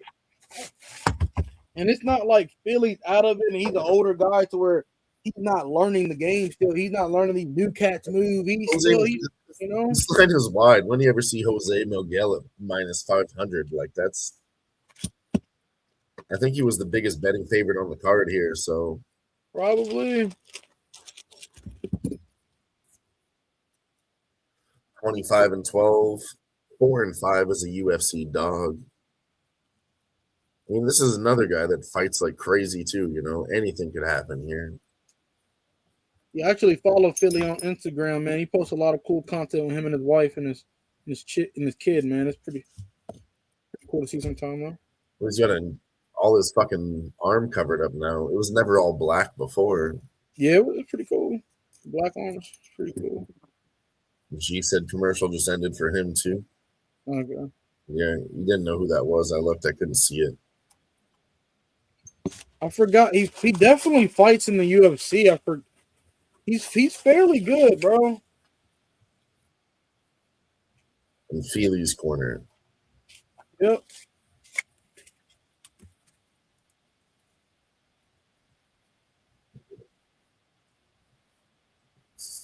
Look what gym he's in. Who's there as the coaches? Team Alpha Male. It's Uriah Faber. For fuck's sake. Nah, it's the guy with him, brother. Fabio Prado. No. Joseph Benavidez. Nope. Alan Paiva. No, he's not in the corner. Song Yadong is in Alpha Male. That's not him. Sumaderji is on that team. Chad Mendez, maybe? Coach now? Nope. I would know all those Chad guys. Mendez? No. Nope. We were actually talking about this earlier for some reason too, and it's none of these other guys because someone's saying Alpha Male has no fighters anymore. It's not Ricardo Ramos in there, and then after that it just falls. Cody Garbrandt fights for Alpha Male. Josh Emmett's also on that team. Yeah, lots of these guys lost their fights lately too. I mean, all of them on this Alpha Male list have lost their last fight, except for Solidarity. That's fucking fucked. Well, Delgado gets a knockdown, looking for a submission on Fili.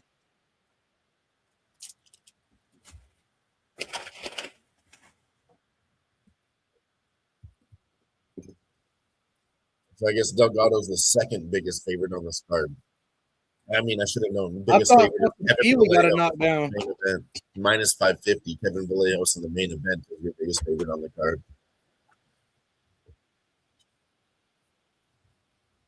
That one scares me, Dabs. What? Kevin Vallejos. Oh, yeah, it does, but... You remember last time I bet on him at plus many versus Giga? Now everybody's high on him. That line, that's recency bias in a nutshell. He was plus 50 in his last fight. Now he's minus 600. Like, I mean, what? I know. This one does have that age gap we were talking about, an 18-year age gap. I mean, which is same reason why I bet against Kadze. Which, look, don't get me wrong, Emmett's probably going to have a couple moments, but realistically, he's probably going to lose the fight. I just don't know about the KO again, you know? I bet the KO last time it was easy. On Vallejos, right? Yeah. And we didn't get it. I got it. He knocked out Giga Chikadze. It was Giga. It was one guy I felt like we bet on KO, and he didn't get the KO. I got to go back and look, but give me a second. I'm trying to straighten sites. They knocked out Giga around 2. Giga was on a fucking like 2 or 3 year layoff too. This is not that same situation either. Nah, yeah, Giga was coming back, yeah. And Giga didn't look the worst when he first came back, huh? He was winning. That fight was sweaty. He was winning until he got knocked out. Or it was getting close, but he got pushed up against the fence and got hit with a couple bad shots. Little clash of heads there. Referee doesn't stop the action though. Minute left, round 1.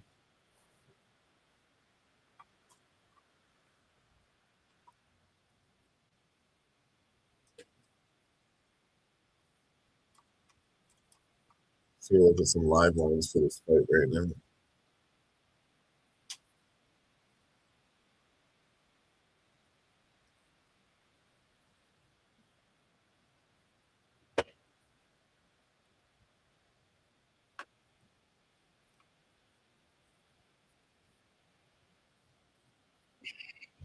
Let's go. Buffalo Sabres are in a shootout right now, Dabs. Went to overtime, still tied up 2-2. They scored on their second attempt. Now it's on Toronto Maple Leafs to get one. They ain't going to do it. Oh, nice shot from Fili, though, right over the top. That's what I'm saying, man. And he shoots for a takedown with nice timing after that. Gets him down. Yeah, Jose's not looking good. Toronto misses their second shot. I'm telling you, bro, experience, man. Sharks are up 4-2 now over the Canadians. Let's go. Maybe that at plus 120. Sabres are in a shootout, currently winning. Leafs have to tie that one up. Live lines have Andre Fili at minus 130, Jose plus 100. Yep. He easily won that first round, Fili. Alex Tuck for the Buffalo Sabres. Top scorer. We'll see what he can do in the shootout, though. Is Vallejo already, not Vallejo, Delgado already breathing pretty heavy? Yeah, I told you shouldn't trust him at minus 550. That line is way too high. Oh, let's go. Alex Tuck scores for the Buffalo Sabres, and that's the end of the shootout. Even if Toronto scored, they will still lose 2-1 in the shootout. That's cash or Devs, plus 120. Nice. Buffalo Sabres live. And we got the Buffalo Sabres in a parlay with Marwan. In that last fight, he got the knockout. And we got a 3-legger with the Sharks. Let's go. Let's run a quick one. Where's this video? Bang! From the 216. Cash that shit. Lego! Boom. Done. That boy Pop Funny. That man Pop Funny, man. That dude's a character, man.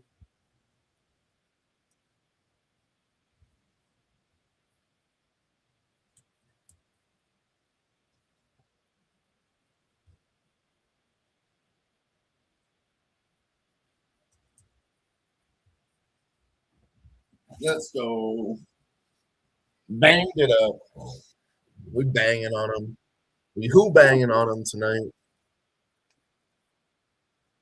We're also staying sharp on the Razor Sharp Picks Network. Make sure you hit the like button on the Razor Sharp Picks Network and on the Who Banging Sports Talk Network as we are dual streaming on both channels tonight. You guys already got us to 15 likes. We get to 20. I'll shotgun another beer, Dabs. I love to hear it, my boy. Let's go. 7 Take a dab real quick. and 9. That puts us at 16. Let's refresh it. We might have more. We got 11. That puts us at 18. 11 on Who Banging and 7 on Razor Sharp Picks. So make sure if you have hit the button on Who Banging, go over to Razor Sharp Picks and hit the like button because we're only two likes away from shotgunning another beer. Let's go. Round 2's off, a minute and a half in. I think Fili's taking over here. Oh, he rocks him.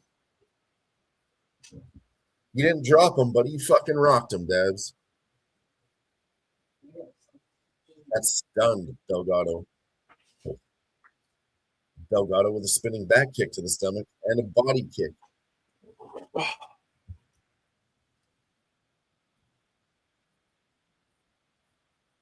Oh, and a head kick attempt from Delgado. Triple jab. All of them missed. Oh, let's go, Dabs. Buffalo Sabres.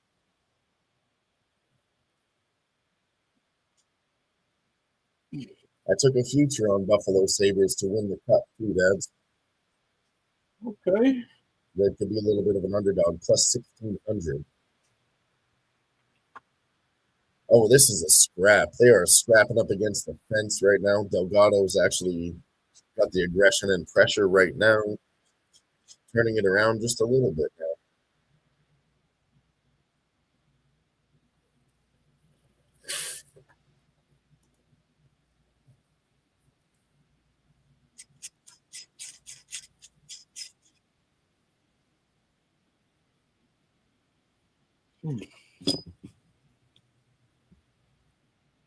Let's go. Let's go, Dabs. Only got 2 bets, and they're both looking good so far. I'd like to find one more to smack a little bit, Dabs. Yeah. I mean, I haven't told you, but I've told everybody that's been tuning into our shows. They've seen it. We got smacked a couple days in a row there, so we need a bit of a comeback. Because Tuesday and Wednesday weren't very good. But we were relying on some futures. We got a lot of futures placed in golf, money invested. Those are going well. But long story short, we got about $50 left to bet on UFC tonight. And we need to run this up. Run the fuck up then. But we'll get there. I got confidence in my future bets. Delgado gets a takedown. I also took Colorado plus 150 to win the Western Conference. Yeah. They're up by 7 points. I don't think anybody's going to get ahead of them. They are going to be the top winner at the end of the season. I think they win first place out of all teams, but I don't think they win the cup. That's why I like plus 150 for the Western Conference winner. Okay.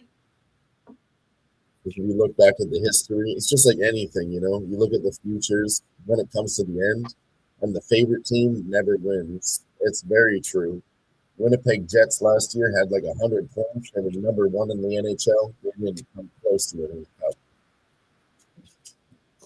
And that stat has remained true for, I think, last time I looked it up, over 10 years. But Fili gets a takedown now. But yeah, it's just like anything. It's like the general public is looking at this, and that one looks so easy. You always want to go to second or third place. And it's been true statistically in the NHL. If they lead in points, they don't win the cup. It's like a curse.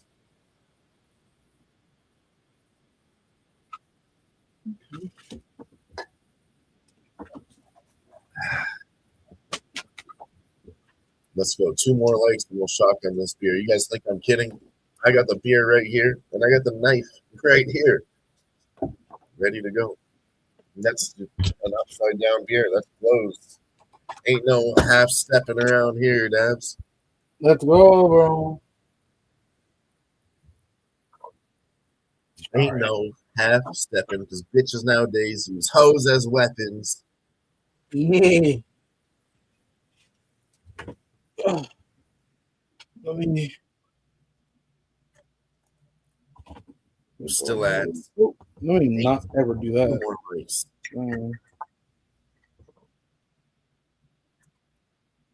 Wait, I got this one myself, Dabs. I got this one myself. We need 2 more likes. I'm gonna log into the burner. Get a shotgun beer for myself. How about that? I got you, brother. Did you even hit the like button yet, Dabs? I got you, brother. I'm about to go right now and do it. I got you, brother. My own co-host. Hey, I just loaded up my computer when I got home, man. I just did it, man. Chug that beer. Vegas 114. Hey, babe. Take a picture. I'm like this. This is bad. I gotta watch ads on my other account to be able to hit the like button. I'm putting in work over here.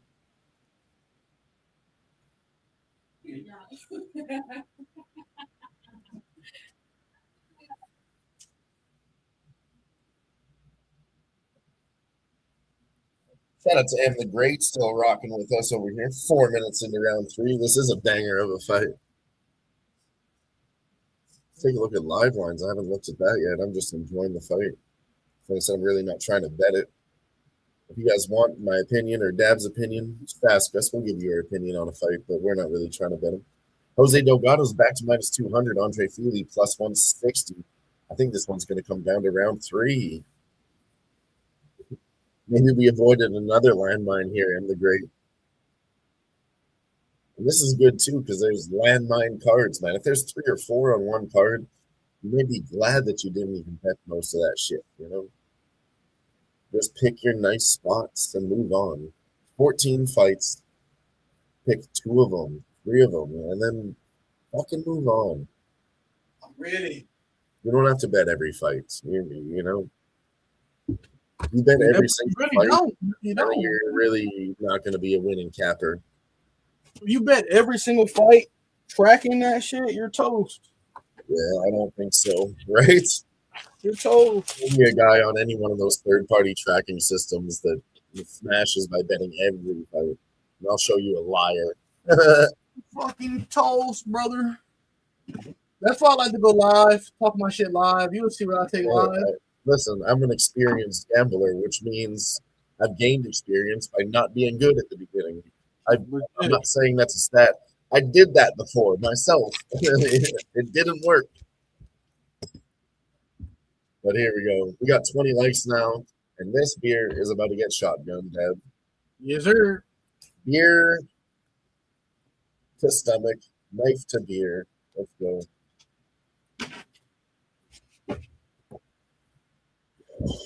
Cheers. Cheers. Dink.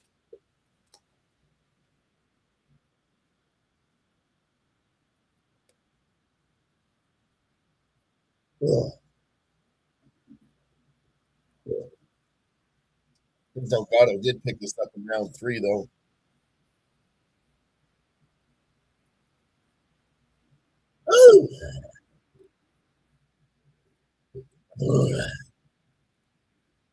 Minus 250 on Delgado, plus 185 live. Minute and a half left. Going to be close, Dabs. This is going to be close. Very. That's a very short line with 1 minute left. I'm surprised they're even showing me that on the book. That right there tells you they're trying to set a trap. Go ahead. Take some plus money before the decision. Go ahead.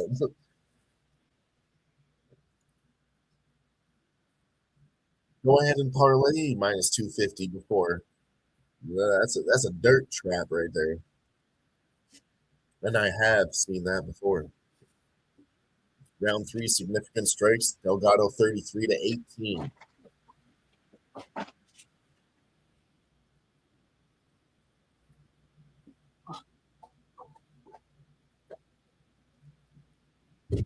Have a look at the total strikes. Delgado's up 98 to 52.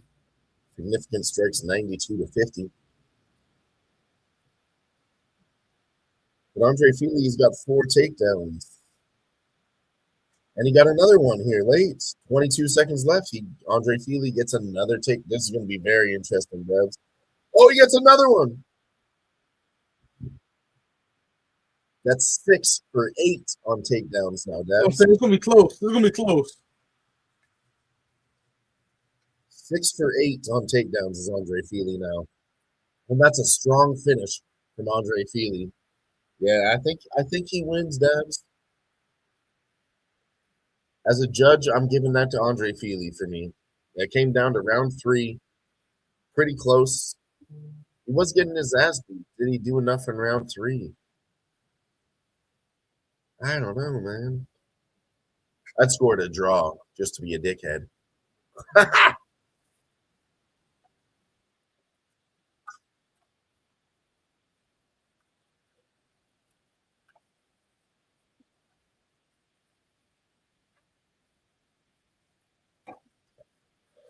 What do you think, Deb's decision on that card? Who wins?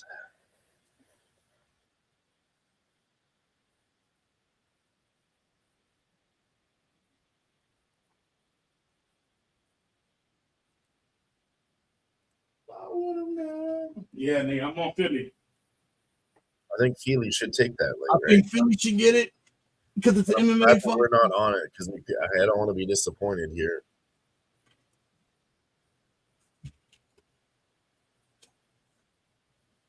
You said it, though. 8-year age advantage. That wasn't it. That was not the time to pull the trigger. It's not going to be that bad. And it wasn't. No. You're right, though. 8 is when you look at it, right? But 10 is where it's like probably, right? 12 for sure. But then anything above that, you're laughing. Nah, for real.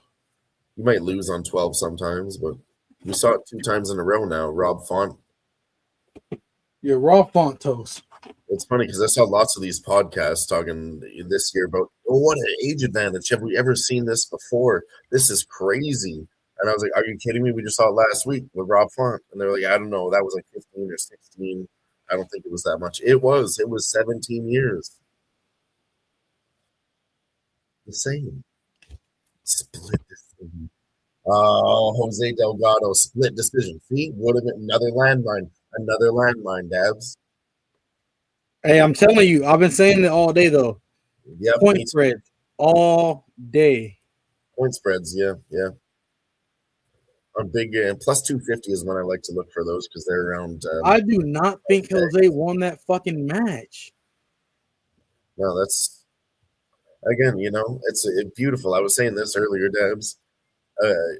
Just as beautiful as a beautiful bet is avoiding a fucking landmine that was dirty as fuck. That's just as important when you're talking about betting on UFC. Fuck. You can cash a big dog, and that's a beautiful bet. But avoiding it, that's when you become a high-level capper, in my opinion. Yeah. He said it. He said this is it. Probably take him. I said that on the other fights too, and we lost. Yeah, that's what I said, huh? Right. He probably wins, but we're gonna lose. Yeah. What's the pattern? We're always right on all these dogs, and then Yeah. it goes to some greasy bullshit. So we want to start going the other way. Yeah, he probably like last week. I honestly think fucking RDR won that fight. I'm gonna keep it a buck with you, Listen, bro. we're not wrong, Debs. We are smarter than the judges, okay? We are. There's something going on. It's been happening for so long. And then I always think about this as a detective. They always say you cannot believe in coincidence. Okay? As soon as you see Yeah. something so many times, that's not a coincidence. That's a pattern.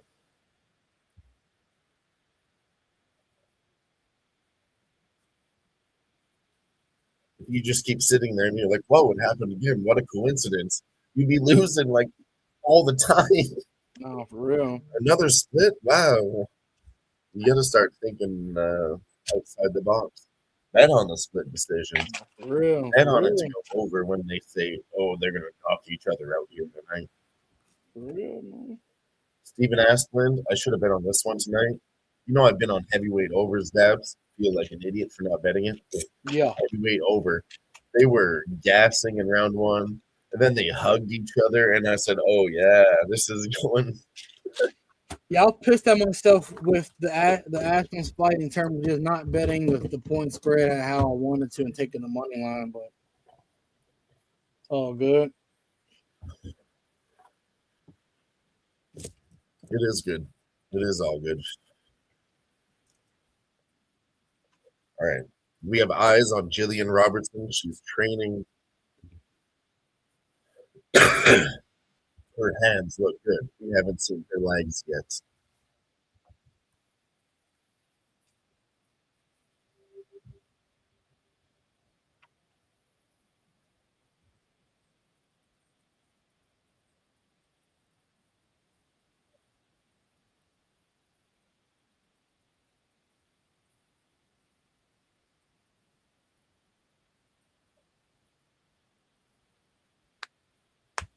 All right, this is a very important bet too, Dabs.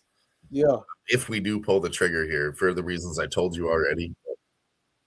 On the other side, our boy, Dommy Guns Ricci, he doesn't bet it a lot, but he trusted me one time.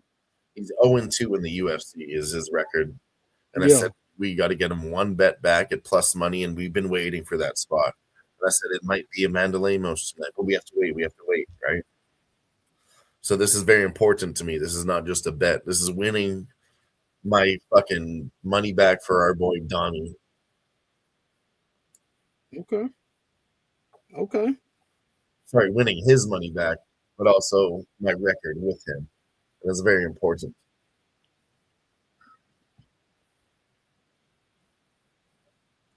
And it always happens like this, you know, they tail me. It happens with DJ Big Boss too. They tail me and they lose. Because they don't tail every bet, and then they try to jump in and they lose, you know, like you gotta do every bet.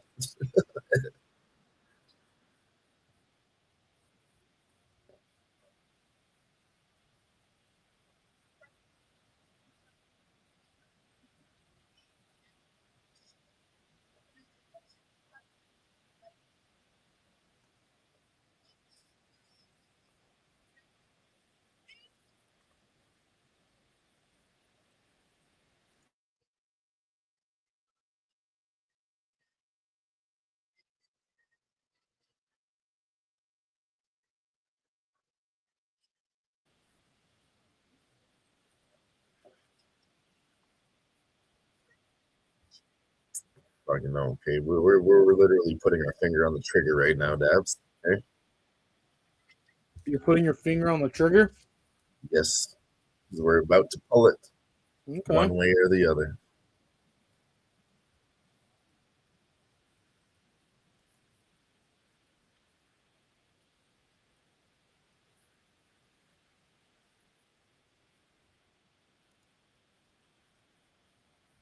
This is the co-main event, by the way. Goes off in 3 Indeed. minutes.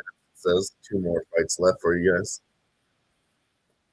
Gillian's down to minus 250. Sorry, minus 225, plus 190. So it was up a little bit higher. It was minus 275, dropped 50 points before the fight started. But we're not looking for numbers here to give us our information. We want to use our eyes.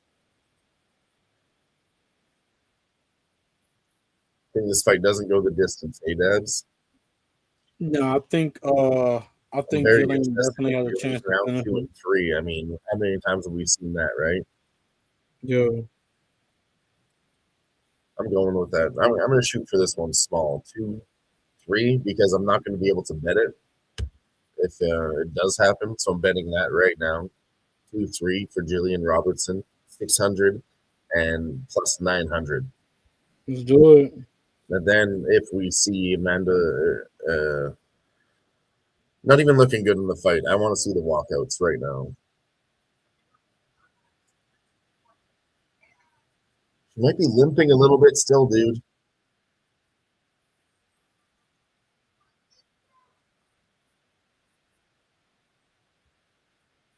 She might be limping. Are you watching, Dads?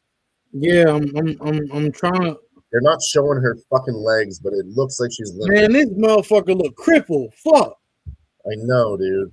I think that's why I said I'm taking a little bit on plus Dude, 600. the nigga just looked at her. The black dude just looked at her in the back like, what the fuck? Why are you walking like that? I'm going in. I'm going in on Amanda plus 205.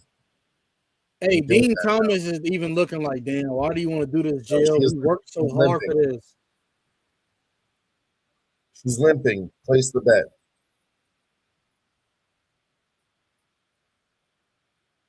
Fuck. Plus 210. We're in.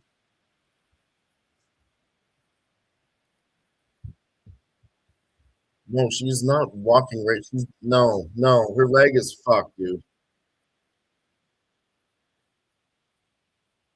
Oh man, yeah, this does not look good though. No, I'm telling you guys. I think this is what I was waiting for. I talked about it all night.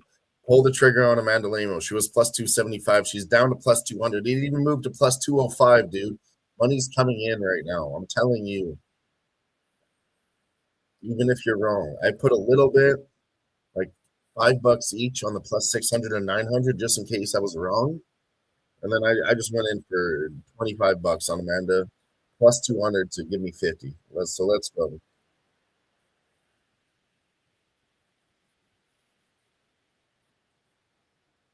I think that fight's going to go one of two ways, and I think I bet all the angles at plus money. I'm in a good spot, I believe.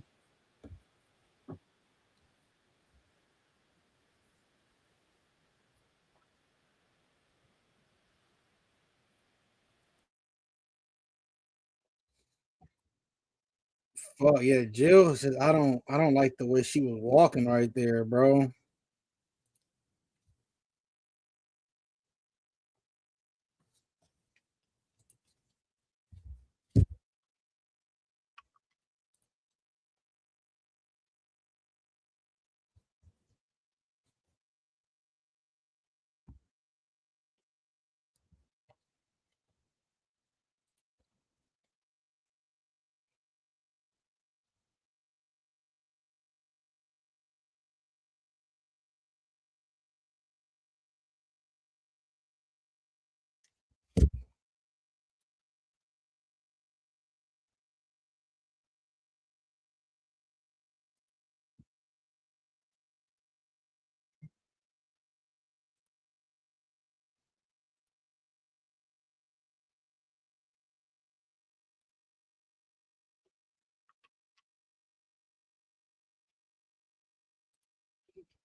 Yeah, I want fucking Lemos here. Fuck.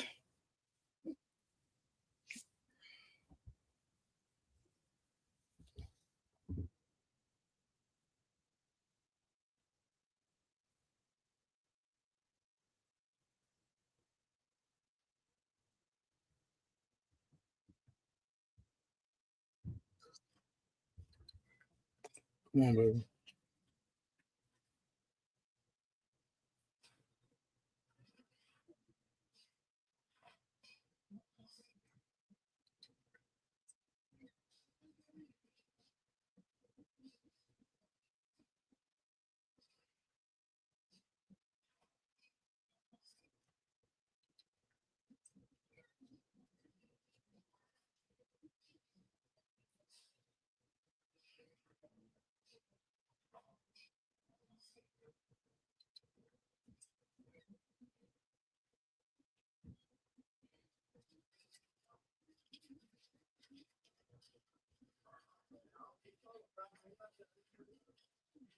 You don't never know who you might see at the restaurant. Where you from, man? Where you from? And she don't know about the smack house. She got to be crazy. What side of town you from? Point Beach, Florida. Where you from? Where you from? What school you went to? Yeah. What school you went to? All right. So you from the other. So come with me. We're going to open carry over at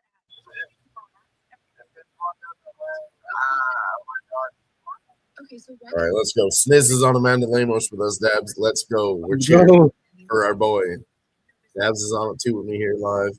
About me when they were making their sandwiches. Let's go, though, Sniz.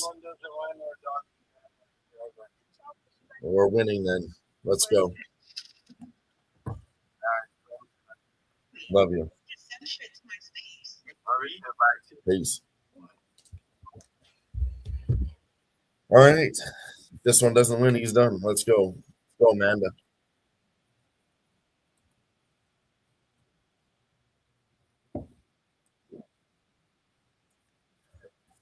Come on, you dirty bitch.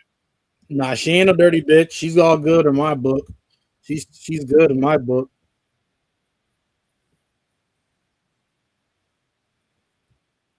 Now Gillian Robertson's bouncing around on her legs. It doesn't look the same. Bro, she ain't fucking. I don't know. That leg is compromised to me, bro. I think so. We have the bigger girl here too, which we like as an underdog.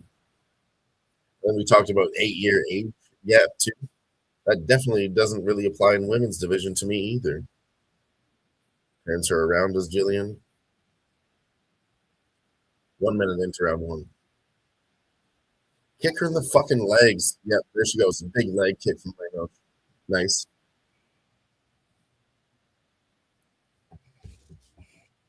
She turned away from that leg kick too immediately. Changed her stance.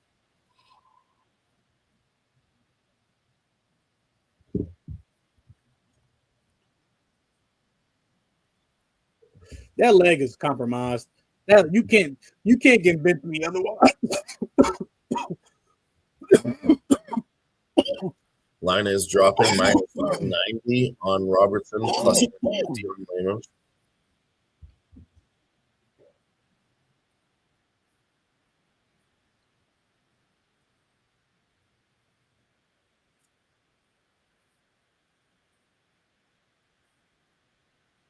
Gillian Robertson does get a takedown. Get up, Amanda.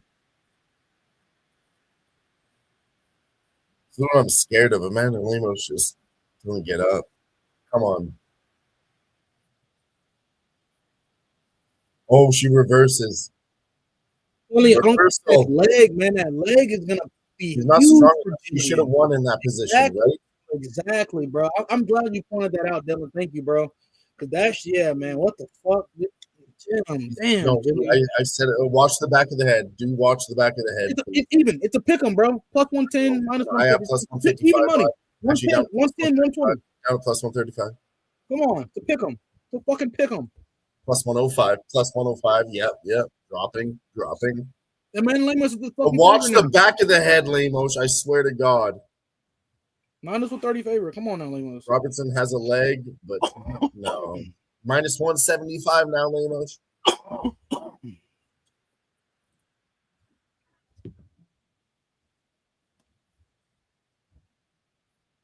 Minus 370 now, Lemos.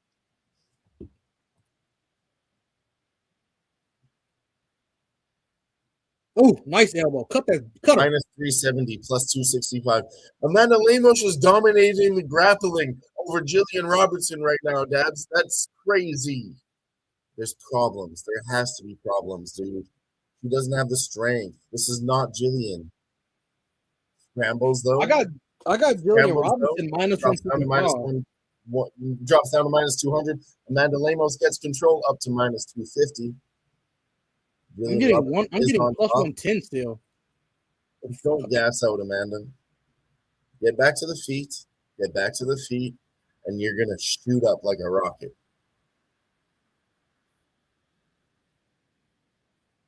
Exactly. Dominic Cruz just said it. Get back to the feet because she doesn't have the same weapons as Amanda Lemos. she's winning the grappling and they get back to the feet,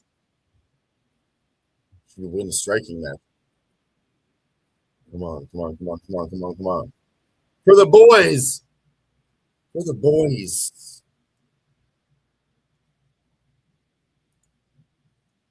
I don't even want this one for my bankroll. I want this one for the boys. It's way more important right now.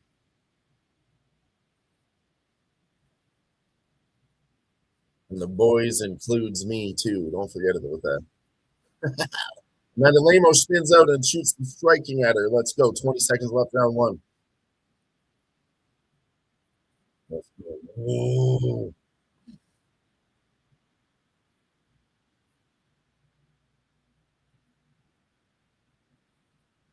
Kick gets up top from Gillian Robertson, though. 2 seconds left.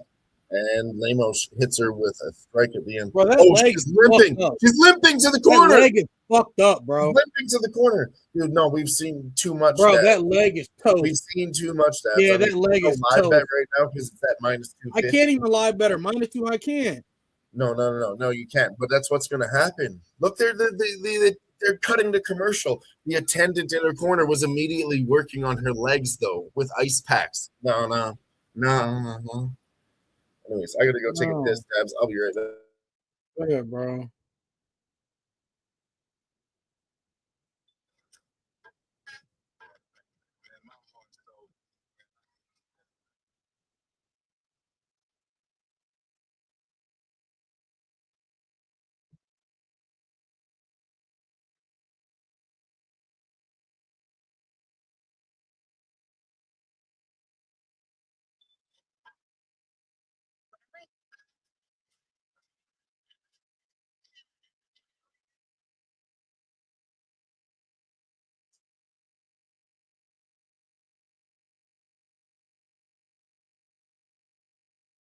Yeah, I'm back. Let's go.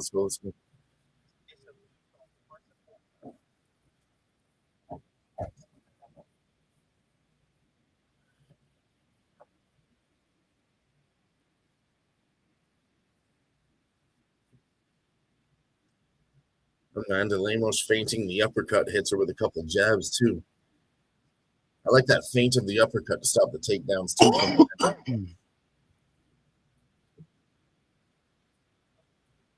Gillian Robertson gets a takedown. Get up, bitch. Get up. I swear to God, please. I swear to God, please.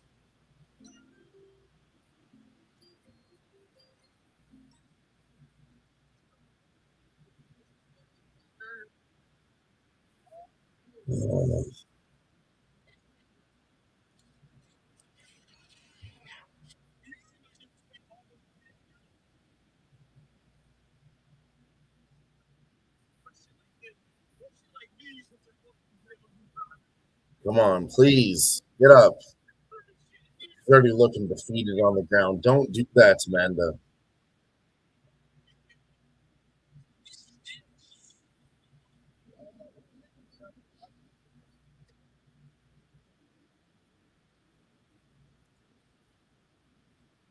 I don't have any live lines here. -145 for Amanda Lemos, +105. It is dropping, so we need to get out of this position. Yep.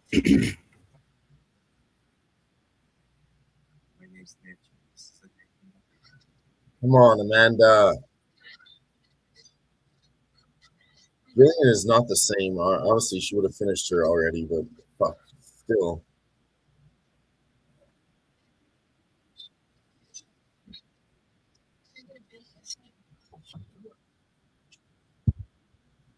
Fuck. Just flipped. +105, -130. Gillian, get up. Come on. Fuck, Dabs. Fuck.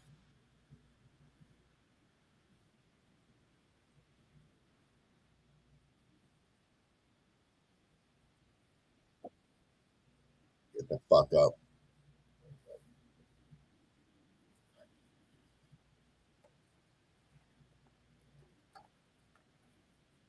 Two minutes left, round two. Moving the other way, Dabs. Not looking good. Come on. What are we doing here? Scramble. Scramble. Push harder right now. Push harder right now. Wow, she scrambles and it was plus 200. Off of one round is crazy. It's 1-1, if anything, bro. I know, I know. We just need her to survive for 2 minutes, though, and not get taken down in round 3.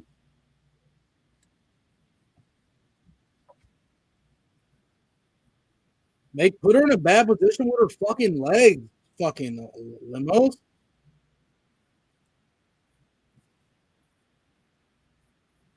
All right. I haven't seen it in the fight, but we have Amanda Lemos at minus 320, Gillian plus 230.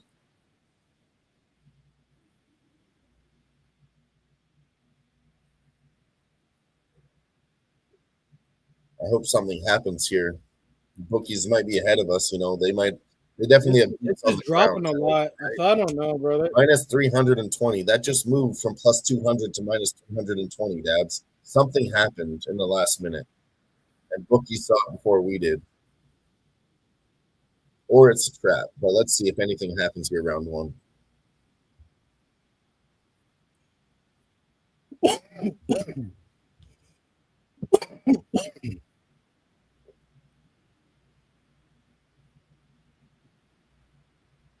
Get to the fence. Get up. Yeah, plus 150, so plus 140. I don't even have a live line now. Minus 200.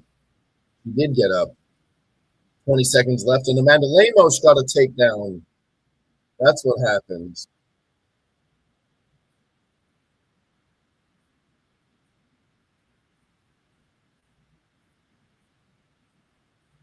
Amanda Lemos did grab the fence to get up, but it doesn't matter. Oh, and she teed off on her at the end Plus of the round. 130. What do you got, Debs? Plus 130. For who? Lemos. Plus 130. Yeah. I got minus 180, plus 140 on Gillian.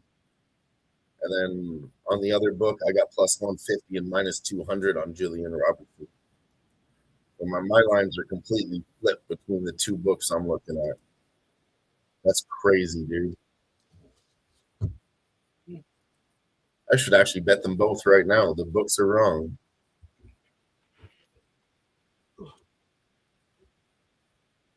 I'm going to do it. I'm going to bet it on both books. I got discrepancies between two books. I'm going to cash either way. Yeah. I did plus 150 on Betway Canada, and then I did plus 150 on Gillian Robertson on the other side. Hey. Gillian is not looking, dude. Gillian is looking toast. Gillian does not look good, bro. One apiece going into round 3. Come on.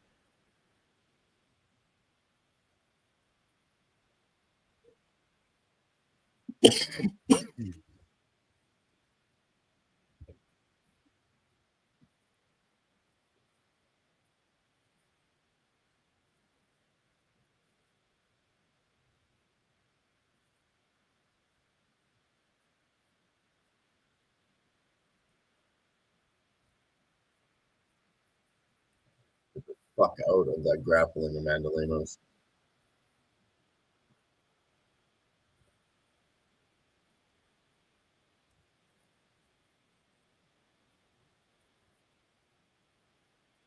Even, pick them. Fucking pick them. I know. I knew Gray it was it out. Gray it out. I've never seen discrepancies between two books. We've been doing this a long time. Most of the time, the books are the same. When one is flipped and the other is. Never mind. Plus 150 back on Lemos.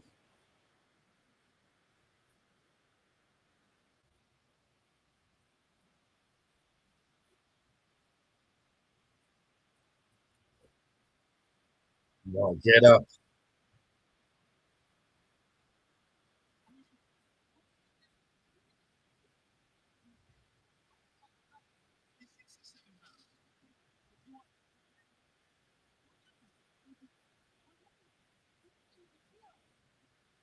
Come on, get up, bitch.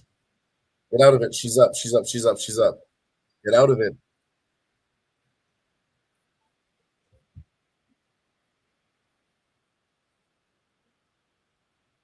She's out of it.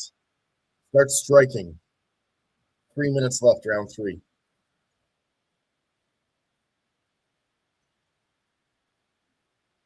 Oh. Amanda Lemos needs a little bit more footwork. She can't just throw the striking out there. Robertson back in on a takedown. Turns it around. Good defense. Amanda Lemos.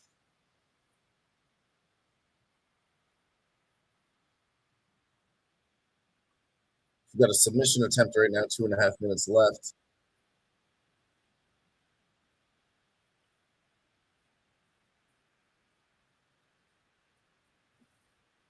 Come on, kick her off.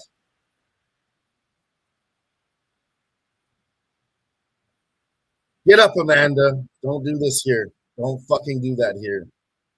Dude, Amanda's fucking toast. I know. She's fucking stupid. Hey, Amanda Lemos is fucking toast. Even on Gillian, one fucking leg. Hey, man.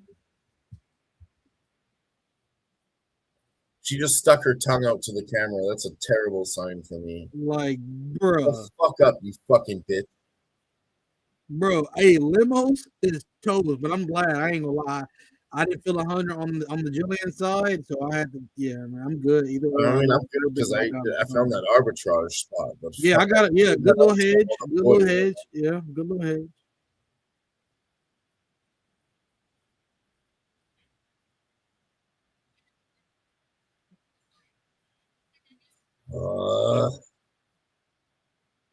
I just want my boys to win it, man. I just called Sniz and told them to place that bet. You know what I mean? Fucking hate that. Yeah. Yeah. And like it was a smash spot. What are you doing here, you fucking...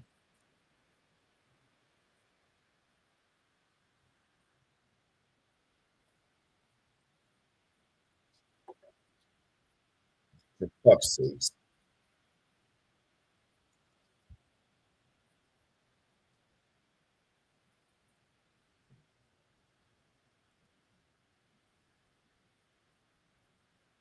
Bitch. There's 30 seconds left. It's toast. You're right. We saw it live. It's toast. She's toast, bro. We're not gonna sit here and sweat it. She's not doing nothing. Like Gillian Robertson is toast, bro. She's on that level. Yeah, she's on that. Yeah. Stupid bitch. Yes, disgusting.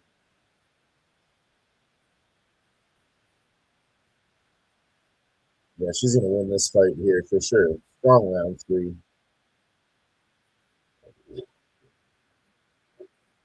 Fuck you, Amanda. You gassed out and you had no grappling.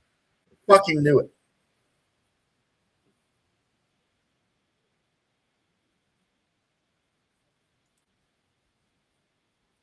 Bitch. Lemos is actually garbage.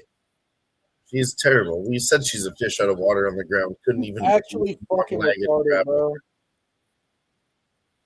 We saw her too. She went into the corner at the end of round 2. Like, what are you stupid? Fucking gosh, damn it.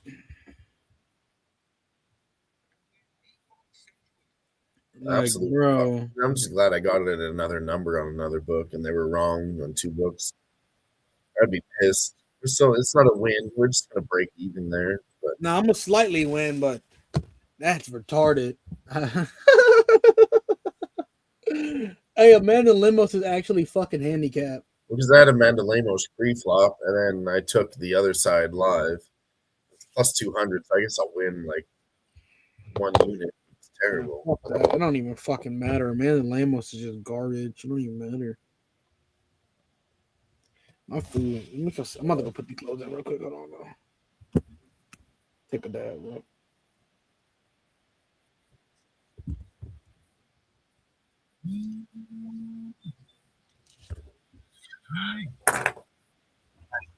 We're live for the decision right now, Dabs.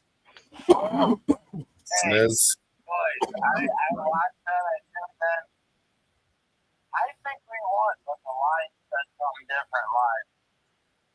I know. I think we finished the second round strong to say that was an even round. I know. It was 1-1 going And into the what third. did the other chick do other than a lay on her? Nothing. Nothing. The first round decided the whole fight, in my opinion. I know. The judges obviously didn't give that to us. It was terrible, man. She was limping back to the corner at the end of round 2. This girl couldn't beat a one-legged grappler. It's fucking terrible. Sorry I gave you that bet, Sniz. Oh, yeah, we're fine. I do have another one if you want. It's not plus 200, but the Kraken. I think they're going to win tonight. It's minus 135. The Canucks are 7-25 at home. I'm on that one. But that's about it. That's terrible. She's limping on her fucking leg in the corner right now. With her fucking... Oh, she's limping right now at the end of the fight. Her leg was fucked up, dude, and she still won the fight. That's disgusting. Disgusting. Laid on her. I don't know how she won the fight. Laid on her. I didn't see how she won. The other girl didn't do shit in round 3. That's why. Oh, she got laid on. Fucking filthy. You know, a couple nights fights early and then finish the fight off the back. I was saying, oh shit, we're on Joe's over there. I know. It was looking good at round one. All right, we got one. We got something right here. This is good. This is from G in the chat. Mexico soccer. Pumas versus Cruz Azul. Over 2.5, minus 135. That goes off in 30 minutes. From G, little soccer bet from G in the chat. Yeah. Puma versus Cruz Azul over 2.5, minus 135. I'm gonna go look at that. I'm jumping on that with you right now too, G. We are riding. That's a fucking no-brainer. He's actually killing it, and obviously in UFC. You can hear him, G. Let me put it up to the mic. Tell him, yell it out loud. Talk to you.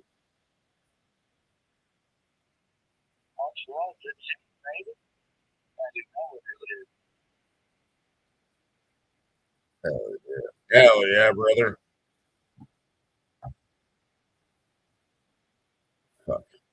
Fuck. That's an embarrassing loss. I was saying it on the live stream here too. I don't want this one to win. Yeah, it'd be great for my bankroll, but I need this for the boys because I'm part of the boys too. Right? We need this one. I just called the boys and said, place this bet. Your fucking leg is injured. And those are smash spots in the UFC. That's the important things that we look to smash on. That was a great spot, and Amanda Lemos could not capitalize on it. It's disgusting. Over to We're riding. Let's go. See what league? Do you have what league that is? Pumas versus Cruz Azul.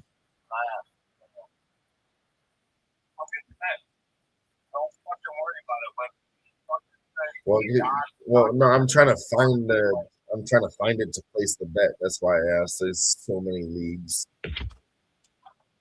So did we get fucked?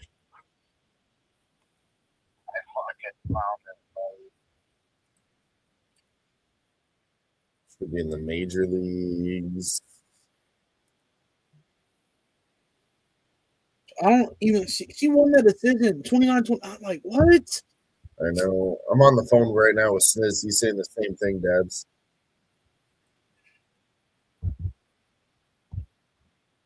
Like, bro.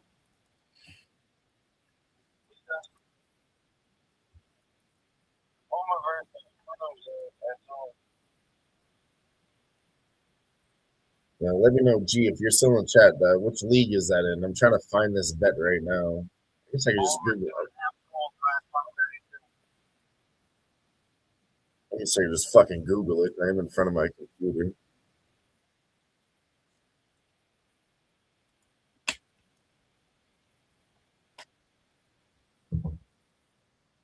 Kevin Vallejos might get a nutritional knockout. I think Kevin Vallejos gets the knockout here in the main event. Let's go look at this. We'll take a minute.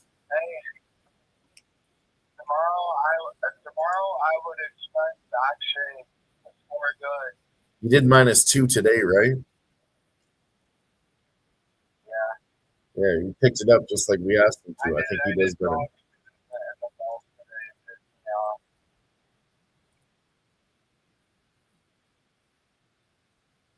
All right, I'm going under 3.5 rounds here at +130, I think. But let me look at it. Kevin by KO is -110. I kind of like him in round 4. I was looking at Kevin round 2, 3, or 4. +500, 600, and 700. I'll get with you real quick and try to hopefully bring some good vibes to that decision there. We're all in the same boats, man. Appreciate the vibes, though.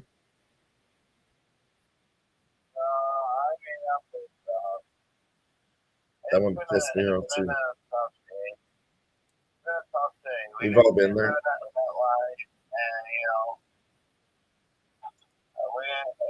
didn't say my last about it, but we had to say some goodbyes.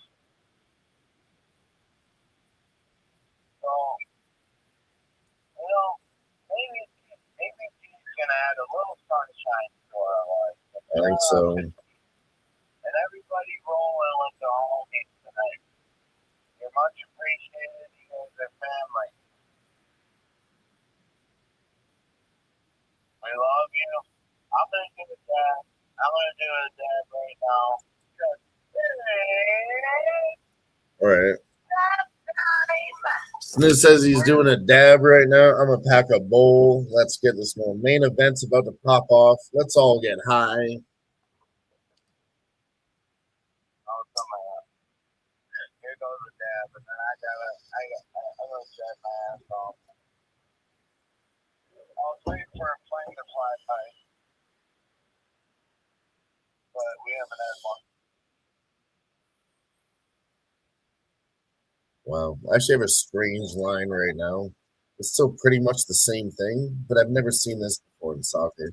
I got over 2.75. Sniz. Like what? Oh, you never heard of the old half goal? No. Did you ever get fucked by the corner hook? Quarter hook, I don't think it's a thing. I mean, let me know. I'm telling you, G, in the chat, if you got something for me on the over 2.75, he's got over 2.5 at -134. Why would they give me a better price? Unless it's fucking a trap. But I'm taking that shit anyways. I don't care. Yeah, fuck it like it owes you money. I'm gonna fuck it like it owes me money.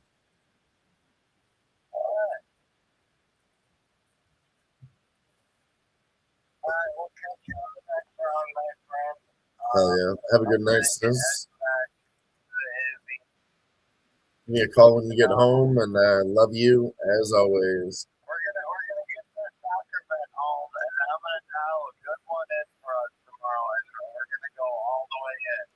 We're going all the way in. I don't want people to. No, sorry.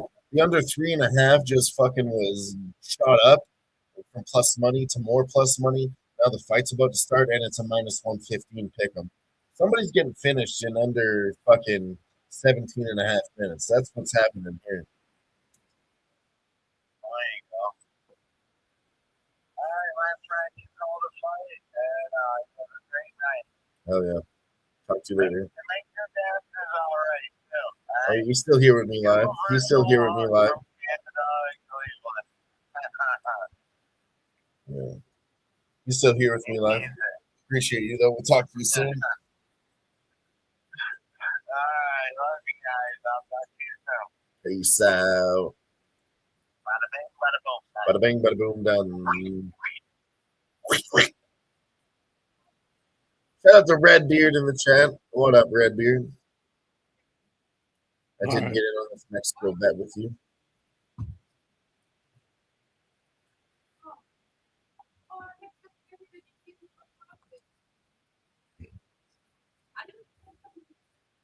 Dirt nasty, Dabs.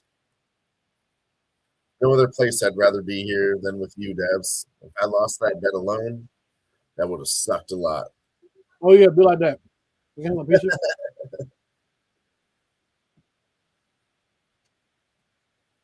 I was telling the guys at work the other day, they're like, we need to finish this project today or else we got to work on Saturday, right? Yeah. And I was like, well, we're not working Saturday. I have to go to church on Saturdays. And then, you have church every Saturday? I said, yeah, me and my boy have been watching UFC religiously for the past 5 years. It's been like, yeah, bro, crazy, bro. 6 hours. And they're like, what? Last fight. Hey, this is my last fight. My girl looking at me weird. I got to go. Last fight, that's fine. One more fight, and then you can go back to her. Yep. Tell her that's okay. Yeah, there's like 3 or 4 fights left, so yeah, you can leave after this one. Hey, can I get peace and something to drink?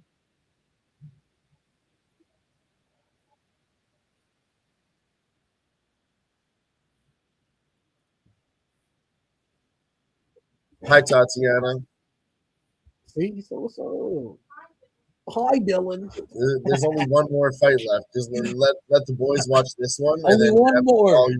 He's all yours after this one, Tatiana. Oh yeah, I appreciate you. I really do. Oh yeah, we're gonna go watch some Disney Plus, man. Shout out to the women that let their boys watch the fights on a Saturday night. And Tatiana, oh man, hey, look, she deserves that. Shout out to get here. Shout out to her. It takes a lot to get here, brother. Hey, it takes a lot to get here. Right? We all know the women are the boss of our lives. So shout out to her for being a good woman. No, facts.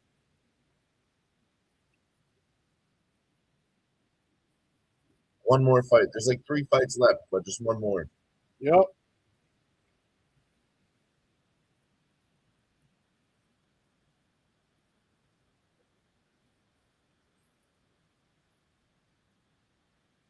Jeez. Let's go, Dabs. We're getting this one at the end of the night. We always win at the end of the night.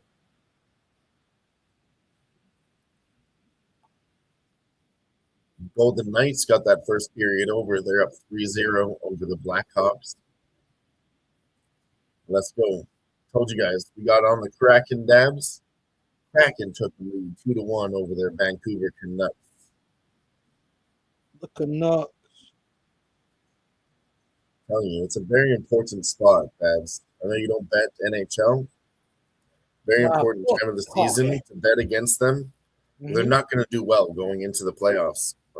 They've had 33 matches now, okay, at home. They've won 7 of them, Dabs. They're losing 75% of the time at home. If you bet against the Vancouver Canucks at home every time this season, you'd be up 20 units. Okay. Remember when I was talking to you about all these teams I don't like? Yeah. New York Rangers. You'd be up 20 units fading their asses at home. LA Kings. You'd be up 20 units fading their asses at home. I told you, those are the bottom teams. And there's a big shift this year. You know, Ducks, Canadians, Sharks. Yeah. All the shitty teams last year moved up to middle teams. And I knew who those teams were going to be. It was the Rangers, Kings, and Canucks.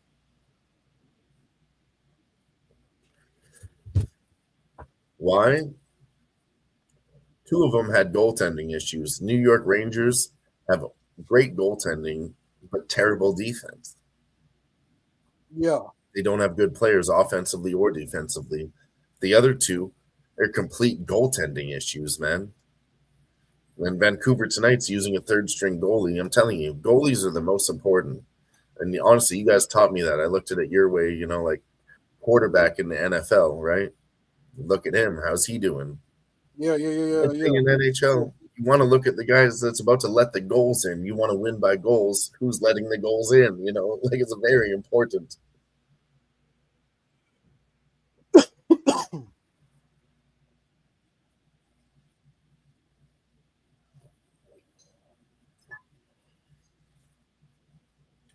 $17-1. 17-year edge, younger fighter won 69% of the time.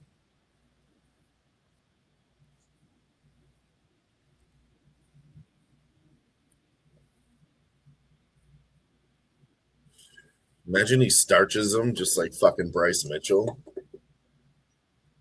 I mean, if he went the other way on Emmett by KO here, I wouldn't hate that either. Like fucking plus 1,500.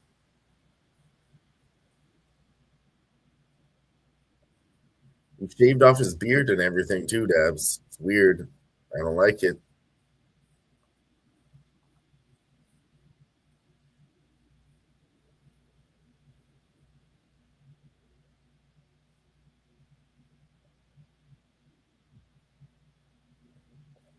Whoo!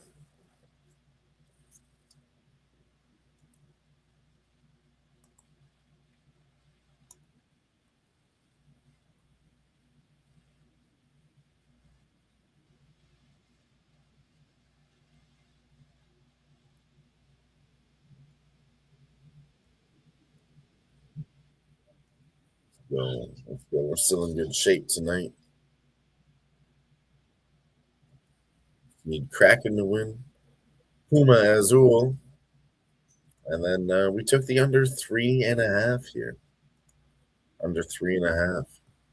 This fight will not go 17.5 minutes.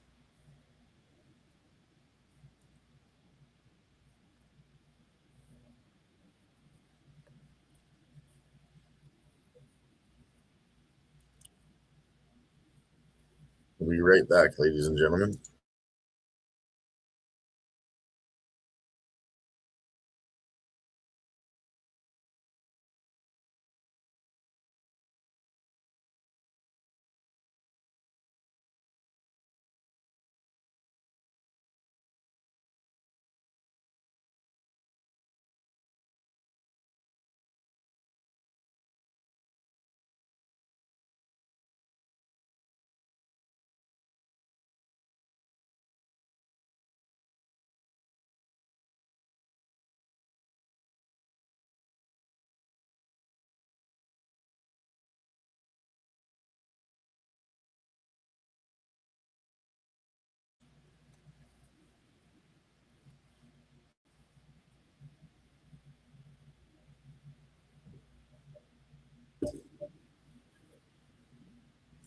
Shit. Let's go Vallejos in on him now. Josh Emmett shoots for a takedown.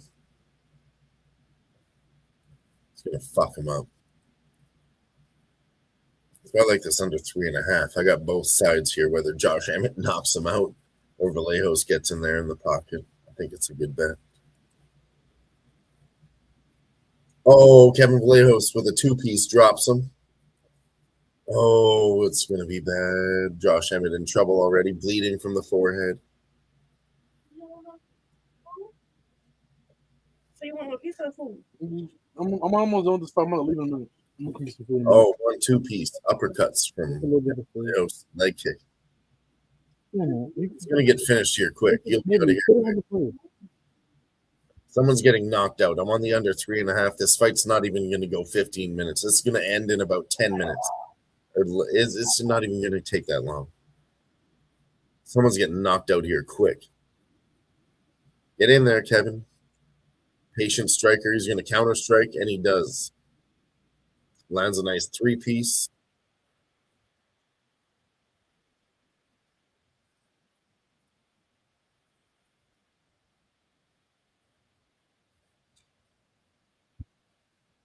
Bleeding right in the middle of his forehead is Josh Emmett. 2 minutes left, round 1. Kevin Vallejos now being a patient counter striker. He's got the speed advantage and he knows it. He's just waiting for the counter strike. And he gets in. 1, 2, 3. Josh Emmett is down. Bang, bang, bang, bang, bang. He's on top of him. Bang, bang again. 1, 2, 3. 1, 2, 3. Elbow, elbow, elbow, elbow, and another one. Ties him up. He's still searching for it. Right hook, right hook, right hook on the ground. Takes his back. Left hook, elbow. Beating him up now. Beating him up now. Elbow. Knee to the head as Josh Emmett stands up, and he takes a big swing and falls down. He's back up against the fence. Kevin Vallejos in on him. Knee, left. Knee. knee, elbow to the body, punch to the body, punch to the head, left, right, and the fight is over. Herb Dean calls it. That's Kevin Vallejos. Round 1. Yes, sir. So cash the under 3.5 at plus 105 dabs, 17.5 minutes. Let's go. Ended it with a banger. Let's fuck. That's all we needed. If Tatiana's still listening, I told you you'd get your man back in just 2 minutes. He was about to knock him out. Debs, you need to get out of here. Appreciate you for stopping by. Let them know whatever you want to talk about. Wrap it up. Do yourself a little outro. I'll stick around for a little bit here, but Oh no, we're good. Sheesh. About to go get some squirrels, baby. And I wanted to do round 2, 3, 4. Told you if you want to bet on a dog, bet him to survive round 1. I didn't even feel that way this time. I just thought 2, 3, 4 would be really good plus money. Oh, he swung and fell. He was dead, dude. Yeah, that's another 17-year age gap cashing, Debs. Yep, that's all she wrote. Have a good night. I will catch you guys on the other one later. Hell yeah. We'll see you again next week for the next fight card, Debs. Appreciate you for stopping by. Yes, sir. Later. Have a good night, man. Yes, sir. Shout out to my guy, Dad Father. We cashed. Let's go right at the end. We cashed the under 3.5 rounds. Let's go, boys. I'm a dangerous man with some money in my pocket. Beautiful.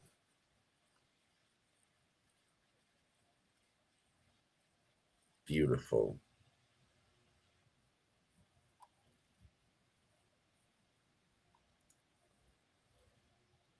Look at that. 42 strikes to 2. 41 significant strikes to 2. He beat the shit out of him. 3 minutes, 33 seconds into round 1. That's a KO from Kevin Vallejos.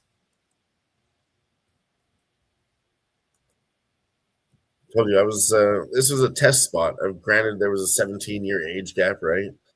And they always say about power, it's the last thing to go. Josh Emmett has sick power. We need to always respect his power. But under 3.5 was the beautiful bet here. You don't want to. I was going to get cute with round 1. Sure, it's plus money, but it's pretty much the same as the under 3.5, which buys you 17.5 minutes instead of 5 minutes. So, yeah, shout out to M the Great still rocking with us. He says, great call. And that's what we're trying to do. He said that all night. We're trying to sit here waiting for those good calls, the ones you feel good about. It was Mick Tebek oral by decision. You talked about it with me. We felt good about it. Didn't place the bet.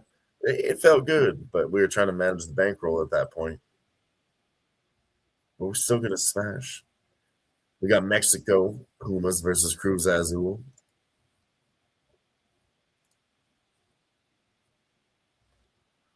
He even said he grew up watching Josh Emmett, was scared of his knockout power. He knew it was a piece to be scared of.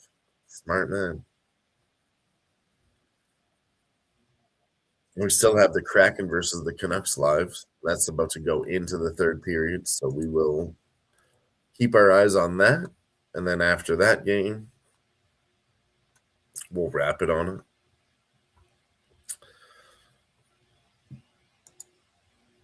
There is some, I'm not going to say late action. We can't bet it. But 10 seconds left. Nuggets versus Lakers. Again, this is the pattern here. Swear to God. Lakers first quarter, they win. They win the second quarter, win first half. That's not really the pattern. The pattern is Lakers first quarter most of the time. And then they're going to lose late. Nuggets third quarter, 37-26. And Lakers fourth quarter, which is a terrible spot for them all the time. Nuggets 29-26. And they're up by 3 with 10 seconds left. Huge comeback from the Nuggets over the Lakers. And I've seen that multiple times. That's the pattern, man, with the Lakers.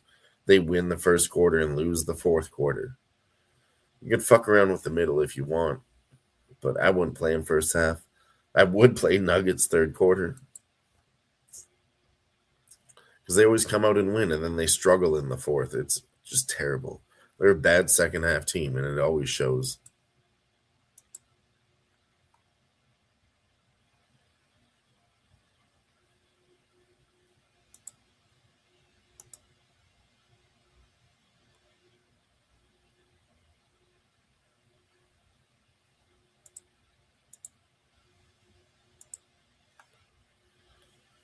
Always shows. Let's see if they even win this one. I don't think they're going to do it. Don't think they're going to do it. Kings and Clippers just kicked off too. First quarter. Kings leading 26-20. Live lines 10.5. I mean, the Clippers should fuck them up. Kings really do suck right now. They really do. See, Kraken's still up 2-1. That's the last bet we need to sweat. That was all in the first period. Now we're in the second period here. Let's go, Kraken.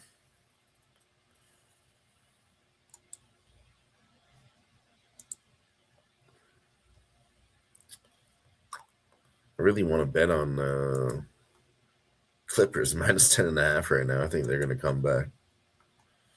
Let's take a look at some other lines, though.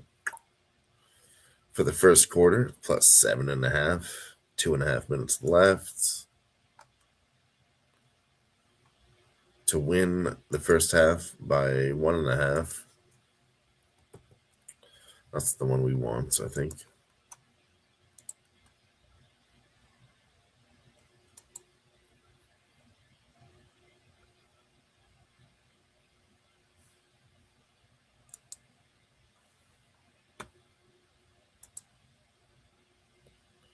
I think they're going to make a comeback here. Let's go. Clippers minus 1.5 first half. Let's get in on that.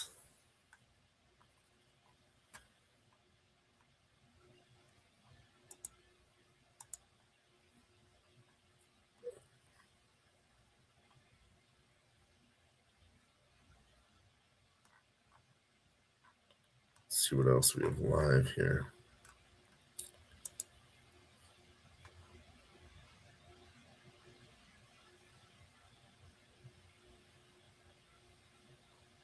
We also cashed on the Sharks tonight. Didn't run a video for that one. But we did not even run a video for that under 3.5. So let's run a double video for the double cashers that we didn't play videos for. Let's go. Banger.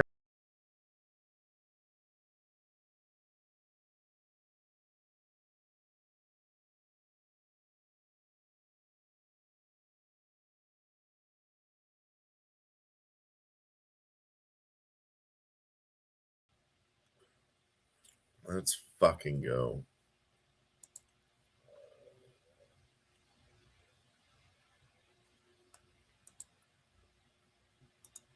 We're getting this done tonight, boys.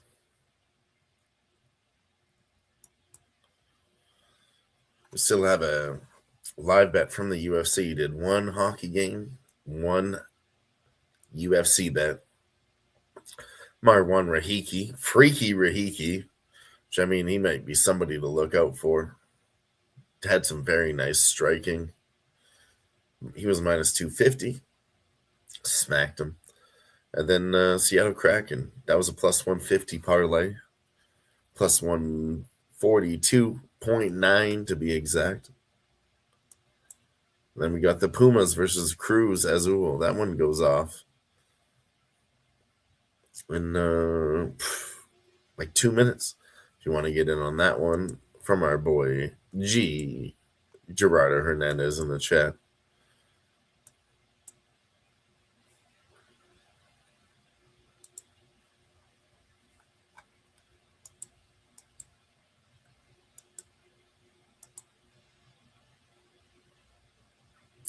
Yeah, so let's look at our record tonight.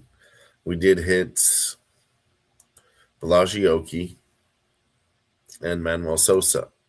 Fight ends by KO, minus 120. Got the Sabres plus 120. Sharks plus 120. Lost a couple bets in Brad Tavares on the UFC.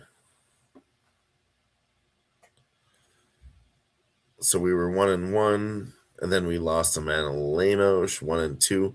Came back strong with the under 3.5. So 2-2 on UFC tonight. Didn't get any plus money that we really fucking needed, but it's okay. We played it smart, came through fine, smashed the NHL, still have a parlay live. We're doing fine. It's exactly where we need to be, right in the pocket until we can smack them again. Fucking Amanda should have won. That was disgusting.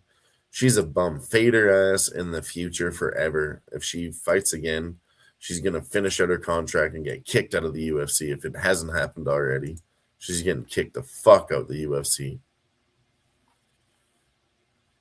Don't forget about Clippers first half. They're already making a comeback. They're only down by 1.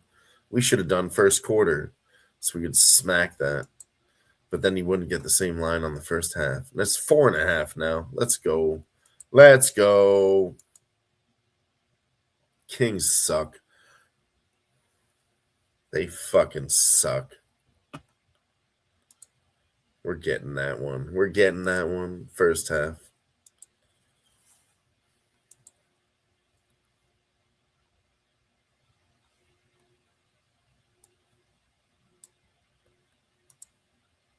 Great fight card, though, tonight. I mean, people are going to say tomorrow, oh, what a shit card. Probably because they lost money. That was a good card. Fights were great. Decisions, maybe they were but we weren't on them. And that's why they're going to say that they're shitty, because they lost and they weren't smart. But realistically, if they look past their losses, it wasn't that bad. It was a great card. Violence, if you're a fan, that was a great card. And if you're complaining about that, call 1-800-GAMBLER. You know what I mean? Call 1-800-GAMBLER, you bitch.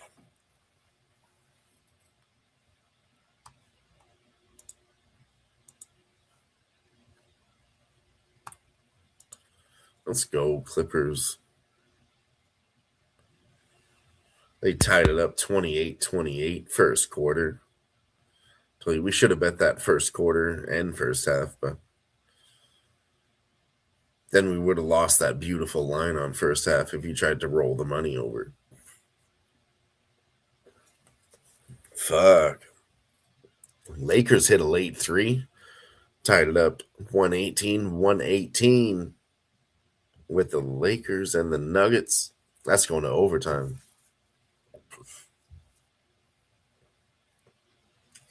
Sacramento hits a late 3. That's not good. I still think they're going to come back and win by 2 points.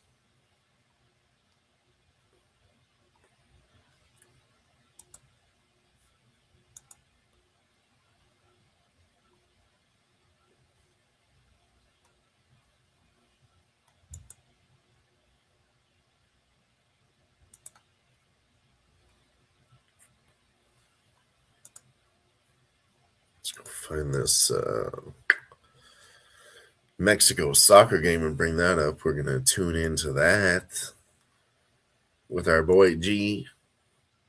I think it's popping off right now, so if you haven't gotten in already, do get in.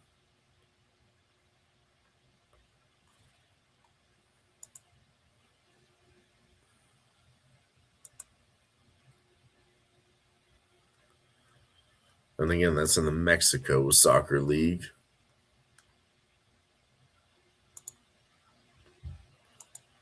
Liga MX.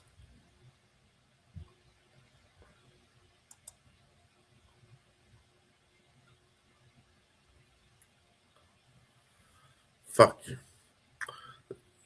We're 3 minutes in. Let's go. Let's get some goals.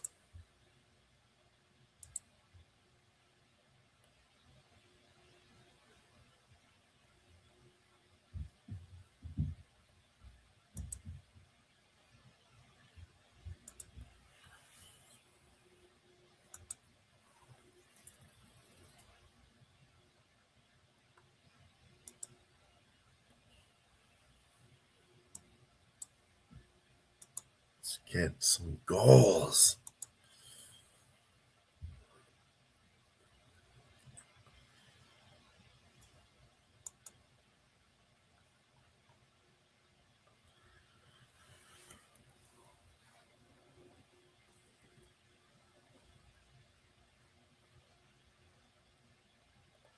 Clippers only down by 2 now. Second quarter started.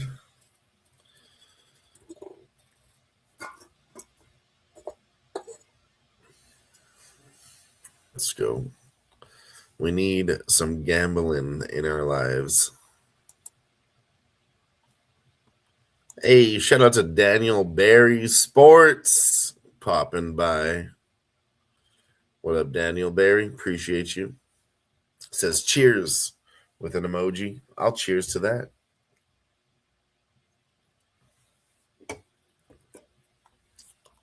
Current bets were sweating. UFC was over. We went 2-2. Gave out plenty of bets, but stayed off the landmines. That was great. Then a couple live spots we missed, but it was fine. It was fine. We went well. We did our work. I knew the card was going to be greasy. We avoided it. And then moved on to the NHL. Started betting a little bit of that. We were on the Buffalo Sabres. Cashed that. We were on the Sabres and the Sharks. Cashed that. We're on the Clippers first half right now. -1.5 first half.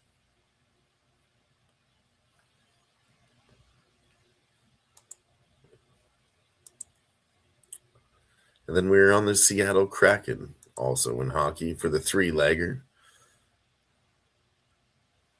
Three-legger in UFC and the three-legger in hockey. And the Kraken scored again in the second period. 3-1 now. 3-1 over those Canucks. 3-1 over those bum-ass Canucks. Let's go.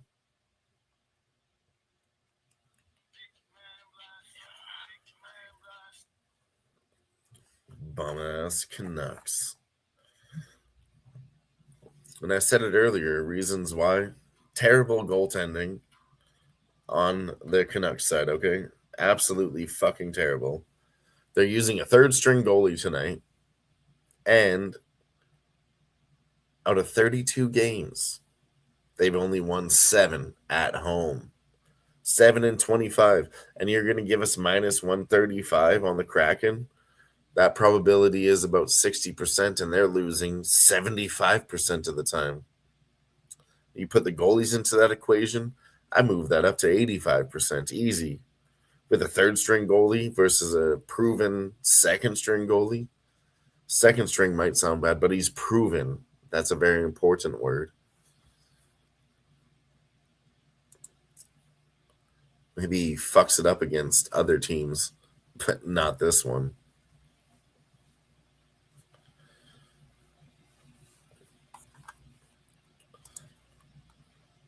That is Philip Grubauer. He's 11-8, so more wins than losses, which is great. On the other side, 5-5 for Nikita Tolopilo. And, I'm not going to shit on him, because you can never shit on the goalies when it comes to NHL. I'll never sit here and just say, oh, the goalie sucks.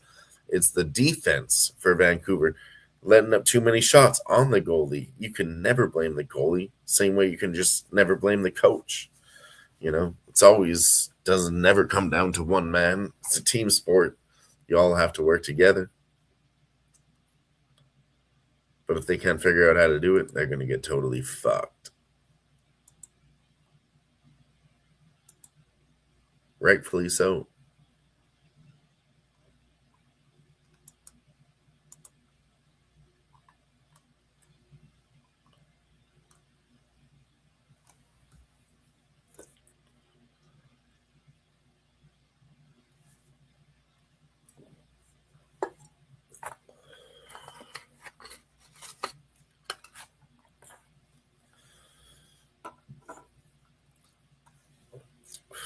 Let's see where the Clippers are at.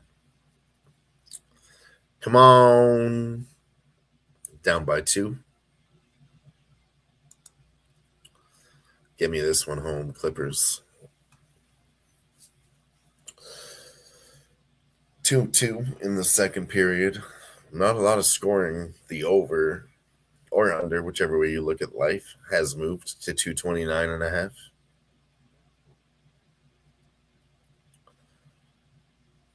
He was definitely a lot higher than that. I mean, they scored 64 points in the first quarter.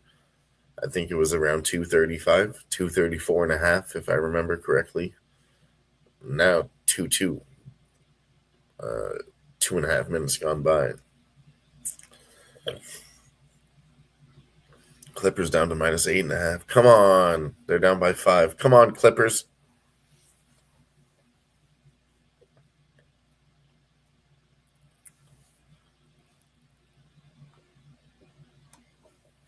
They're still at -0.5 live. So I snagged -1.5 live when they were down in the first quarter. Moved up to -4.5, which definitely felt trappy. But now it's -5.5 live, and they're down by 5 points. But they hit some buckets, and they're only down by 1. Let's go, Clippers! You're doing this in the second quarter. You are. Race to 10. Clippers is -350. I like that.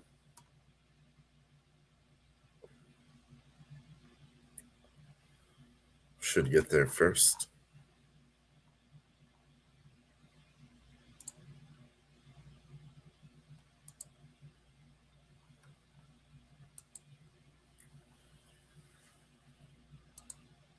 Come on. 10 minutes gone by in the soccer game. No goals scored.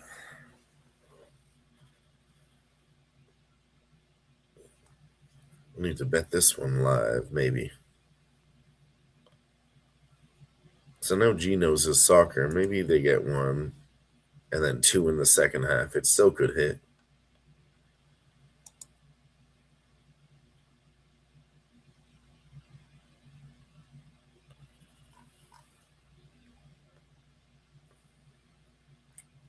Oh, yeah. Let's go. Score a goal. Score a goal.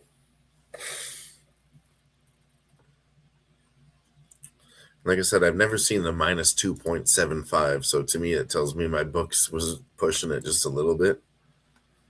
And it is an offshore book, so maybe they take more soccer bets than other places.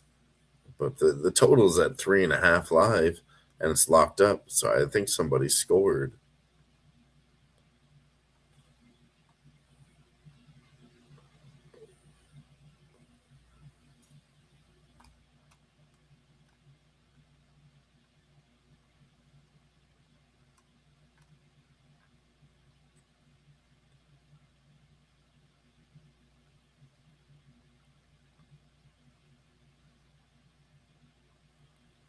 Yeah, we're 2.5 is -118. Nobody scored. Nobody scored. Nobody scored.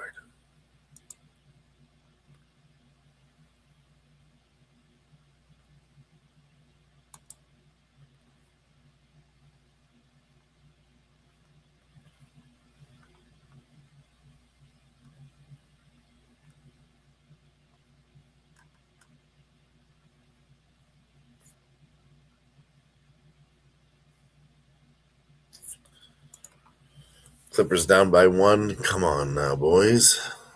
Do something. Do something.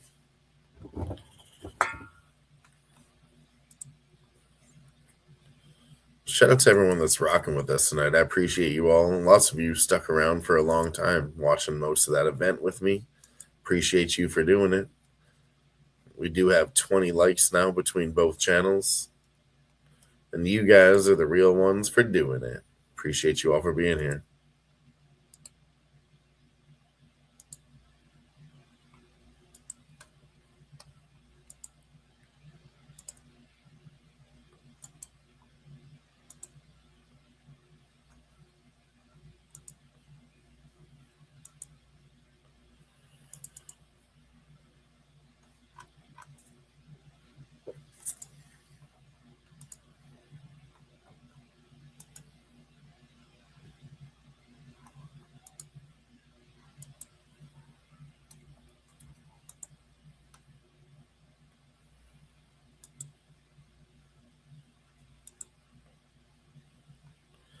Come on, free kick. Free kick. Get a goal. Get a goal.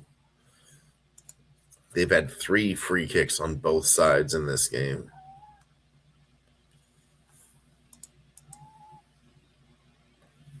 We got 24 likes now between both channels, 15 on Who Bangin', 9 on Razor Sharp Picks.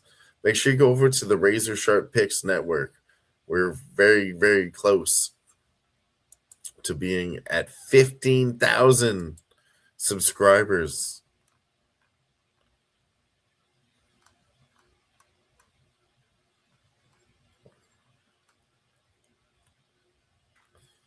Let me tell you, real ones will get blessed when we hit 15,000. We're going to do some giveaways. I'm going to donate to it. I'm going to talk to the boys. Guaranteed they'll fucking donate to it. If you want to make a donation right now, it's only $5. Razor's giving out his picks all week on his channel. And then we're always giving out picks every day on Who Bangin' for $5 a month. If you guys want to get in on that, appreciate you.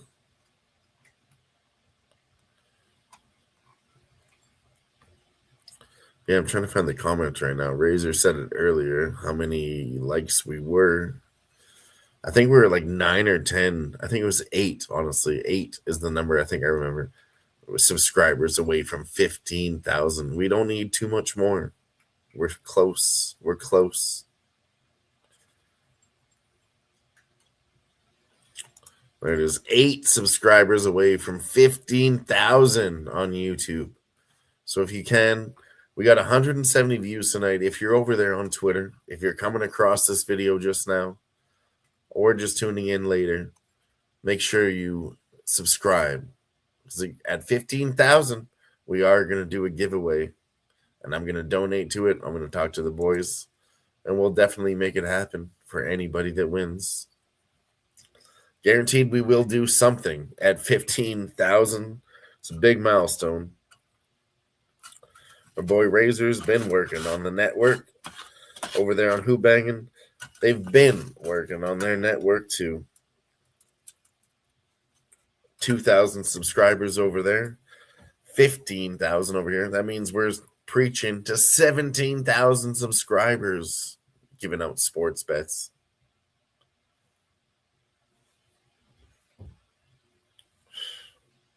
Cheers, everybody.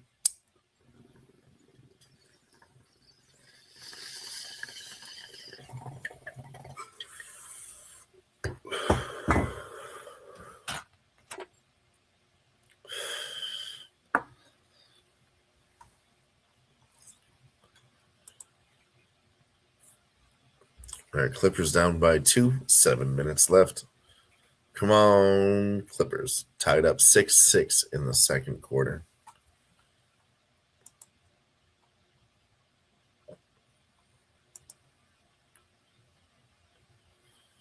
Kraken still smacking. Let's go. Kraken still smacking. Release the Kraken. We need that bet to win.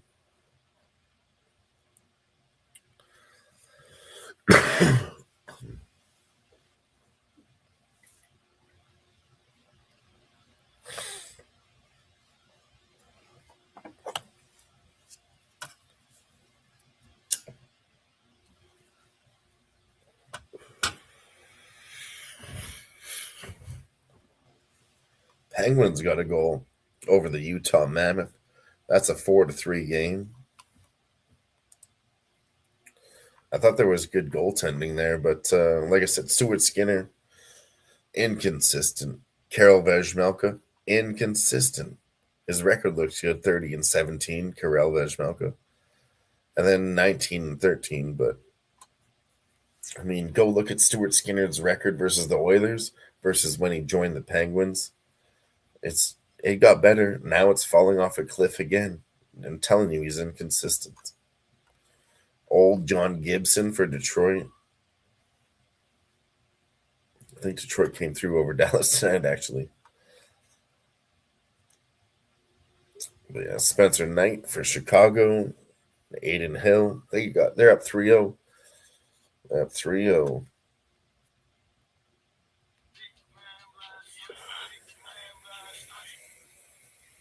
get this fucking basketball bet home. Clippers still down by 2.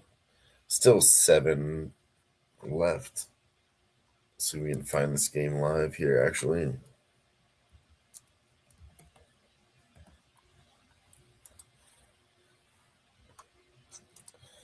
I'm actually going to go take a leak. I'll be right back. And then we will continue from there. But I'll leave you guys with a sweet fucking video, though.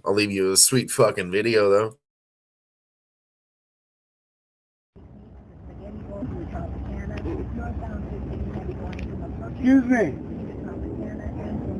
Can you pass me the gray poupon? Oh, son. Take care, sweet.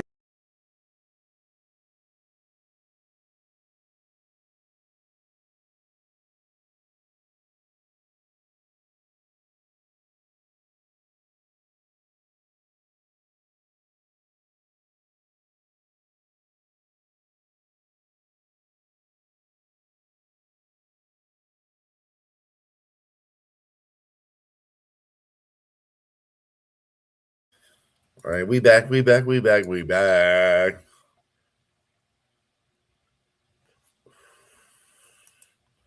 Appreciate everyone that's still watching with us. I know it's a small crowd now that the UFC Vegas 114 event has ended, but we do have some other action with the Clippers. First half, -1.5, was -4.5. Still is live at +0.5, but that's -220, but they're tied up 39-39. Let's go Clippers. Then we have the Seattle Kraken. Gave you guys that on the show earlier. That was -135. But, I mean, it sounds like a bad price, -135, but let's break it down a little bit. -135, that reflects that they're going to win 66% of the time, and Vancouver is losing 75% of the time. And on top of that, if you add, like I said, a little bit of goaltending capping into that, I'd give that an extra 10%, which puts it at 85%. And they're currently winning 3-1. So I think my cap was on point there.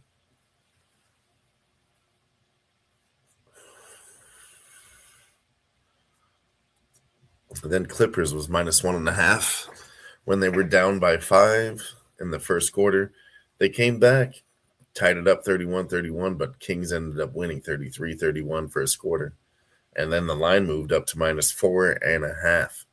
You can still get the first half at -0.5 for the Clippers at +100, and there's still 6.5 minutes left. They're down by 2 right now.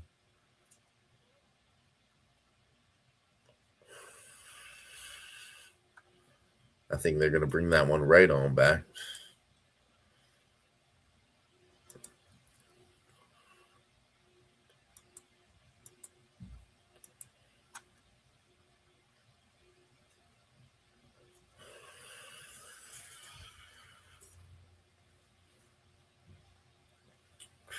Eight to 8 in the second quarter, still tied up, going pretty slow.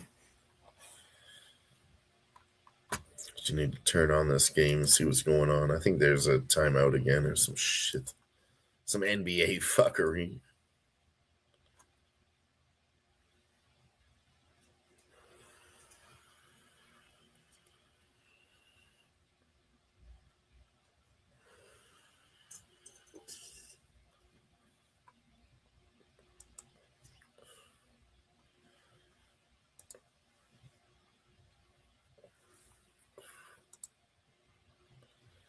Let's score a goal here. 23 minutes into the first half. Still 45 minutes in a half in soccer. Pumas versus Cruz Azul. But we need one at least in the first half. Come on now.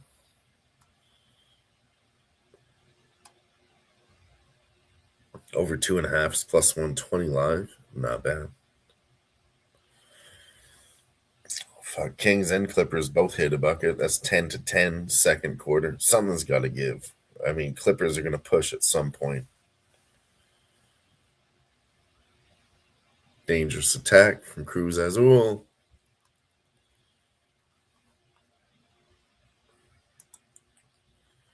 I can share this one with you guys if you want. I can't show the soccer game, but I can give you a box score. Throw that up here.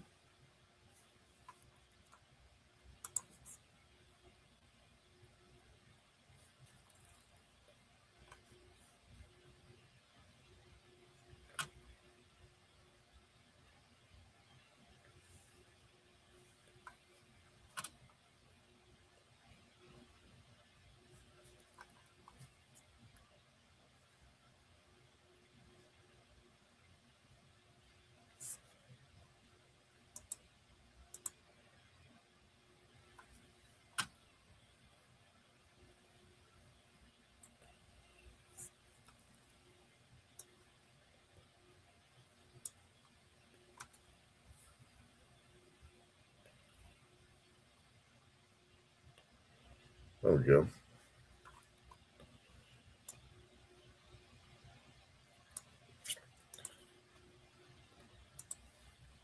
Now we can watch the game. There's the full soccer setup for you. Shout out to Gerardo with that soccer bet. Let's sweat it. Oh, fuck. Kings up by 5 now. Come on, Clippers. They're still only down by 2 second quarter. Do something here. Don't fuck this one up.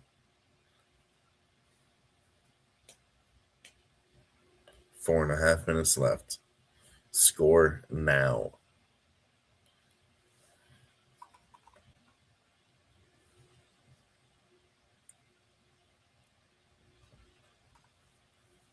Looks like they got free throws.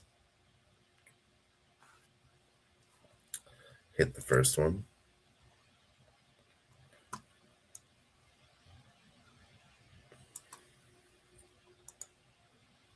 Oh my God. I missed the second one and then gave it up.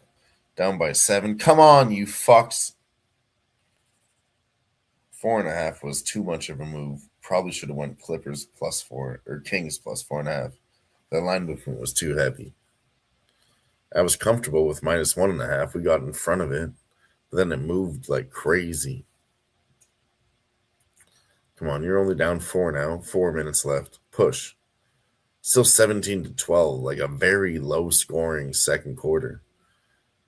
If one team can push and take the lead, and if it's the Clippers, we can cash it. Come on now, boys. So I still think they're going to do this in the end, too. Like, even if we lose this, I think Clippers -5.5 is a good bet live. The Kings are not going to continue anything in the third and fourth. Nothing.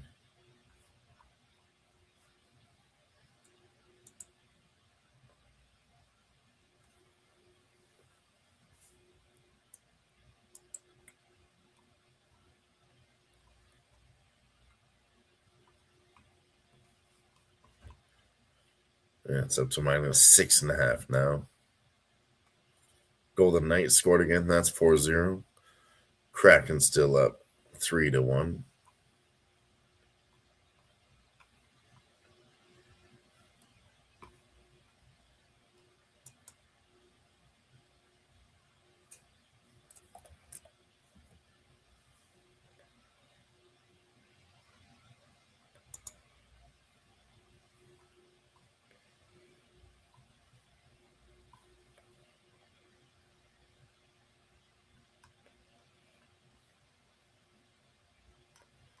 So much time is left there. I don't think much. Second period seems to have been dragging on forever. Yeah, it's over.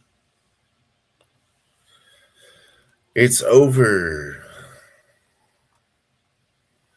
That's 3-1. Second period. They're going to sweat out the end of this Clippers. Oh, fuck. The Clippers ain't doing shit. They're down by 9. Come on, you fucks.